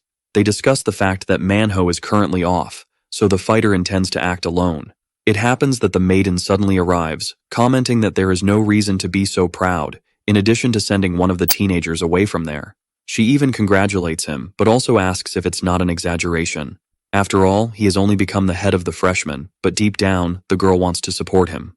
The problem is that none of her words are answered, causing the popular girl to grab him as she feels ignored. The issue is that the sly one feels embarrassed when she accidentally pulls the collar of his shirt and sees his chest. To make matters worse, the guy can't close it, and deep down, his colleague seems to like it. We find out that the troublemaker went there to confront him since, even being a queen, she was not greeted by her friend, who should have gone to look for her. Thus, Sung-hoon explains about the tradition, where the captain of the first year must always go to meet those who command the second and third years. Despite this rule does not apply to Suzy, who remains blushing because she considers him a king who should have reached out to the other monarch of the school, which is her. The other boys overhear this and wonder about the relationship between these two who supposedly wear the crown of the school. These words make her furious, and she charges at whoever said that. However, deep down, Baek's sister seems to have enjoyed hearing that thought because it makes a lot of sense. Next, the pretty girl also tells him to put her number in his phone, and the embarrassed one makes it clear that she is not trying to flirt or anything like that. Even though he seems not very interested, Daejeon is practically forced to comply, especially since the smart one also reminds him that she can help them get closer to their relative.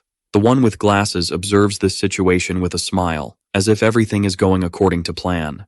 Thus, the stressed one leaves the room treating the same poor guy from before poorly, who again, just obeys. At this moment it is necessary for the protagonist to greet the seniors, and there is no time to lose, because at this moment, the analyst does not want his ally to play around but to fight seriously. Upon hearing him, the muscular one simply complies and decides to take action. The second-year students are impressed to see him passing through the corridors of this other class. At that moment, we see two bullies taking down a boy, who can barely stay conscious as he is being choked. Then, the dark-haired one approaches, only to be blocked by one of the henchmen, who prevents his arrival. However, this audacity is met with a powerful punch that explodes his chin. Another unsuspecting one is also brutally beaten with a direct punch that wrecks his face and sends him flying. Everyone around is startled by this sudden occurrence, and this whole commotion was just for the sly one to say hi to Yahello. Looking to the side, the martial artist notices that there is another person accompanying the commander there. This bald man becomes extremely furious with this sudden arrival but is soon kicked with enormous force. Another one sees everything going wrong and charges in with blood in his eyes, aiming his fist at the invader's face. His bad luck is that a counterattack is launched against his abdomen and the fool simply falls drooling to the ground. Thus, the one in the blue suit gradually gets up and seems extremely furious about this attack, in addition to trying to use his influence. Even so, the dark-haired one does not care at all because he came to seek justice for the extensive criminal record of the slacker, who, on top of everything, has been stealing money. What remains for him is a desperate charge to try to counterattack, but he is soon met with a devastating kick to his leg. And to make matters worse, the newcomer grabs his head and slams it with all his strength right into the wall. Now the oppressed watches this situation in fear, as his cruel pursuer is being humiliated as if he were nothing. So much so that Daejeon questions whether the weak one is okay, and this approach frightens the fallen. Although he thinks he can be happy for being saved, it is also concerning, as these attacks are like a true riot. Next, one of the criminal's other partners appears, commenting that the store is closed, but the sight he sees is of everyone fallen there. Then, his first reaction is to act sadistically and pull out a pen to strike the newest rival of his organization. His bad luck is that this weak attack is met with a chair shot that soon breaks his arm, and after this impact, another blow is directed at him, and this damage causes him to be pushed back. Hitting his back against another wall, the brute feels extremely pained by this complete humiliation. Everyone watches Do Sung-soo confronting the current first-year leader, who casually positions himself in front of the enemy, and casually delivers an extremely humiliating and strong kick to his face, making him fall to the ground. Seeing the others watching this beating, the conqueror orders all the accomplices of the money theft scheme to show up because they will also get beaten. Seung-hoon, who remembers that even being a year above does not make him absolutely stronger, knows that challenging the whole school is dangerous. He arrives to see the chaos happening and observes one of the knocked out on the ground, concluding that it might be good to take the risk and do this in a flashy way. At that moment, one of the henchmen charges at him and prepares to strike with all his might. The thing is, just one slap is enough to defeat him, and the one with glasses notices that the strategy is to trap those who believed they were predators. Another fool also tries to hit him from behind, only to be met with a straight punch to the chin. As soon as the weakling falls to the ground, the strongest re-enters the classroom and throws another slacker outside. Not to mention that another one is also repelled with all his strength, as if he were nothing.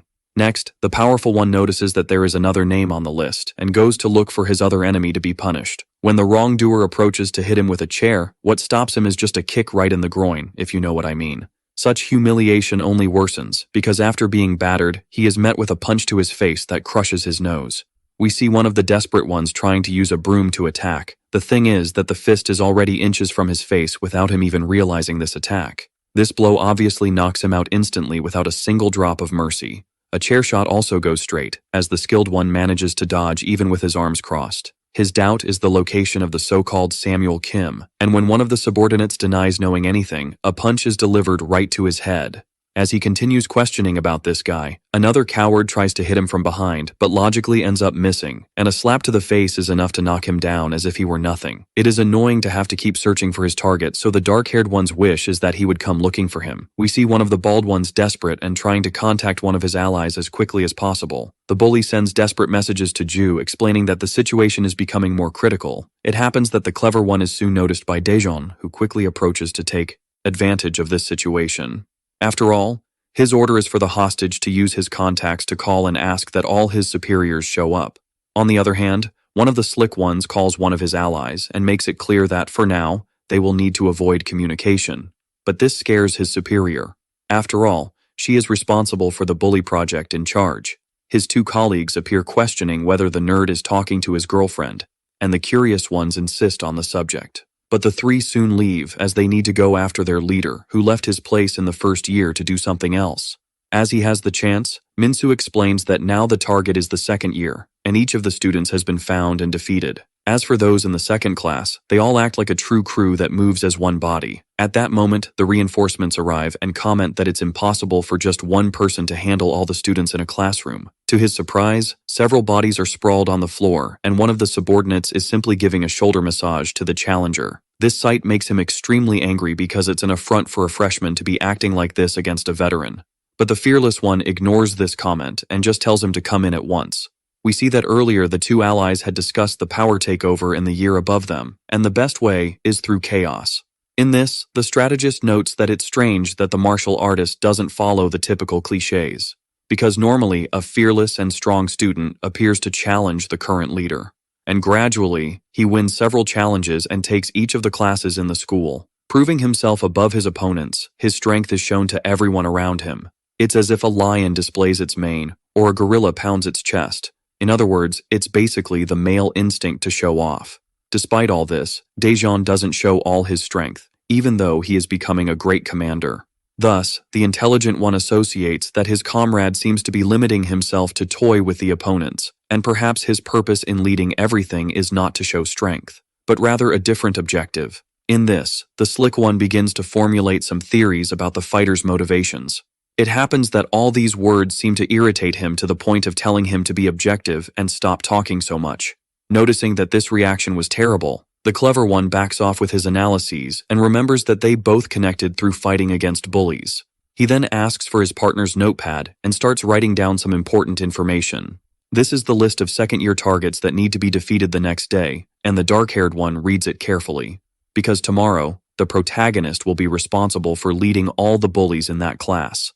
Returning to the present, the other commander of the bald ones agrees to talk out of kindness and mercy with the invader. Everyone positions themselves, and the guy realizes he needs to teach the freshman with a merciful heart. Because his goal is simply to offer a gentle and simple end, which will take the life of the strongest without suffering, and one of the henchmen seems to advance. Out of nowhere, Dejan decides to place his hostage right in front of him for some reason, just to hit him with a punch. As soon as the injured one hits the ground, one of his allies tells him to get up and not block the way, until suddenly, an impact repulses him with all its force towards the chairs without him being able to defend himself. Then a punch hits another unsuspecting one, who didn't even have time to understand what happened. His leader complains that the poor souls just seem to be lining up to be taken down by the monster. Then, the idea is simply to use the chairs to pass over the bodies, blocking the way to the opponent. The problem is that this stupid idea goes wrong because Dejan quickly kicks the furniture and takes advantage of the fall to land a strong punch. Thus, the fool's body is thrown towards one of his companions, who is also forcefully hurled against the wall. What remains is for the two that are left to run around and try to catch the opponent through the back door, until they are surprised by a head crashing through the window just as they prepare to invade. To make matters worse, they are also prevented from accessing the place because an inexplicable force throws them away. Then, the fighter pulls one of the weak ones inside and places him right in front of him, just as another bald guy prepares to swing a chair, and since the guy can't interrupt his attack, the chair ends up hitting the fallen one's back with knockout force. Next, the guy is taken down with a brutal kick right in the middle of his face. A few more opponents arrive to try to intervene in this critical situation. The problem is that nothing goes right, as one pair already falls to the ground being pushed by the stronger one, and the other poor soul is crushed with a single charge that sends him flying like a toy. Two bullies are brutally kicked simultaneously and smashed right into the classroom lockers. Just as others are punched almost at the same instant, they try to approach the protagonist. To top it off, another straight punch explodes one of their jaws, knocking him out with tremendous violence. Watching all this is the one with glasses, who noticed not only the great strength of his challenger, but also his strategy for dealing with more than one enemy. While watching another of his men being defeated, he notices that this adaptation of the opponent can handle as many people as necessary. Outside the room, several students observe this beating completely terrified and unable to believe what they are witnessing. This is very concerning because the other students are seeing the second-year bullies being brutalized by just one first-year teenager. In other words, it is clear that the situation cannot end this way, and this needs to be avoided regardless of the method used. With that, the coward approaches, pulling out a knife and preparing to commit an even worse atrocity. Now we see the trio discovering that their leader is simply facing all the rivals alone, which makes them prepare to act. Minsel becomes worried upon seeing them comment on this, and when everyone runs away, the slick guy decides to chase them. Now we see Susie tormenting one of her classmates, and questioning him about why he is memorizing words in English. Her justification is that tensions between the classes have been increasing, so the troublemaker just tells him to get up so they can go help the protagonist. When they arrive, we see that everyone has fallen, and the knife doesn't seem to have worked as it should, and the coward sees a kind of ghost or mystical figure right in front of him, as if it were a haunting. Of course, he quickly clears his eyes thinking something is wrong, until someone approaches. It is the dark-haired guy, and he immediately questions him about that thing that seemed to be surrounding him in a supernatural way. But his response is not words, but rather a blow aimed right at the middle of his face. Such force throws the leader of this gang several meters away, as if he were just a toy. Everyone witnesses this brutal fight, which resulted in the humiliation of several students. At that moment, the allies arrive and are shocked to see that everything has already ended so quickly. And Minho is surprised by the fact that his commander has handled everything and everyone individually. Now that Ju has fallen, it's time to hunt Wanjoak, and the fool realizes he should have asked about his target before taking everyone down. At this moment, we see someone walking somewhere. Then Shunghoon comments that he thought none of his allies would come, and to make matters worse, the arrogant one doesn't even know the names of the other two. Until Susie appears bumping into the redhead and asking if her beloved is there. Upon seeing her, the nerd comments that he needed to find out some information about the girl, like her likes, but it seems that won't be necessary. When the trio wonders about Minsel's location, they are surprised to see him accompanied by the teacher. Then the man simply asks what happened this time.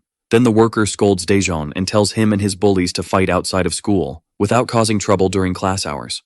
From a distance, the infiltrator wonders why his target is in such a hurry to eliminate his enemies, and he continues to reflect on the next steps of the operation. Then, someone asks for permission to enter, and the strategist simply bows to the person who has just arrived. He notices that this individual has arrived at a good time. Meanwhile, the elderly man continues to humiliate the dark-haired guy, making it clear that his actions are wrong, and he can't even talk to his parents since the boy is an orphan. It is the school president, who appears to meet with the troublemaker, and upon seeing him there, the staff member quickly bows. Seeing both of them talking so casually surprises Lee, who did not expect this relationship between the student and the principal. Then the bearded man simply tells the guy to go to his office for a meeting. At this moment, the suited man comments that it is not right to humiliate students for not having resources, and the poor guy remains bowed on the floor. In this situation, the man continues to wonder about Daejeon's identity, as he did not expect this relationship between his boss and him. Thus, the only imposition from the school manager is that his subordinate treats the fighter well. Now, the one who finds this situation strange is the young man himself, who seems not to understand the stance of any of the adults there. Then, the administrator comments that it is the first time they are meeting after the project meeting, and because of that, they will now talk. And the boy just remains silent, accepting this order from the big boss of the place. We see a bald man observing all the devastation caused in the classroom, as well as the body of his ally on the ground. His fury is immense, and Samuel comments that the one responsible was Daejeon, and he only came out unscathed because he had been away for a while. All of this happened because the leader was not there to protect them, and the brute did not show up because he went to meet Beck. Then, the long-haired one starts to come up with some theories, and, believing that the invader's idea was to wait for the muscular one's absence to act, he deduces that there might be a spy.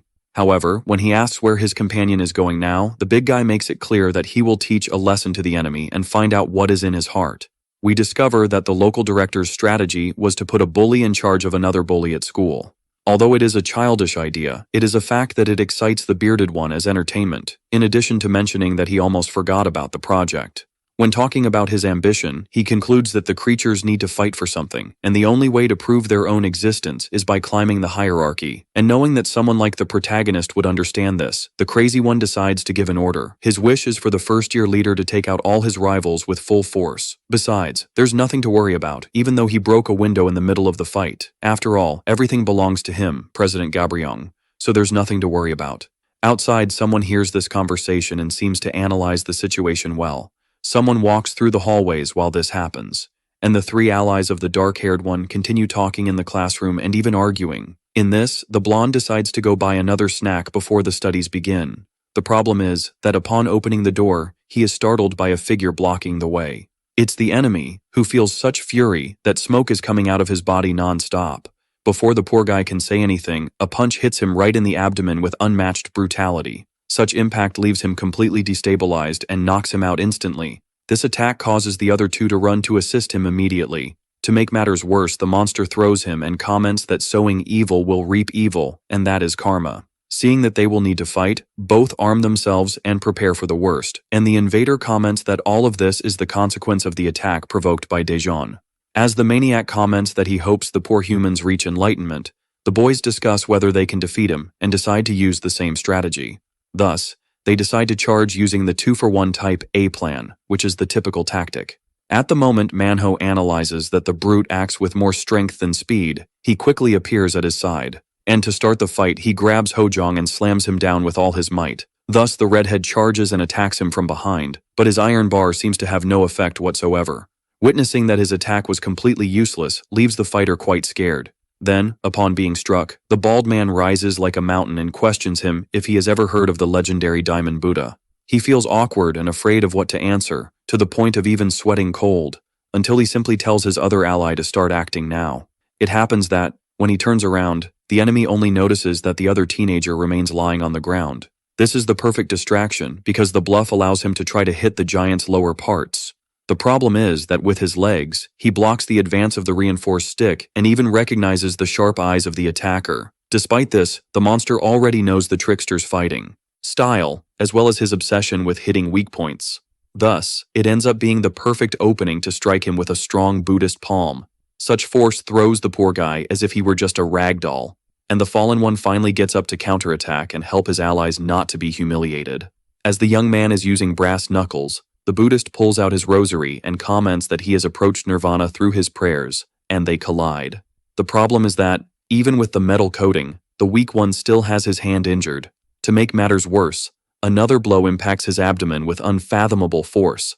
As he agonizes from this unreal damage, Hojong has just been brutalized with both fists hitting his back with full force. And as karma will be paid through the laws of cause and effect, the maniac's goal is to reap the lives of all those related to the protagonist. Seeing the big guy approaching, the redhead realizes that it is impossible to defeat him, as this being is not human. Besides, if he is not careful, he will surely be completely destroyed by this monstrosity. The poor guy begins to reflect that it was a short life, and laments not having used the weapons he wanted, until someone appears questioning him. It's Park Gyuri, who doesn't understand what's happening, and then the bald man asks if the girl is part of his enemy's group. It seems that, at the moment, the crazy guy is even willing to hurt her to achieve his goal. Then, the guy shouts for the girl to run away as fast as possible. Something manages to pull her quickly away from the man. And by a hair, his punch doesn't completely crush the innocent. The one responsible for this is the dark-haired guy himself, who managed to catch her in time. Then, the fighter finally introduces himself to the great Wanjiak. At this moment, the friend comments that she would like to be carried again, but he just tells her to stay away. With that, the villain comments that he has been waiting for his target and that he punished some of his subordinates as a form of revenge. Seeing him there infuriates him even more. After all, he is the one responsible for this chaotic situation. Everyone is surprised to find out that the class leaders will face off and rush to see what might be happening. Upon hearing him, Daejeon remembers that he only did that because the other gangsters were bad people who took money from others. Next, Manhwa warns him to be careful because the opponent is extremely strong, and lowering his guard could be dangerous. When asked what he is doing there, the redhead comments that he can't move his legs. Thus, the guy notices that this guy's aura is completely different from the other students he faced. He ends up thinking that this might have been the reason they hadn't fought earlier, and now the crazy guy concludes that this could be fun. Although he admits that his self-discipline is flawed and that he needs to forgive humans, the brute comments that this time he will not be merciful, because there will be no forgiveness for the dark-haired guy, who simply attacked all his friends before. Upon hearing him, the martial artist decides to charge in, and for some reason, a weapon is aimed right at the middle of his head. Such force sends him flying away with all its strength, as if he had really been shot. Even his colleague doesn't seem to understand very well what happened at that moment, and the girl is also worried because such an attack probably injured him deeply. Then we see Susie desperate to know that her beloved is involved in an even more dangerous fight. Upon hearing her, the student comments that there is nothing to fear and no reason to help him. After all, the boy is very strong. The thing is, the dark-haired girl fears this situation because, once, one eliminated everyone from the rival gang alone and without the slightest difficulty. Thus, the desperate girl would like to find a way to stop her love from facing him and ends up using the poor guy as a mount. Now, the one who is horrified by what she sees is the short-haired girl, who is surprised to see him getting back up. It turns out that the muscular guy is firm and strong, and soon recognizes that this was the punch that defeated his companion.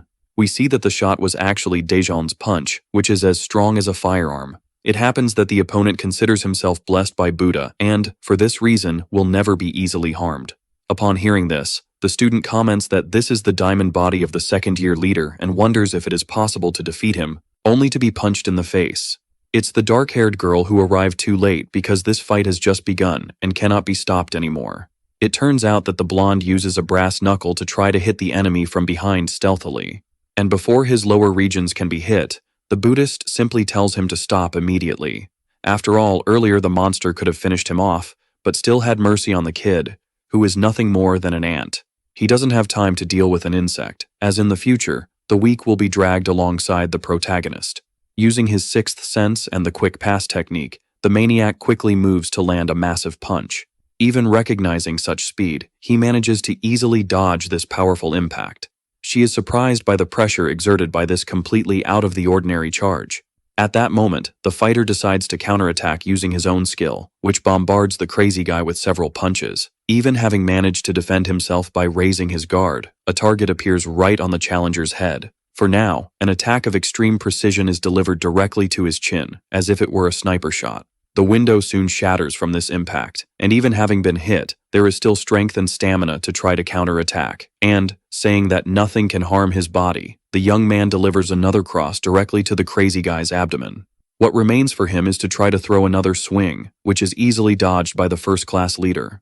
In retaliation, a punch of immeasurable power is thrown against the giant, who is once again hurled backward. Then Sung-hoon notices that the one naming the commander's attacks is the subordinate, who seems like a narrator. As the fight unfolds, the strategist begins to reflect that his comrade's strikes are not like firearms. Now, another punch is delivered with all its force to Won's ribs, lifting him off the ground. Another uppercut lands on his chin, and the nerd concludes that each blow is like a pile bunker. After all, each punch is capable of penetrating any target, and to illustrate this, the poor guy's abdomen is crushed once more. It's as if this damage could break through the religious man's armor, who ultimately succumbs. Now the Buddhist falls to his knees, and his faith is mocked by Daejeon, who treats all that talk as a big joke. In his fury, his counterattack is an attempt to slap the boy's face. The problem is that it is easily avoided and countered with a devastating knee strike. To him, the bully acts merely as a false monk, who will now need to ask for true blessings. After all, he will be beaten even more. Two guys are bored because they can't go to school, and in their minds, the outcome of all this will be obvious. Then, the one with green hair laments not being able to see the believer in Buddha being beaten in person, until his friend tells him to prepare the henchmen, and the main order is for each of the allies to be armed with something in hand. Even while getting furious, it's clear that the big guy is being easily beaten. The two watch this beating, surprised by the brutality involved, and Suzy herself acknowledges that the bald man seems barely able to move due to the damage. He reflects in his thoughts that he cannot lose this way, as he still has several goals, but soon questions his own identity.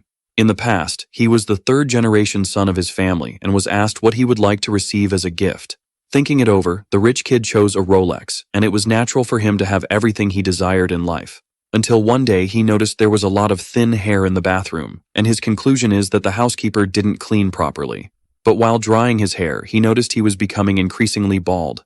And looking at his father's head, for the first time he noticed that something was defective in his perfect life. This shocked him because he had no idea what defects were, and reality hit him hard.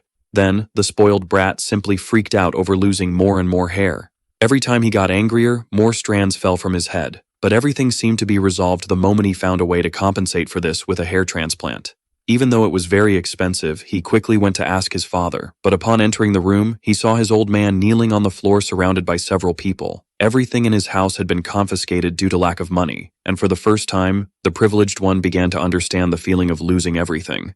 As he hit rock bottom, he needed to find something to cling to and trust, and what gave him strength was Buddhism. Thus, he shaved his head completely, detached himself from certain things, and finally began to regain his peace. The problem is that while walking through a park, the crazy guy became furious with a tree and for some reason decided to punch it. Then we see that all this detachment was a lie because the madman continued focused on acquiring more wealth. Over time, the fake entered school just to get rich through fights. And mastering everything in just one school year, the wrongdoer simply began to collect resources until he became wealthy. He was just eagerly waiting for that day, until the point where that goal was completely destroyed. The one responsible for this devastation was the dark-skinned man, who uses his fists to ruin everything easily. Seeing him take everything he has achieved leaves the Buddhist even more desperate. In a moment of tension, his strategy is to quickly grab the opponent's legs. Then he starts using all his strength to drag him, and he swears he is close to escaping this hell. Even using everything he has, he is easily overpowered by Daejeon, as his body is effortlessly thrown. Even the strongest recognizes that his enemy still has energy to get up, and he assures that he is overflowing with will. It happens that the martial artist guarantees that if the bully returns everything he stole, he will have mercy on the villain. But he believes that this is nothing but absurdity, as the madman insists that collecting money is a necessity. And none of the allies seem to understand these crazed words very well. Then, the one with glasses finally wakes up and is surprised to see his comrade acting, for everything indicates that at this moment, one has finally reached nirvana and is determined to show all his blessing. Thus, the attack of 1,000 hands is launched against the dark-haired one, who seems quite calm. His dodges quickly avoid any impact, and we see a reflection happening during this fight. The guy explains that this state of immersion is extremely strong, and for him, it is impossible for the protagonist to deal with this technique. Watching this is Suzy, and the brunette recognizes that this is practically madness. She also notes that, even being an extremely fast barrage, none of the fists can reach the skilled one. Even not hitting anything, the brute continues to unleash his abilities without stopping for a moment. He gives a moral lesson to the kid, who would be clinging to futile things and ruining the peace in others' lives. For if Daejeon weren't there, no one would care about losing their money and wouldn't cling to it in a mundane way. In the midst of his anger, the poor guy ends up confessing that everyone would be close to enlightenment, while he could buy his hair implant. The one who finds this comment strange is his right-hand man, who remembers when the big guy ordered him to shave his head as it was a symbol of pain. Upon discovering his enemy's true intention, the protagonist realizes that all of this is just greed. Besides, the rogue jokes about greed pulling people's hair out, and the crazy one prepares a final Buddha punch. It turns out that only the outer part seems resistant, and with a simple counterattack, the strongest begins to shatter the great hand, and easily his arm is broken because the interior of all this faith is completely hollow and empty. At that moment, the weak one assures that only one of the 1,000 hands has been defeated, but is soon grabbed by his challenger, who lands a cross with all his strength on his face, and this force pushes him back. Thinking he can't be defeated this way, his arms are grabbed again with all the power. Then, it's as if he is transported to a completely supernatural dimension. There, the poor guy faces a ghostly and demonic figure. Even being cornered, there is nothing to worry about, because Buddha's blessing accompanies him, but even the golden statue begins to fade. And as he starts his prayer, an impact hits his skull, and the tough guy simply crushes his head. Of course, this explosion is powerful enough to knock him out once and for all. His companion is incredulous to see him thrown to the ground so easily. Moreover, the other students are also surprised by the outcome of the fight. So great was the force that smoke even comes out of his head. And then, Seung-hoon reports that Won has been defeated, meaning there is no more salvation for the second-year members. And Samuel receives the message and notes that the third-year students are absent. So the strongest in Gyeomryong School is definitely the protagonist.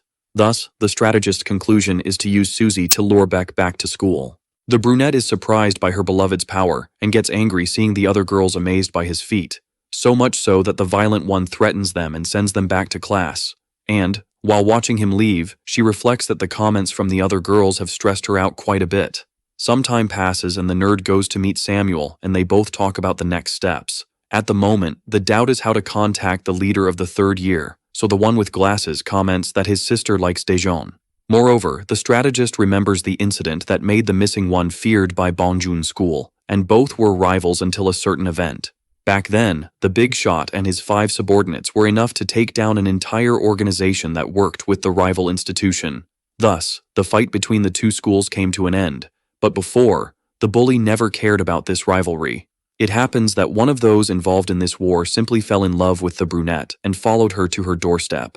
Upon hearing this story, the long-haired one deduces that the idea is to make Daejeon approach the young woman just to infuriate her family member. However, this is not enough, and the trigger needs to be stronger, meaning the strategy is to make the fighter enter the girl's house. And, to make matters worse, it needs to go beyond that, because to complete the plan, he also needs to enter her room. After the real war that took place, the entire atmosphere at school changed, and the two notice this, to the point that the lines have decreased. The reason is that everyone there started to behave in a civilized and extremely organized manner, as it should have always been. The change of power and influence spread throughout all regions, and other guys learned about it and considered the event a mess. Suddenly Manhwa is approached by his partners, who are surprised to see them there. It turns out that both were surprised by the fact that everyone had been cautious with them. And when the redhead seems excited about this idea, his commander quickly realizes that his subordinates appear happy. At that moment, the blonde remembers that, although they have conquered the middle road, there is still the gang of sacred ancestry, which is extremely dangerous. It happens that the other guy remembers that these guys won't show up because they are afraid of the current commander of the place. But the dark-haired one acknowledges that this is good, as he barely had time to study before, and then they start talking about Beck. Since only Suzy knows the location of her brother, the fool thinks about intimidating her to find out his whereabouts. Then, the guy with glasses appears questioning what his friends are talking about. In this, the trickster suggests that all Daejeon needs to do is get closer to the girl to find out more information. The problem is that the girl is quite arrogant and difficult to deal with, to the point of cursing him if he tries to talk. Park is involved in this conversation. The problem is that the short-haired girl refuses to admit that she is close to her colleague. At this moment, the strategist decides to organize a barbecue to congratulate the commander's new achievement, and the two think it's a great idea. And Manhwa also thinks it would be great, in addition to suggesting that they should have a new training session as well. Before the dark-haired one can say he wouldn't like that, his companions remain excited and even suggest alcohol. In the past, we see that he worked in a convenience store and drank a lot, as it helped calm him down. So much so that nowadays it is very tempting for him, especially the idea of drinking again. The problem is that Seung-hoon remembers that students like them cannot drink freely like that. No matter how tough he wants to seem, the guy ends up accepting the idea of going to this special dinner, Even having a commitment to training, their friend also assures that she will go. Since everyone has already been invited, now they just need to invite the queen. Then, the slick guy guarantees that he will invite her personally. Later, everyone gathers and talks about the fact that Minsu didn't come to participate because he has some pending work. To make matters worse, the protagonist seems a bit down for not being able to drink, and another colleague comments that they are similar for liking meat. At that moment, the other jealous girl corrects her, because everyone likes barbecue, so it's not like that makes them similar. On the other side, the other students wonder about the reason this girl came, and the guy with glasses who invited her. Then, the two start to compete, to see who will grill the meat for Daejeon, until Minho catches the attention of his two colleagues, as he makes it clear that this is a perfect opportunity to train. Because using both hands to grill is the perfect chance to train his arms, the problem is that the brute interrupts him. All this confusion surprises the teenager, who seems a bit lost, and his companion continues to pamper him. From afar, the guy keeps an eye on the bottle of alcohol, as if he were thirsty. Then the student quickly offers a piece of meat to the school champion, who thanks her for the kindness. But the short-haired girl intervenes, and even suggests feeding the food to the young man. Then, when he comments that there is plenty of food for everyone, the slick guy is approached by the blonde, who wants to know about Susie. When he says she will arrive soon, out of nowhere the dark-haired girl appears complaining about being called. And the reason for her coming was simply because the queen couldn't miss the official event of the new leader's coronation. Seeing her there surprises the guy, and the strategist knows that his guest had no choice but to accept to show up. Earlier, the trickster discovered that Ara liked the protagonist, as he had taken her home. Thus, the clever one went to mention the barbecue to his acquaintance, who, even seeming embarrassed, really wanted to go. At first, the fool continues to disguise and pretend not to want to go, but the girl found it strange that a girl from the analyst class would attend the event, and knowing that this other teenager likes the fighter left her completely shocked and visibly worried. To make matters worse, the clever one lied about having introduced the two because his ally wanted to learn to speak English. Upon arriving, the arrogant girl becomes worried to see her beloved surrounded by his two competitors. Now, the newcomer sits next to her colleague and is visibly uncomfortable with the presence of the nerd. And even knowing she is inferior in terms of studies, the woman continues to think she is superior. Now the short-haired girl approaches Susie, who brought an English language book because she is studying the language. They both continue talking about the subject, and Sung-hoon seems to be doing something in the back. We see the sly one appearing with some glasses of alcoholic drink, and even knowing that the clever one mixed substances, everyone toasts in celebration. When everyone drinks, the fighter seems discouraged to notice that there is no taste. Everyone seems happy with the liquid, and the one with glasses apologizes for making the mix, until the short-haired girl sees that Susie is completely red and shaken from the drinking. She is very hot, and when Sung-hoon insists on questioning her, the crazy one punches him. This impact obviously throws him forcefully to the ground with extreme ease. Now the brunette starts taking off her jacket because of the heat she feels in her body. And of course, the two students keep an eye on this beautiful scene. Then, the drunk girl starts talking to her beloved, even calling him a kid. The bold one tells him to sit next to her immediately while making a strange face. And the fact that he cannot get involved with the girl is quite irritating to him apparently. Despite having been hit, the strategist knows that his plan worked because his target fell into the trap. He also sends messages to his ally, alerting that the mission has been completed. And now, the mischievous one is surrounded by armed henchmen ready to act as necessary. On the other hand, we see one of the girls furious with her colleague, who suddenly started flirting. It turns out that she doesn't care, and asks for more drinks for her beloved, who is visibly embarrassed by the situation. And at the moment Ara tries to talk to the out-of-control one, the rude girl questions whether the guy likes nerds. So much so that, to prove herself, she starts reading her English book until her rival corrects her, saying that all those words are jujitsu moves. This ends up being the opening for the rogue to invite Daejeon to practice fighting, and the one who loses will be enslaved by the other. In this, the student gets furious and decides to go after her companion, who is already being annoying. Seeing this scene surprises the other two foolish students, who even joke about thinking of learning the ground combat martial art.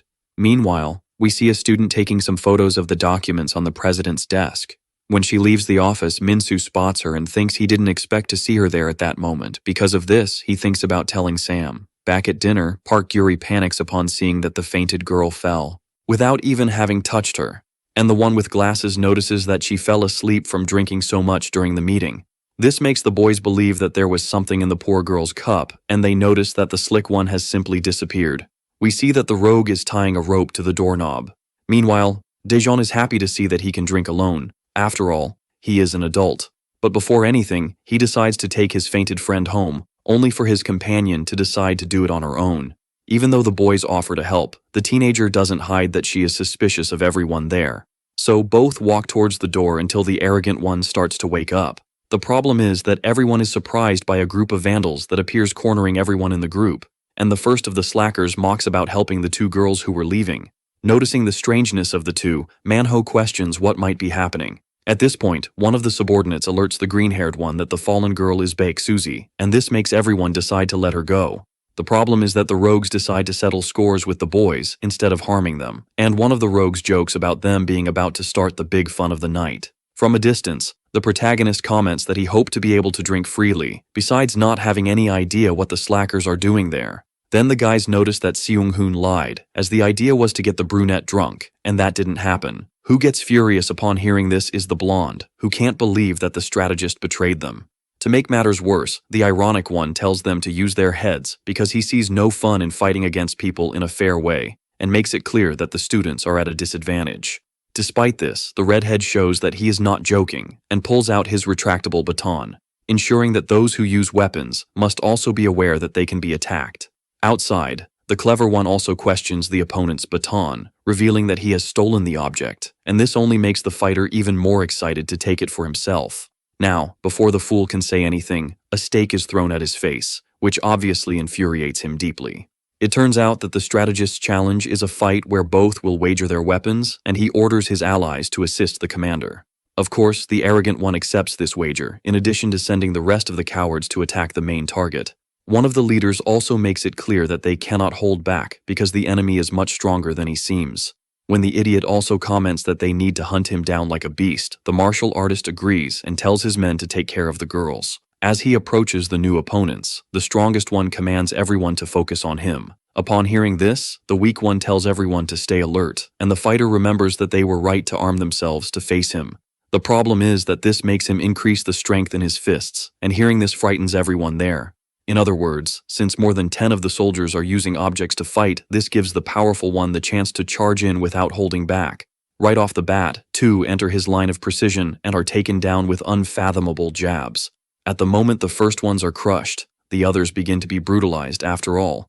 They made the mistake of being too close to each other. Each of the baton users starts to be beaten with inhuman strength. His punches explode against the guard of each of the weaklings, who are easily knocked out. One is thrown with such force by the kick that he nearly hits the leader of this attack. Meanwhile, the other 2 continue to face off, and Manhwa taunts the opponent, who dislikes his dodges.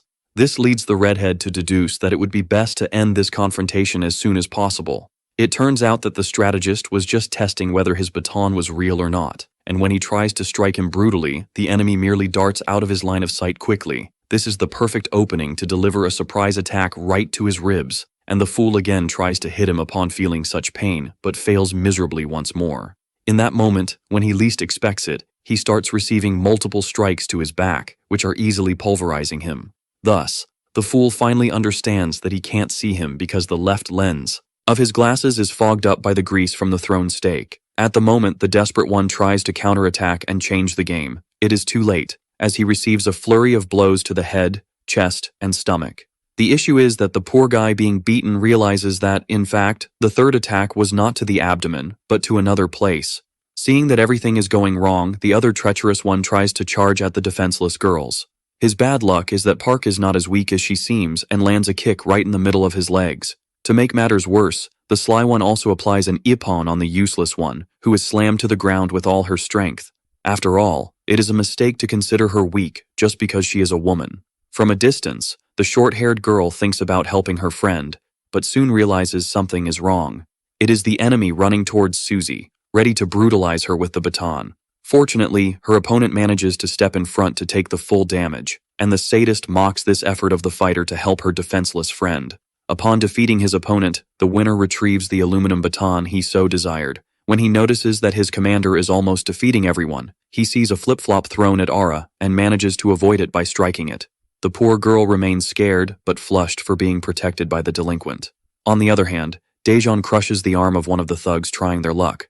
Meanwhile, 2 others are being attacked with overwhelming force that knocks them out instantly. and it's useless to try to attack from behind, because that effort is also completely futile. Thus, the merciless one subdues one of the idiots and prepares to finish him off. The problem is that the coward managed to subdue the poor girl with a knife and makes it clear that he will hurt her. The two fools who have done nothing until now are scared by this turn of events. To make matters worse, the guy keeps threatening the teenager, even challenging her to try to react until someone sneaks up. This individual quickly disarms him, and we see that it is Seung-hoon subduing him with a rear naked choke. In that moment, the strategist remembers that it is always bad to get involved with them, as the crazies always go too far. Meanwhile, the other subordinate subdued by the dark-haired one receives a slap to the face that will make him sleep for 3 days. So, of course, the commander demands an explanation from the slick guy, who tries to make excuses and confesses to lying about his relationship with the rival gang. It's clear that the blonde is furious about this, and the traitor admits he got involved with the sacred ancestry to get him drunk and defeat him. Despite everything, the liar keeps talking nonsense and comments that he didn't expect to have gotten Susie drunk as well. It's clear that the protagonist concludes he cannot trust him, and the fake apologizes, saying he only wanted to deceive the enemy. As soon as Park is helped by the martial artist, the girl starts to retaliate against the attacks. Besides that, the strongest one remembers that he will take care of the nerd if he commits another act like that. And since the poor girl hurt her wrist, Manhwa tells her to go to the hospital, as he will handle the enemy. When the redhead prepares to test his baseball bat, the strategist starts checking if anyone is injured. Since Susie is drunk, the idea is for Daejeon to take care of her, and although he finds it strange, it's inevitable. At the moment the guy picks the unconscious girl up, the jealous one approaches, preventing him. Not to mention that the other two useless ones are also not allowed to help the drunk girl. Then, noticing that his plan might go wrong, the rogue tells everyone to act quickly, as there is no time. They say their goodbyes, and the one with glasses finally manages to conclude his strategy, and someone seems to be arriving running. When Jiseok tries to intervene, the rogue grabs him and prevents the long-haired guy from getting involved. We find out that it was the newcomer who revealed the fact that she is weak with drinks, and the fact that Gyuri knows the address of the unconscious girl also helped. Even though the young man insists on taking her home, knowing her very well, his companion keeps insisting on sending him home. And at the moment, the poor guy doesn't quite understand the situation. The crazy one lands a powerful kick on him. All of this was just to hurt him and give a reason for the guy not to help, as it's part of the plan for the protagonist to take her to the apartment. The big problem is that when she gets drunk, the girl has a habit of wanting to practice jujitsu. In other words, his fear is that the crazy girl will attack the dark-haired guy during this loss of control. As she slowly wakes up, the maiden notices that she is in the arms of her beloved and sees that he is indeed quite handsome. The fact that she is being carried makes her embarrassed, and the boy notices that he is attracting a lot of attention. Then, when the guy sees that there is a taxi there, the clever one thinks about feeling nauseous and possibly vomiting in the vehicle. Seeing her awake surprises him, and the fighter quickly dismisses the taxi driver by saying they won't need the ride. All of this is because the rascal just wants to be carried by the one he likes so much. With that, the strongest one decides to go all out and uses all his speed to follow the path. Such agility surprises the driver, who didn't expect to see someone so fast at this level.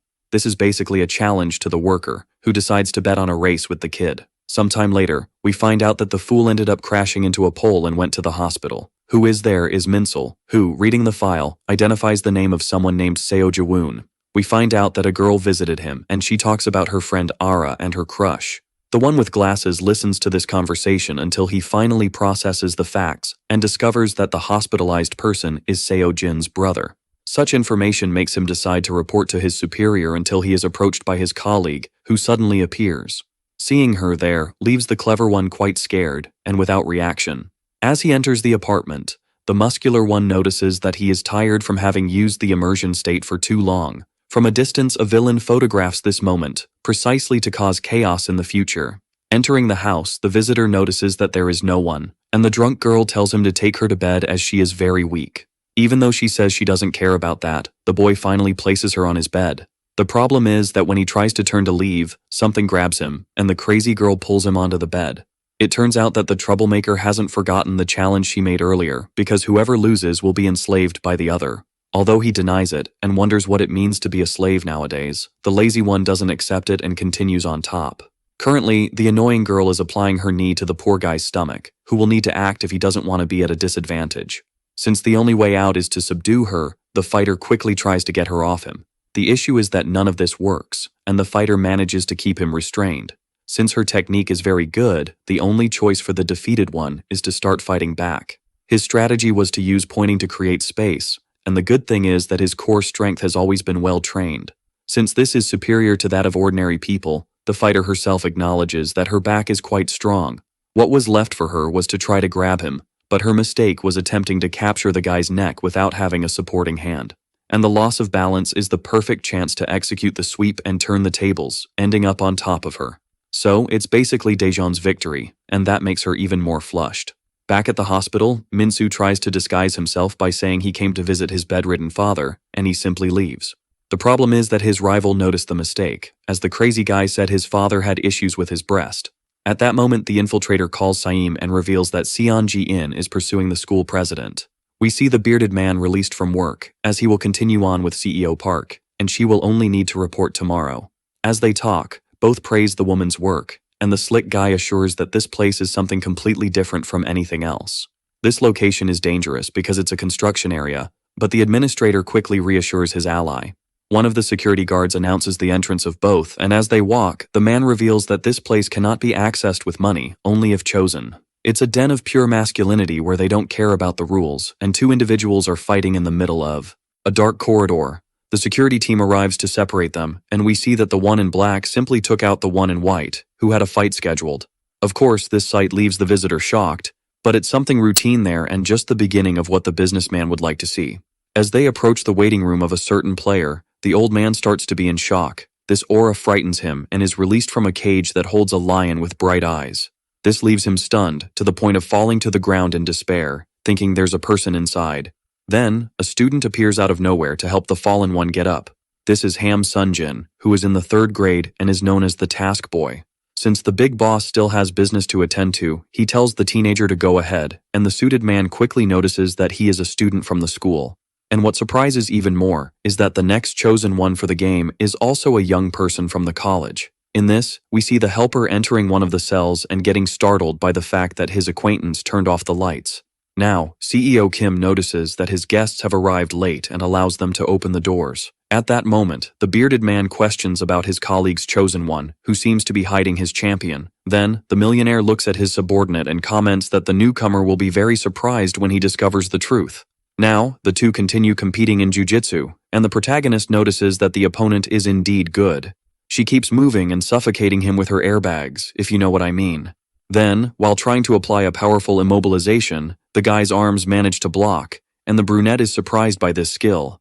Continuing his counterattack, the clever one turns the tables until he manages to grab her and pin her down. As the trickster applied handcuffs to her hands, the loser tries to comment that this is cheating, but her opponent is worried about the blanket. At the moment, the young woman confirms. She questions why he is interested in that and becomes even more flushed. It turns out that the fighter quickly wrapped her up with the fabric and managed to restrain her completely. Since this is the only way he can leave, the winner simply leaves her trapped there and prepares to depart.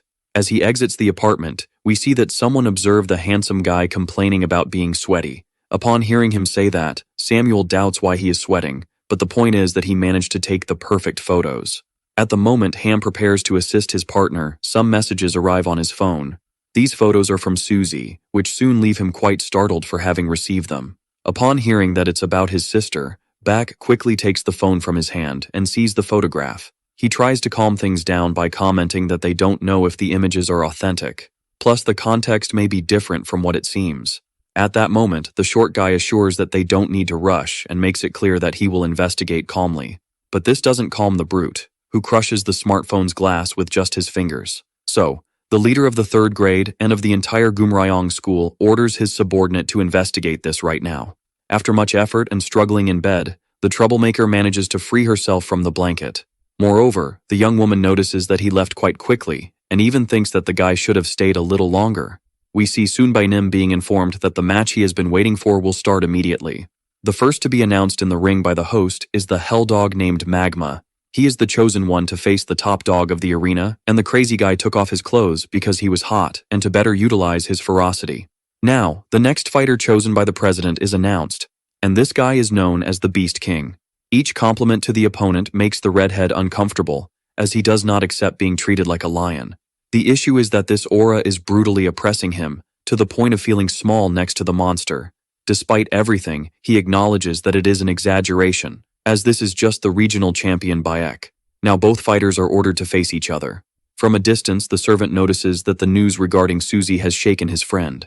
It turns out that Ham Sunjin has been his servant for 10 years and assures that he will resolve this situation. At the moment, the host tries to explain the rules of the fight. The impatient one charges in without thinking twice. Even being fast, his opponent is also extremely skilled and doesn't even move upon seeing the punch coming. Then, the impact is received full force on his face, and the explosion is fervent. The two supporters of the injured are incredulous at the scene they witness. Meanwhile, the others notice that this attack really hit him hard and mercilessly. With that, a series of devastating strikes aim at the brown-skinned fighter, who simply accepts the damage. And finally, the redhead hits him with another impact, making it clear that he is nothing. Then, the guest notices that the fighter chosen by the president does not seem to be in good condition. Sun Bai Neem analyzes that the opponent is not someone who normally accepts being hit like this, and thus, he won't be able to concentrate on the fight. Another blow detonates the face of the paralyzed one, who doesn't even dodge. Moreover, another hook to his stomach also causes extremely alarming damage. So, what remains for the agitated one is to ask the others what is happening there. Thus, the merciless one grabs him by the hair and starts questioning what is going on. After all, he traveled the whole country just to fight in this brutal arena. In this way, Magma prepares to deliver the mercy blow that will finish him off. His bad luck is that the counterattack finally occurs, and an impact is concentrated on his stomach. So great is the pain that his knees hit the ground, and he starts to vomit ketchup. In the time of the Roman Empire, humans faced lions inside the Colosseum, and it was a game where life was at risk. While the injured one crawls on the ground, the bearded man questions who wins between a man and a beast. Now the guy finally gets up and makes the excuse of being injured for being defenseless, but his fury is visible. However, when he tries to counterattack with a punch, his arm is punched at that very moment mercilessly. This is enough to cause a serious fracture in his bone, and the pain makes him scream. As if that weren't enough, another punch is thrown to break his ribs with unimaginable violence. He falls back to the ground, spitting out more barbecue he had eaten at the weekend barbecue. And even begging for mercy, another blow is dealt to his face. And since his hand was in front, his fingers were shattered. Another explosion hits him, throwing him far away, and the reflection is that an animal's attack can devastate a person with a single hit. Then, the president concludes that people did not see the guy trying to defeat the lion, when in fact they were just there to see him being hunted by the beast. While the poor guy crawls away from his hunter, Beck begins to talk about how much he loves his sister, and that he would do anything for her. He wanted to show her, but since he can't, he remembers that the reason Magma came to the arena was to engage in a fight to the end. Even if the gladiator fights bravely, there is no other fate when crossing paths with the lion, and the redhead tries to plead for mercy. When the victim asks for help, not even the referee is willing to intervene in the fight. This drives him to despair because he knows this is his end, and nothing can save him. No matter how much the injured tries to offer money, the brute knows he will get more if he wins, and starts dragging him by the foot. Because, with the cash he receives, he can pamper his little sister even more. When the trio enters a classroom to check if Dejan is there, they notice that the students have organized themselves in a line, and one of the subordinates starts to organize the whole scheme, as everyone is there to greet the king. They are surprised by this, and soon realize that everyone gathered there just to greet the protagonist. Even being revered, the dark-haired boy feels uncomfortable, because all this ceremony hinders his studying. Some even cut in line to try to approach him, and this almost leads to a discussion. The issue is that someone enters the midst of everyone there without asking for permission. When a blonde asks for permission to collect resources, he receives a kick right in the middle of the face. His body is brutally thrown against the wall due to the impact. And the one responsible for this was Suzy, who orders everyone causing a disturbance to leave. At the moment the crazy one gets upset for being beaten, the other student interrupts him angrily as he wanted to be hit in his place. Feeling ignored and avoided by the fighter, the crazy girl simply grabs him by the collar. This makes him complain about not being able to study in that classroom, but his beauty ends up making her even more flushed and in love than she already was. Besides, the crazy girl complains about his aggressiveness the night before. After all, her bed ended up breaking. Everyone hears this and is completely shocked, and the girl tells him to take responsibility for what he did. These words leave him completely scared, as he didn't expect this. As everyone present feels awkward, he tells her to speak properly, as this is getting quite strange. To make matters worse, the crazy one comments that the completely soaked blanket from sweat was also hard to wash. Who hears all this is Ham Sunjin, who gets furious with this discovery. Because in the past, he remembers when his friend was just a child. And even back then, Susie was already arrogant and not cute at all, as she would send him to buy ice cream just for her. And if the poor guy was late, he would get beaten too. And knowing that his colleague has grown up stresses him out.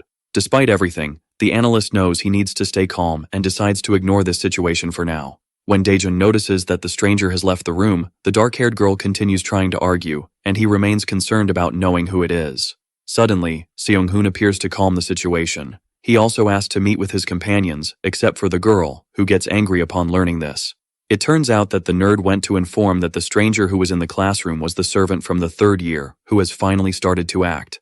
The fact that he doesn't draw attention allows him to pass unnoticed, and it is a fact that he was sent to spy on the protagonist. In fact, the one with glasses deduces that the commander and his executives, called the 4 Heavenly Kings, will act, and the trio does not like this at all. The blonde comments that the fact that there are few people will make the fight quick, so the dark-haired boy will defeat them quickly. The issue is that these men should not be underestimated. After all, they are the rulers of the entire region. In other words, the 4 fighters are much stronger than anyone they have faced so far. The only doubt the fighter has is when the midterm exams will take place. When the strategist answers his question, the confident one says he needs to study for the test and doesn't care about the number of enemies. Upon hearing that Seong-hoon can lend him his notes, the strongest feels relieved. Although the nerd also acknowledges that he would like to defeat them quickly, he thinks they still don't know how the enemies are moving. Now we see Ham Sunjin activating the fighters, but An Haegon simply ignores him and mocks him. In other words, he realizes he cannot call his boss, so he decides to resolve this situation on his own. We see several students leaving classes and talking about their routines. One particular brute doesn't talk to anyone and just goes on his way until he approaches a guy. It is clear that this group was there targeting only the kids with money, as they intended to extort them. And when the fool approaches the quiet one, the silent one doubts if he was called by him, and the cocky one assures him he was. Now the big guy gets closer, and the crazy one starts mocking him about his appearance and posture. Everyone there doesn't even care about the size of the one with glasses, who continues to be bullied, and the delinquents tell their partner to just rob him. When the dark-skinned guy notices something is wrong, his opponent demands that he hands over all his belongings. As the silent one simply ignores the thug, the crazy one makes the terrible decision to start slapping his face. The punishment for this is having his hand grabbed and crushed in an instant. Not to mention that his throat is struck quickly, leaving him breathless. The vandals are startled by this turn of events and approach, ready for a fight. We see that the big guy recognizes them from Hanwol School and notices that the intruders are visiting there. Until the leader of this weak gang appears, demanding that his subordinates just finish off the giant. Upon hearing him, the guy simply takes off his backpack and the fools rush in, ready to hit him. But the first one is easily knocked out with a punch that takes him down immediately. The second receives an elbow that explodes his chin in a way never seen before. And the second also receives the same blow, which violently crushes and smashes his face. 2 others approach from behind, and while one has his punch blocked, the other is soon knocked out. Realizing everything has gone wrong, the commander of these weaklings pulls out a knife to deal with the powerful one. Before the slick guy can say that weapons are only appropriate for those who know how to use them, the crazy one tries to hit him. But he is quickly disarmed as his hand is twisted with unbelievable force. And finally, this weakling is also defeated with extreme ease. At the moment her boyfriend falls to the ground, the teenager is completely terrified. She assures that she recorded everything and will report him for all this violence. However, no matter how much the poor girl threatens him, it's still not enough to stop him, and the maniac hits her. Thus, when the young woman falls to the ground, the maniac grabs her phone and starts deleting the recording. Then, the fighter soon notices that someone is watching him from the shadows. It is Ham Sunjin, who, when questioned, returns the question and demands to know why he wasn't answered. This is Ha Nambai, one of the 4 heavenly kings, who simply refuses to give explanations to the short guy. Then, the messenger makes it clear that he will let this nonsense slide and warns that there is a first-year member to be neutralized, as he has dominated up to the 2nd class. When the slick guy comments that he is becoming the leader of the 3rd year as a substitute for Bayek, the one with glasses simply declines the mission. As soon as the servant tries to argue and demand help from the big guy, the muscular one just tells him to stop bothering him. This forces him to run off and try to resolve the situation, as he thought the brute would help him. The problem is that the other 3 are uncontrollable beasts, and even knowing they are unstoppable, the guy trusts them. When the phone receives a notification, someone smashes a guy's nose at the table. Seeing that he received a call, the violent one answers and doesn't care about the whole story, just demanding to know the name and class of the target. This is An Haegon who, besides that, questions how much he can hit the enemy. Now we see the students gathering in front of the cafeteria, and the delinquents make their request. At the moment the girls notice that he cut in line, they even think the big guy is an old man, when in fact, he is a first year. It turns out that, in reality, it was the students who got out of his way, as they fear him for being part of Daejeon's group. They soon recognize the protagonist for being handsome, and the other students get jealous. Besides that, news spreads throughout the school about the dark-skinned guy's involvement with Suzy, and the short guy becomes increasingly worried about it. He reflects that he told the whole situation to his other allies, who, even knowing about the riot, would continue to act strangely. Now the quintet gathers again, and Seung-hoon notes that he has gathered information about the opponents, especially about Chun-sim. At that moment the fools start to make fun of the name, and Manho tells both to stop joking around. Of course the commander doesn't care at all, and his right-hand man just comments that they have an opponent worthy of them. Already in the third-year classroom, the classmates comment that the first years are acting in a disorderly manner. It turns out that the girls don't care at all, and even tease the boys about it. The problem is that none of the school leaders are there to stop the younger ones, meaning there's only one person to intervene. This guy asks if the enemy is handsome, and the classmates remember that the dark-skinned guy looks like a model. Suddenly the servant appears asking a favor from the mysterious one, specifically to talk about the new leader of the first years. We meet Oh, who is the powerful person everyone has been talking about, and she doesn't know the new big shot at school. We discover that the slacker was practicing makeup on a huge classmate, and just tells him to go wash his face. No matter how much the servant tries to explain the situation to his friend, she doesn't care about his words at all. Her only concern is that she managed to pass the level of her game, and that makes her celebrate. Then, the girl quickly realizes that they will need the executive's help, and even though she comments that it's enough to talk to Beck, the right-hand man mentions that the guy is busy. Upon hearing this, the crazy one decides that she will scold him the next time she sees him, and just leaves the short guy behind. Now, Manho comments to his boss that they need to deal with Chun-sim, as she is the only one who can move the four celestial kings. All this talk makes the protagonist lose his appetite, and before he can say anything, he quickly notices that the student is behind him. She soon realizes that he is indeed handsome, in addition to demanding that the fighter accompany her at that moment. Thus, the quintet continues to talk, as they don't believe she is the powerful person everyone claims. And when she freaks out for being ignored, the strongest one stands up and decides to follow her outside. When they step away to talk, the annoying one complains about the freshman communicating informally with the upperclassmen. He thinks and remembers that he is 20 years old and starts to notice that he is unbearable for someone who is short. Then, to punish him, the crazy one gives him an extremely weak punch and reminds him that she had threatened him before. So, the feisty one comments that she heard about the chaos caused by the kid and reminds him that he could end up in trouble if he keeps acting up. And, as she tries to leave after getting tired of reprimanding him, the fighter pulls her back to talk. At that moment, the little one blushes and thinks this is an attempt at flirting. A mother and child walk down the street, and when the child notices someone strange, the woman simply tells the little one not to look. It turns out that now, Daejeon demands that the third-year student summon the four celestial kings so he can face them soon. Out of nowhere, someone approaches the student and finally discovers his location. In this, the bald guy resurfaces, commenting that he learned from his mistakes in the last fight, and acknowledges that the student has probably improved as well. Thus, several of his students gather at the location, and the crazy one talks about the destructive techniques he has developed. And, to demonstrate, the guy tells his subordinates to start pushing him. This gives him the necessary boost to take flight and deliver a powerful flying kick. The martial artist barely manages to get Chun-sim out of the attack's path. At the moment the challenger fails to hit him, the merciless one simply delivers a brutal punch to his head. Out of nowhere, the dude notices that the girl has started crying because she got hurt. Watching all this is the servant who analyzes the situation while hidden. Then, the muscular one prepares to help the injured girl, who assures him that it wasn't her fault. But, out of nowhere, the short guy appears to take her to the infirmary and prevent further damage. And before the winner of the fight can approach him, the two quickly run away. While the defeated one laments having failed even with his new technique, the merciless one threatens him for interrupting the conversation. He tries to pretend that he is fainting, but it's useless, and the big shot also orders the other fools to kneel and put their heads on the ground. Meanwhile, the hunter realizes that his target has surprised him and acknowledges that it would be terrible to just devour him.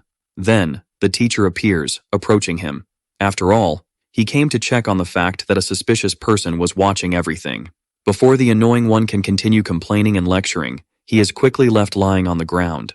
and he didn't even see how it happened. And the old man starts complaining about the delinquent. Now, the protagonist complains about having left school late for wasting time with his rival. And, before the bald guy can share his information about the 4 celestial kings, Sung-hoon appears, interrupting the conversation. In this, no matter how much the one in blue insists on reporting this information, Daejeon doesn't even pay attention and just walks away. Then, as he walks down the street, he also realizes that it will be annoying to deal with that obsessed loser. Then, when he stops to look at himself in the mirror and wonders if he should cut his hair, he notices someone approaching quickly. It's An, who tries to strike him, and the muscular one barely manages to dodge the attack. In this, the redhead is questioned about his identity, and the mocker doesn't respond with his name right away. Since the attacker was quite rude in his response, the student believes he has no intention of revealing his name. Despite this, the maniac only comments that he didn't respond out of malice, but rather because he knows it doesn't make a difference to say who he is. Several blows are launched in the direction of the first-year student, who manages to dodge these attacks. As he moves, the dark-haired boy wonders if this is one of the great enemy executives. The fact that he is wearing different clothing makes him doubt whether he is indeed another student. But even if he is a civilian, the fighter knows he will need to counterattack. Thus, his counterattack is soon prepared, and he throws a punch towards the destroyer. On the other hand, we see the nerd saying goodbye to one of his classmates. He soon notices that Gu and his subordinates are still being punished even after class. It turns out that the obsessed one hasn't left yet because he hasn't been authorized to do so, and the bespectacled boy finds it strange to see him as the only one standing. The issue is that his henchmen are there in that position training their center of strength, and him just waiting, wasting time uselessly, is more punitive. So, when both decide to talk about the third years, his men ask to leave. It happens that Bayek's special soldiers are known as the Golden Quartet elsewhere, just as they are friends from the same hometown. As the other students leave, the specialist comments that those monsters are known for their strength, but rumors indicate that, above that, they are completely brutal. Continuing the conversation, the bald man mentions the second strongest in his class, Oh Sodok. That day, their group was practicing survival fights at an abandoned construction site, until, out of nowhere, An appeared to provoke them about imitating a street fight.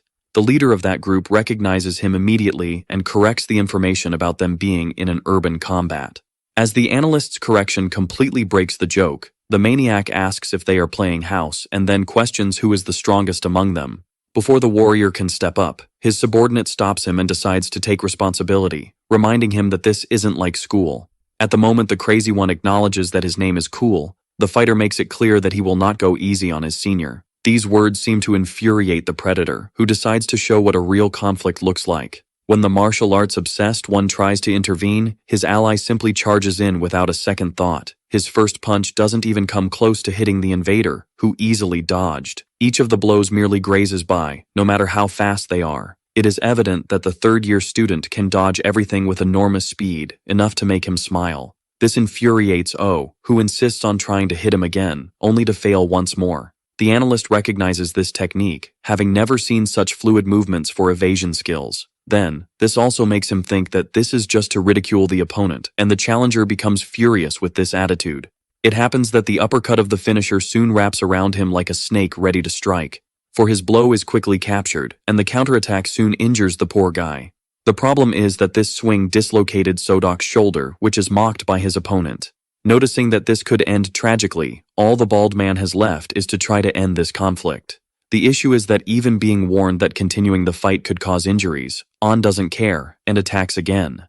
When Gu tries to intervene and stop him, the snake quickly wraps around him too. This is a swift strangulation, which brutally renders the group's master helpless.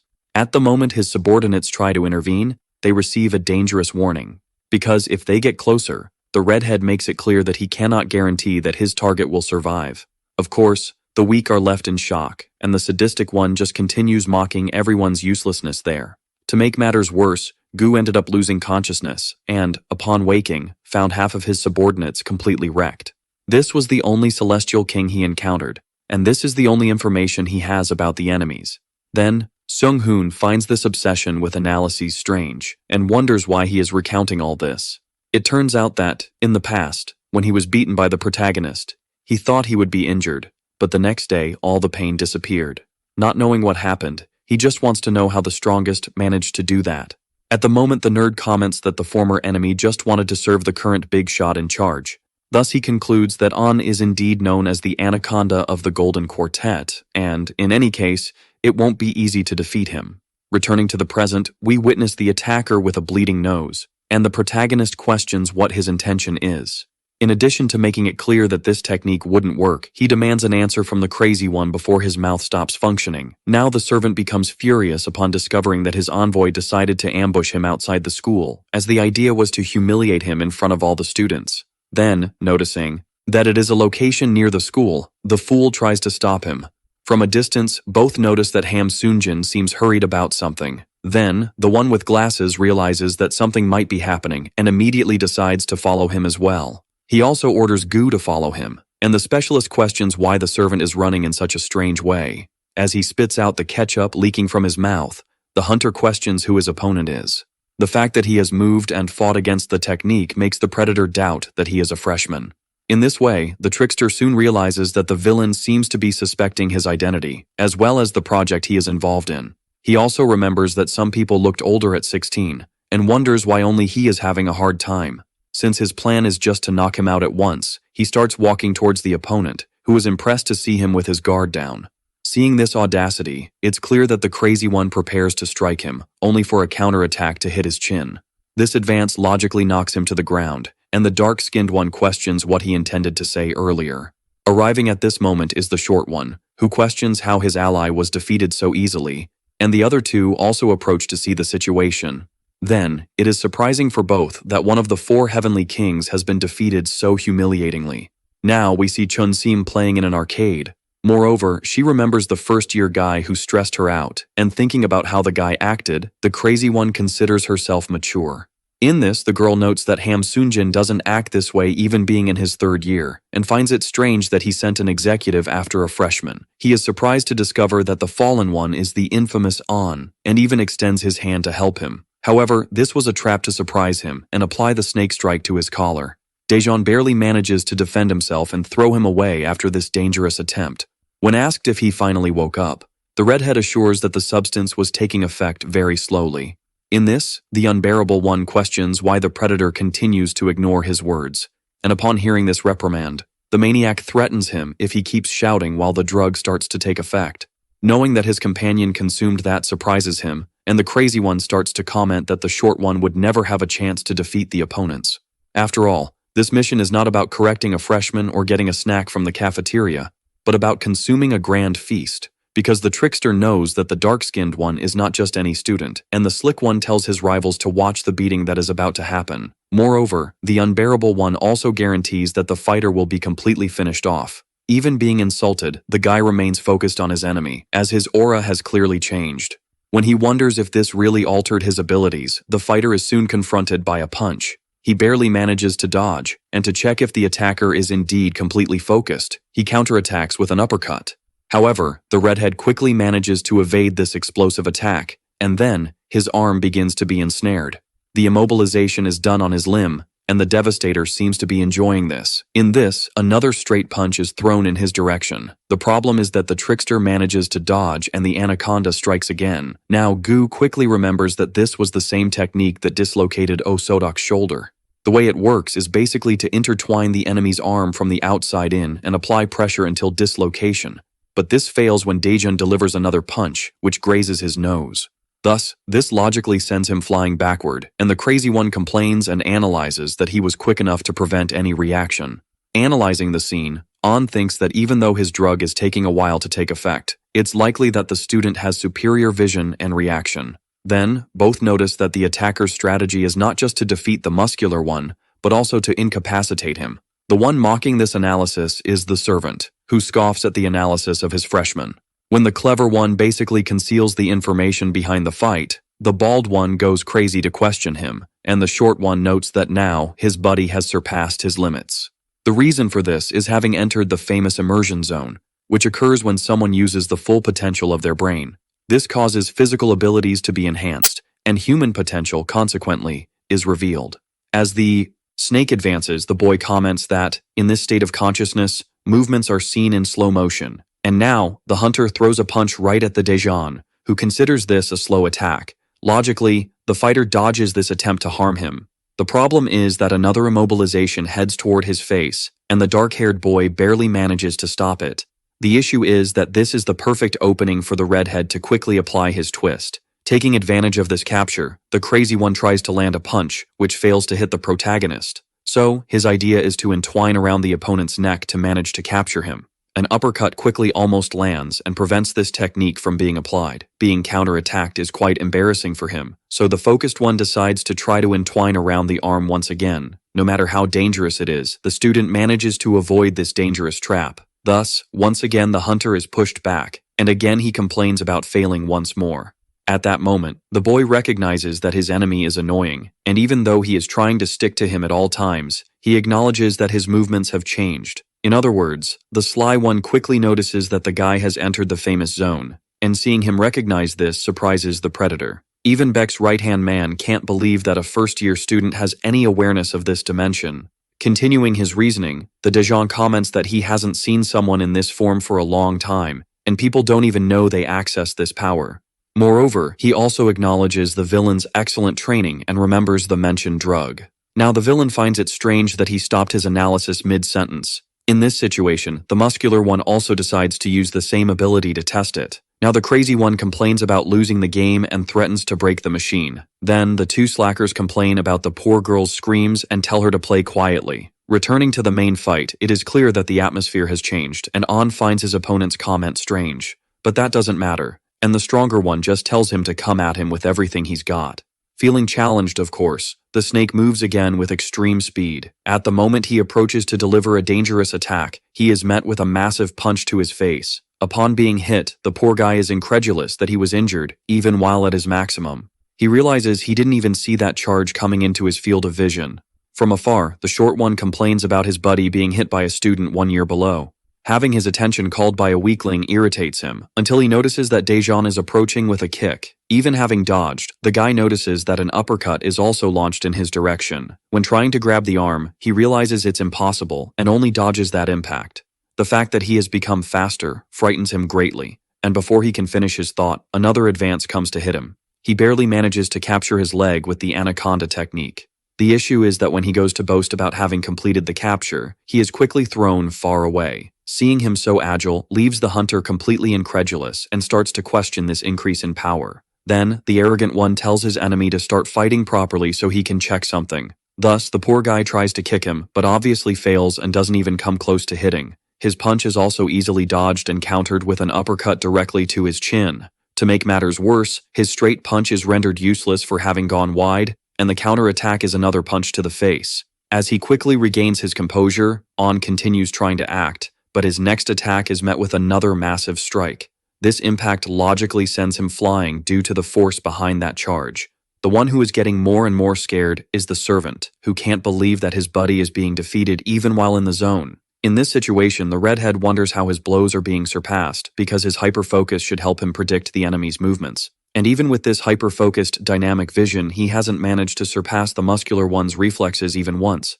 Now, the other two think that the protagonist will win since he is clearly at an advantage. These words panic the short one, who demands an answer from his rivals.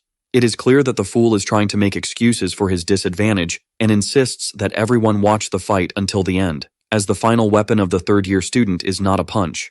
Analyzing the critical scenario, the challenger notes that he can keep up with the attack but only sees it at the moment he is hit. Now, the dark-haired one also reflects, thinking he might be wrong about a specific matter. As he advances again, the villain's decision is to allow his dynamic vision to be surpassed at first. This works because at the last moment he manages to grab his opponent's advance. His misfortune is that when trying to use his capture and twist, the other guy's reflexes kick in, and a powerful punch is thrown at his face once again, and with even more force. Of course, such an explosion pushes him even further away. Besides that, Daejeon complains about being grabbed all the time, as it deeply irritates him. The spectators notice that the strategy was to let himself be grabbed and break free using only brute strength. Now, the protagonist simply tells his other enemy to take the defeated one home, as he is at risk of death if he remains unconscious. At the moment the guy turns his back and thinks everything is over, something happens. The anaconda strikes again to capture him with brutality and cowardice. At that moment, the redhead manages to grab him in a chokehold, and acknowledges that the rookie is right about unconsciousness being able to take someone's life. Then, The confident one comments that this is why they call his ally a snake, and it's time to see what happens when a serpent coils around someone. What happens is that the prey is violently squeezed until it's ready to be devoured. It turns out that the flexibility of the madman's muscles is comparable to that of an anaconda, and no one has ever escaped.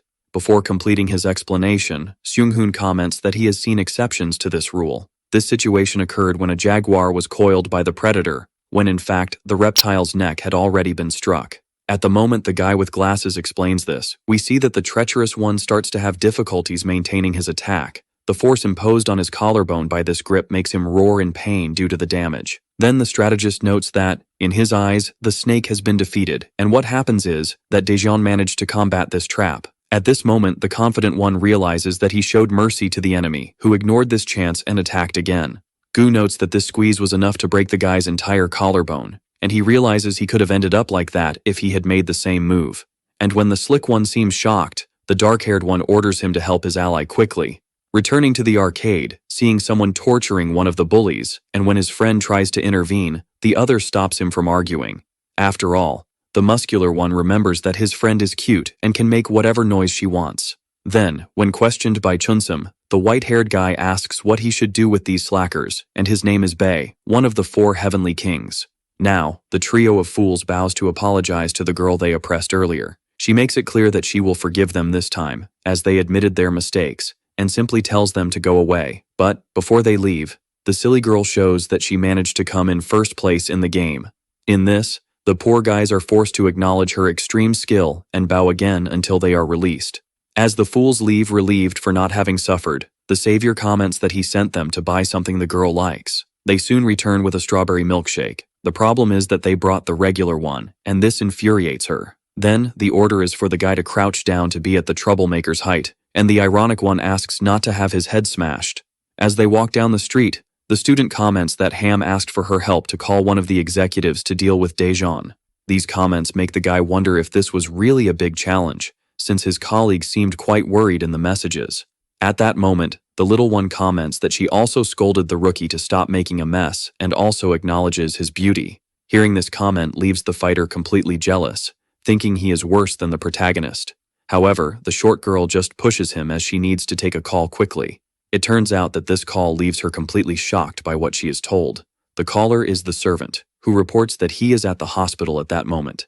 When Bae asks what happened, the poor girl seems to start tearing up. Later, Suzy seems to sneak into a fight gym. The crazy one is there just to spy on her friend, who didn't go to school but came to train.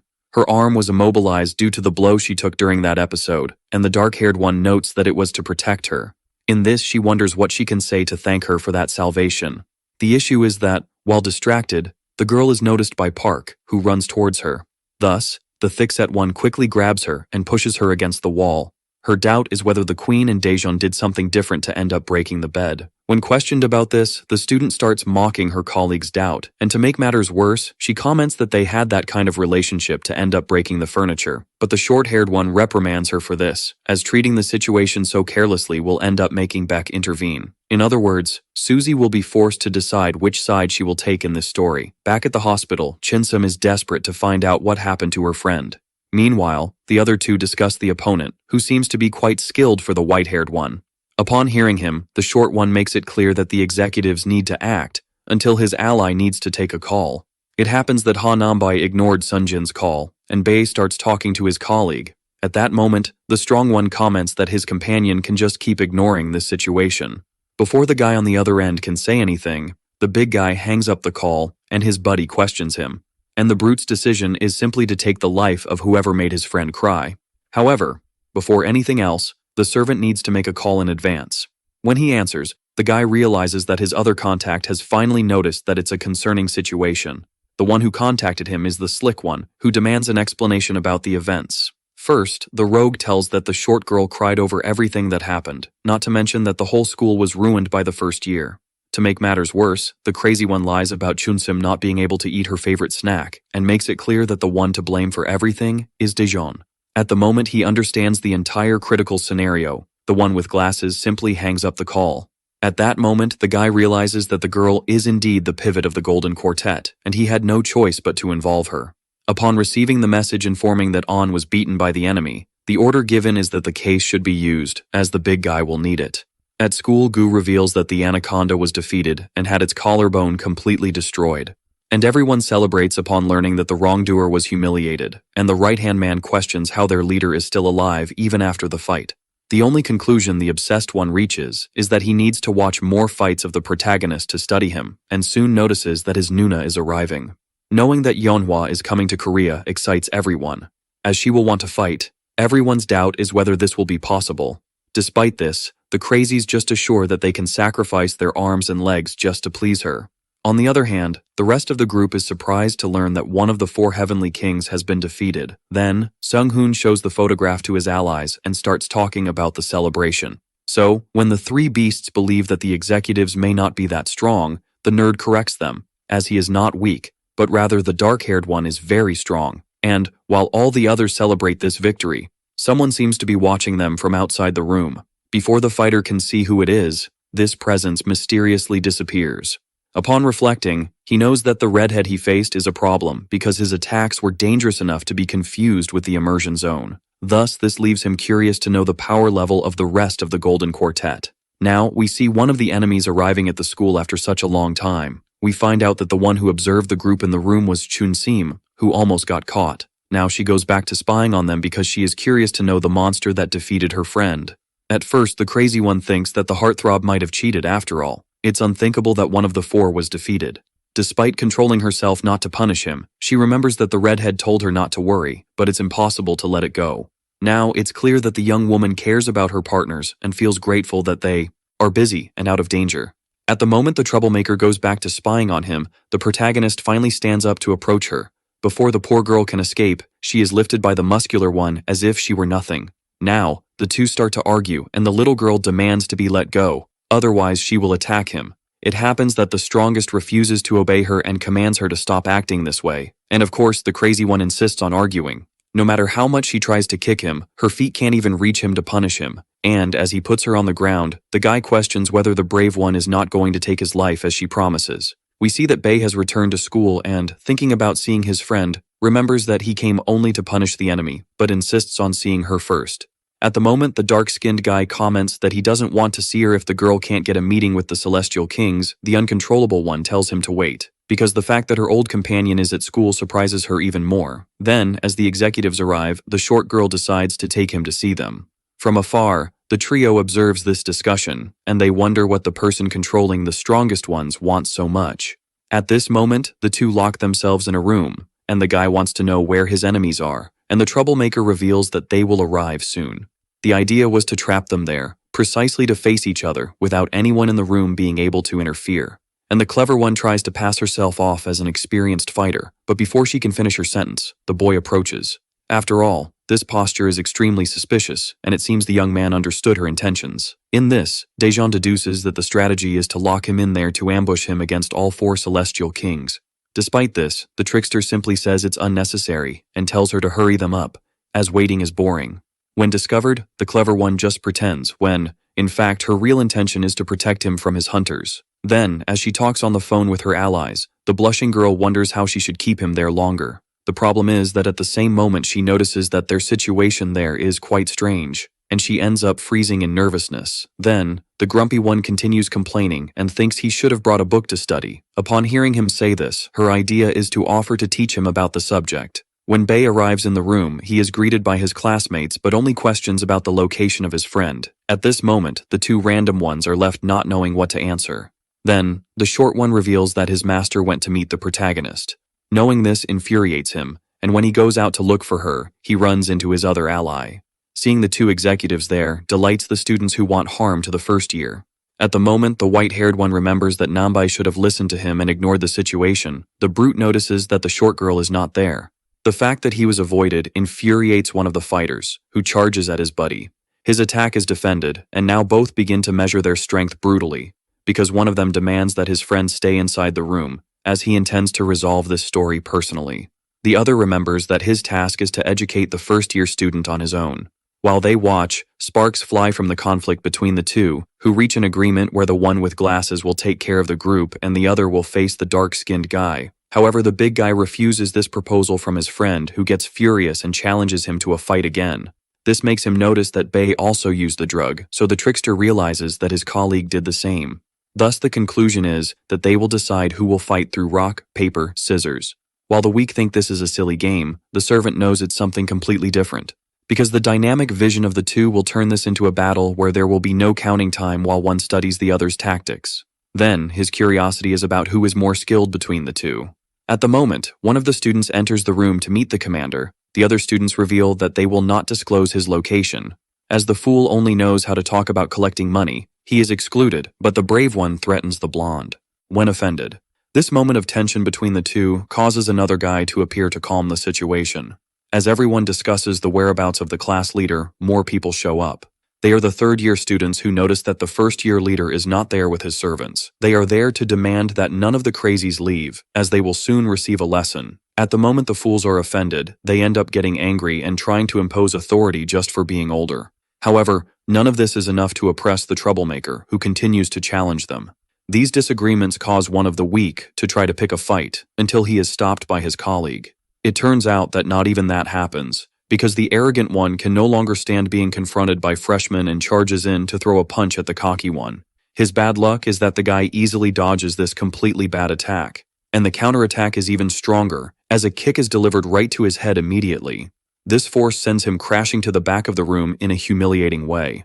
It happens that the weaklings underestimated Kim, who is known as the White Ghost. The fact is that even having taken a lot of hits before, the guy remains a captain, although it's embarrassing to keep saying the name of the skill in the middle of the fight. Then, when he prepares to punish the other, Nambai appears commenting that the first-year boys are really rude. When questioning who the brute is, the slick guy assures that he needs to discipline them as soon as possible. At that moment, the arrogant one decides to charge at the newcomer. After all, he doesn't know his reputation. Then, one of the allies seems to reflect on the name of this maniac, but by the time he remembers who it is, it's already too late.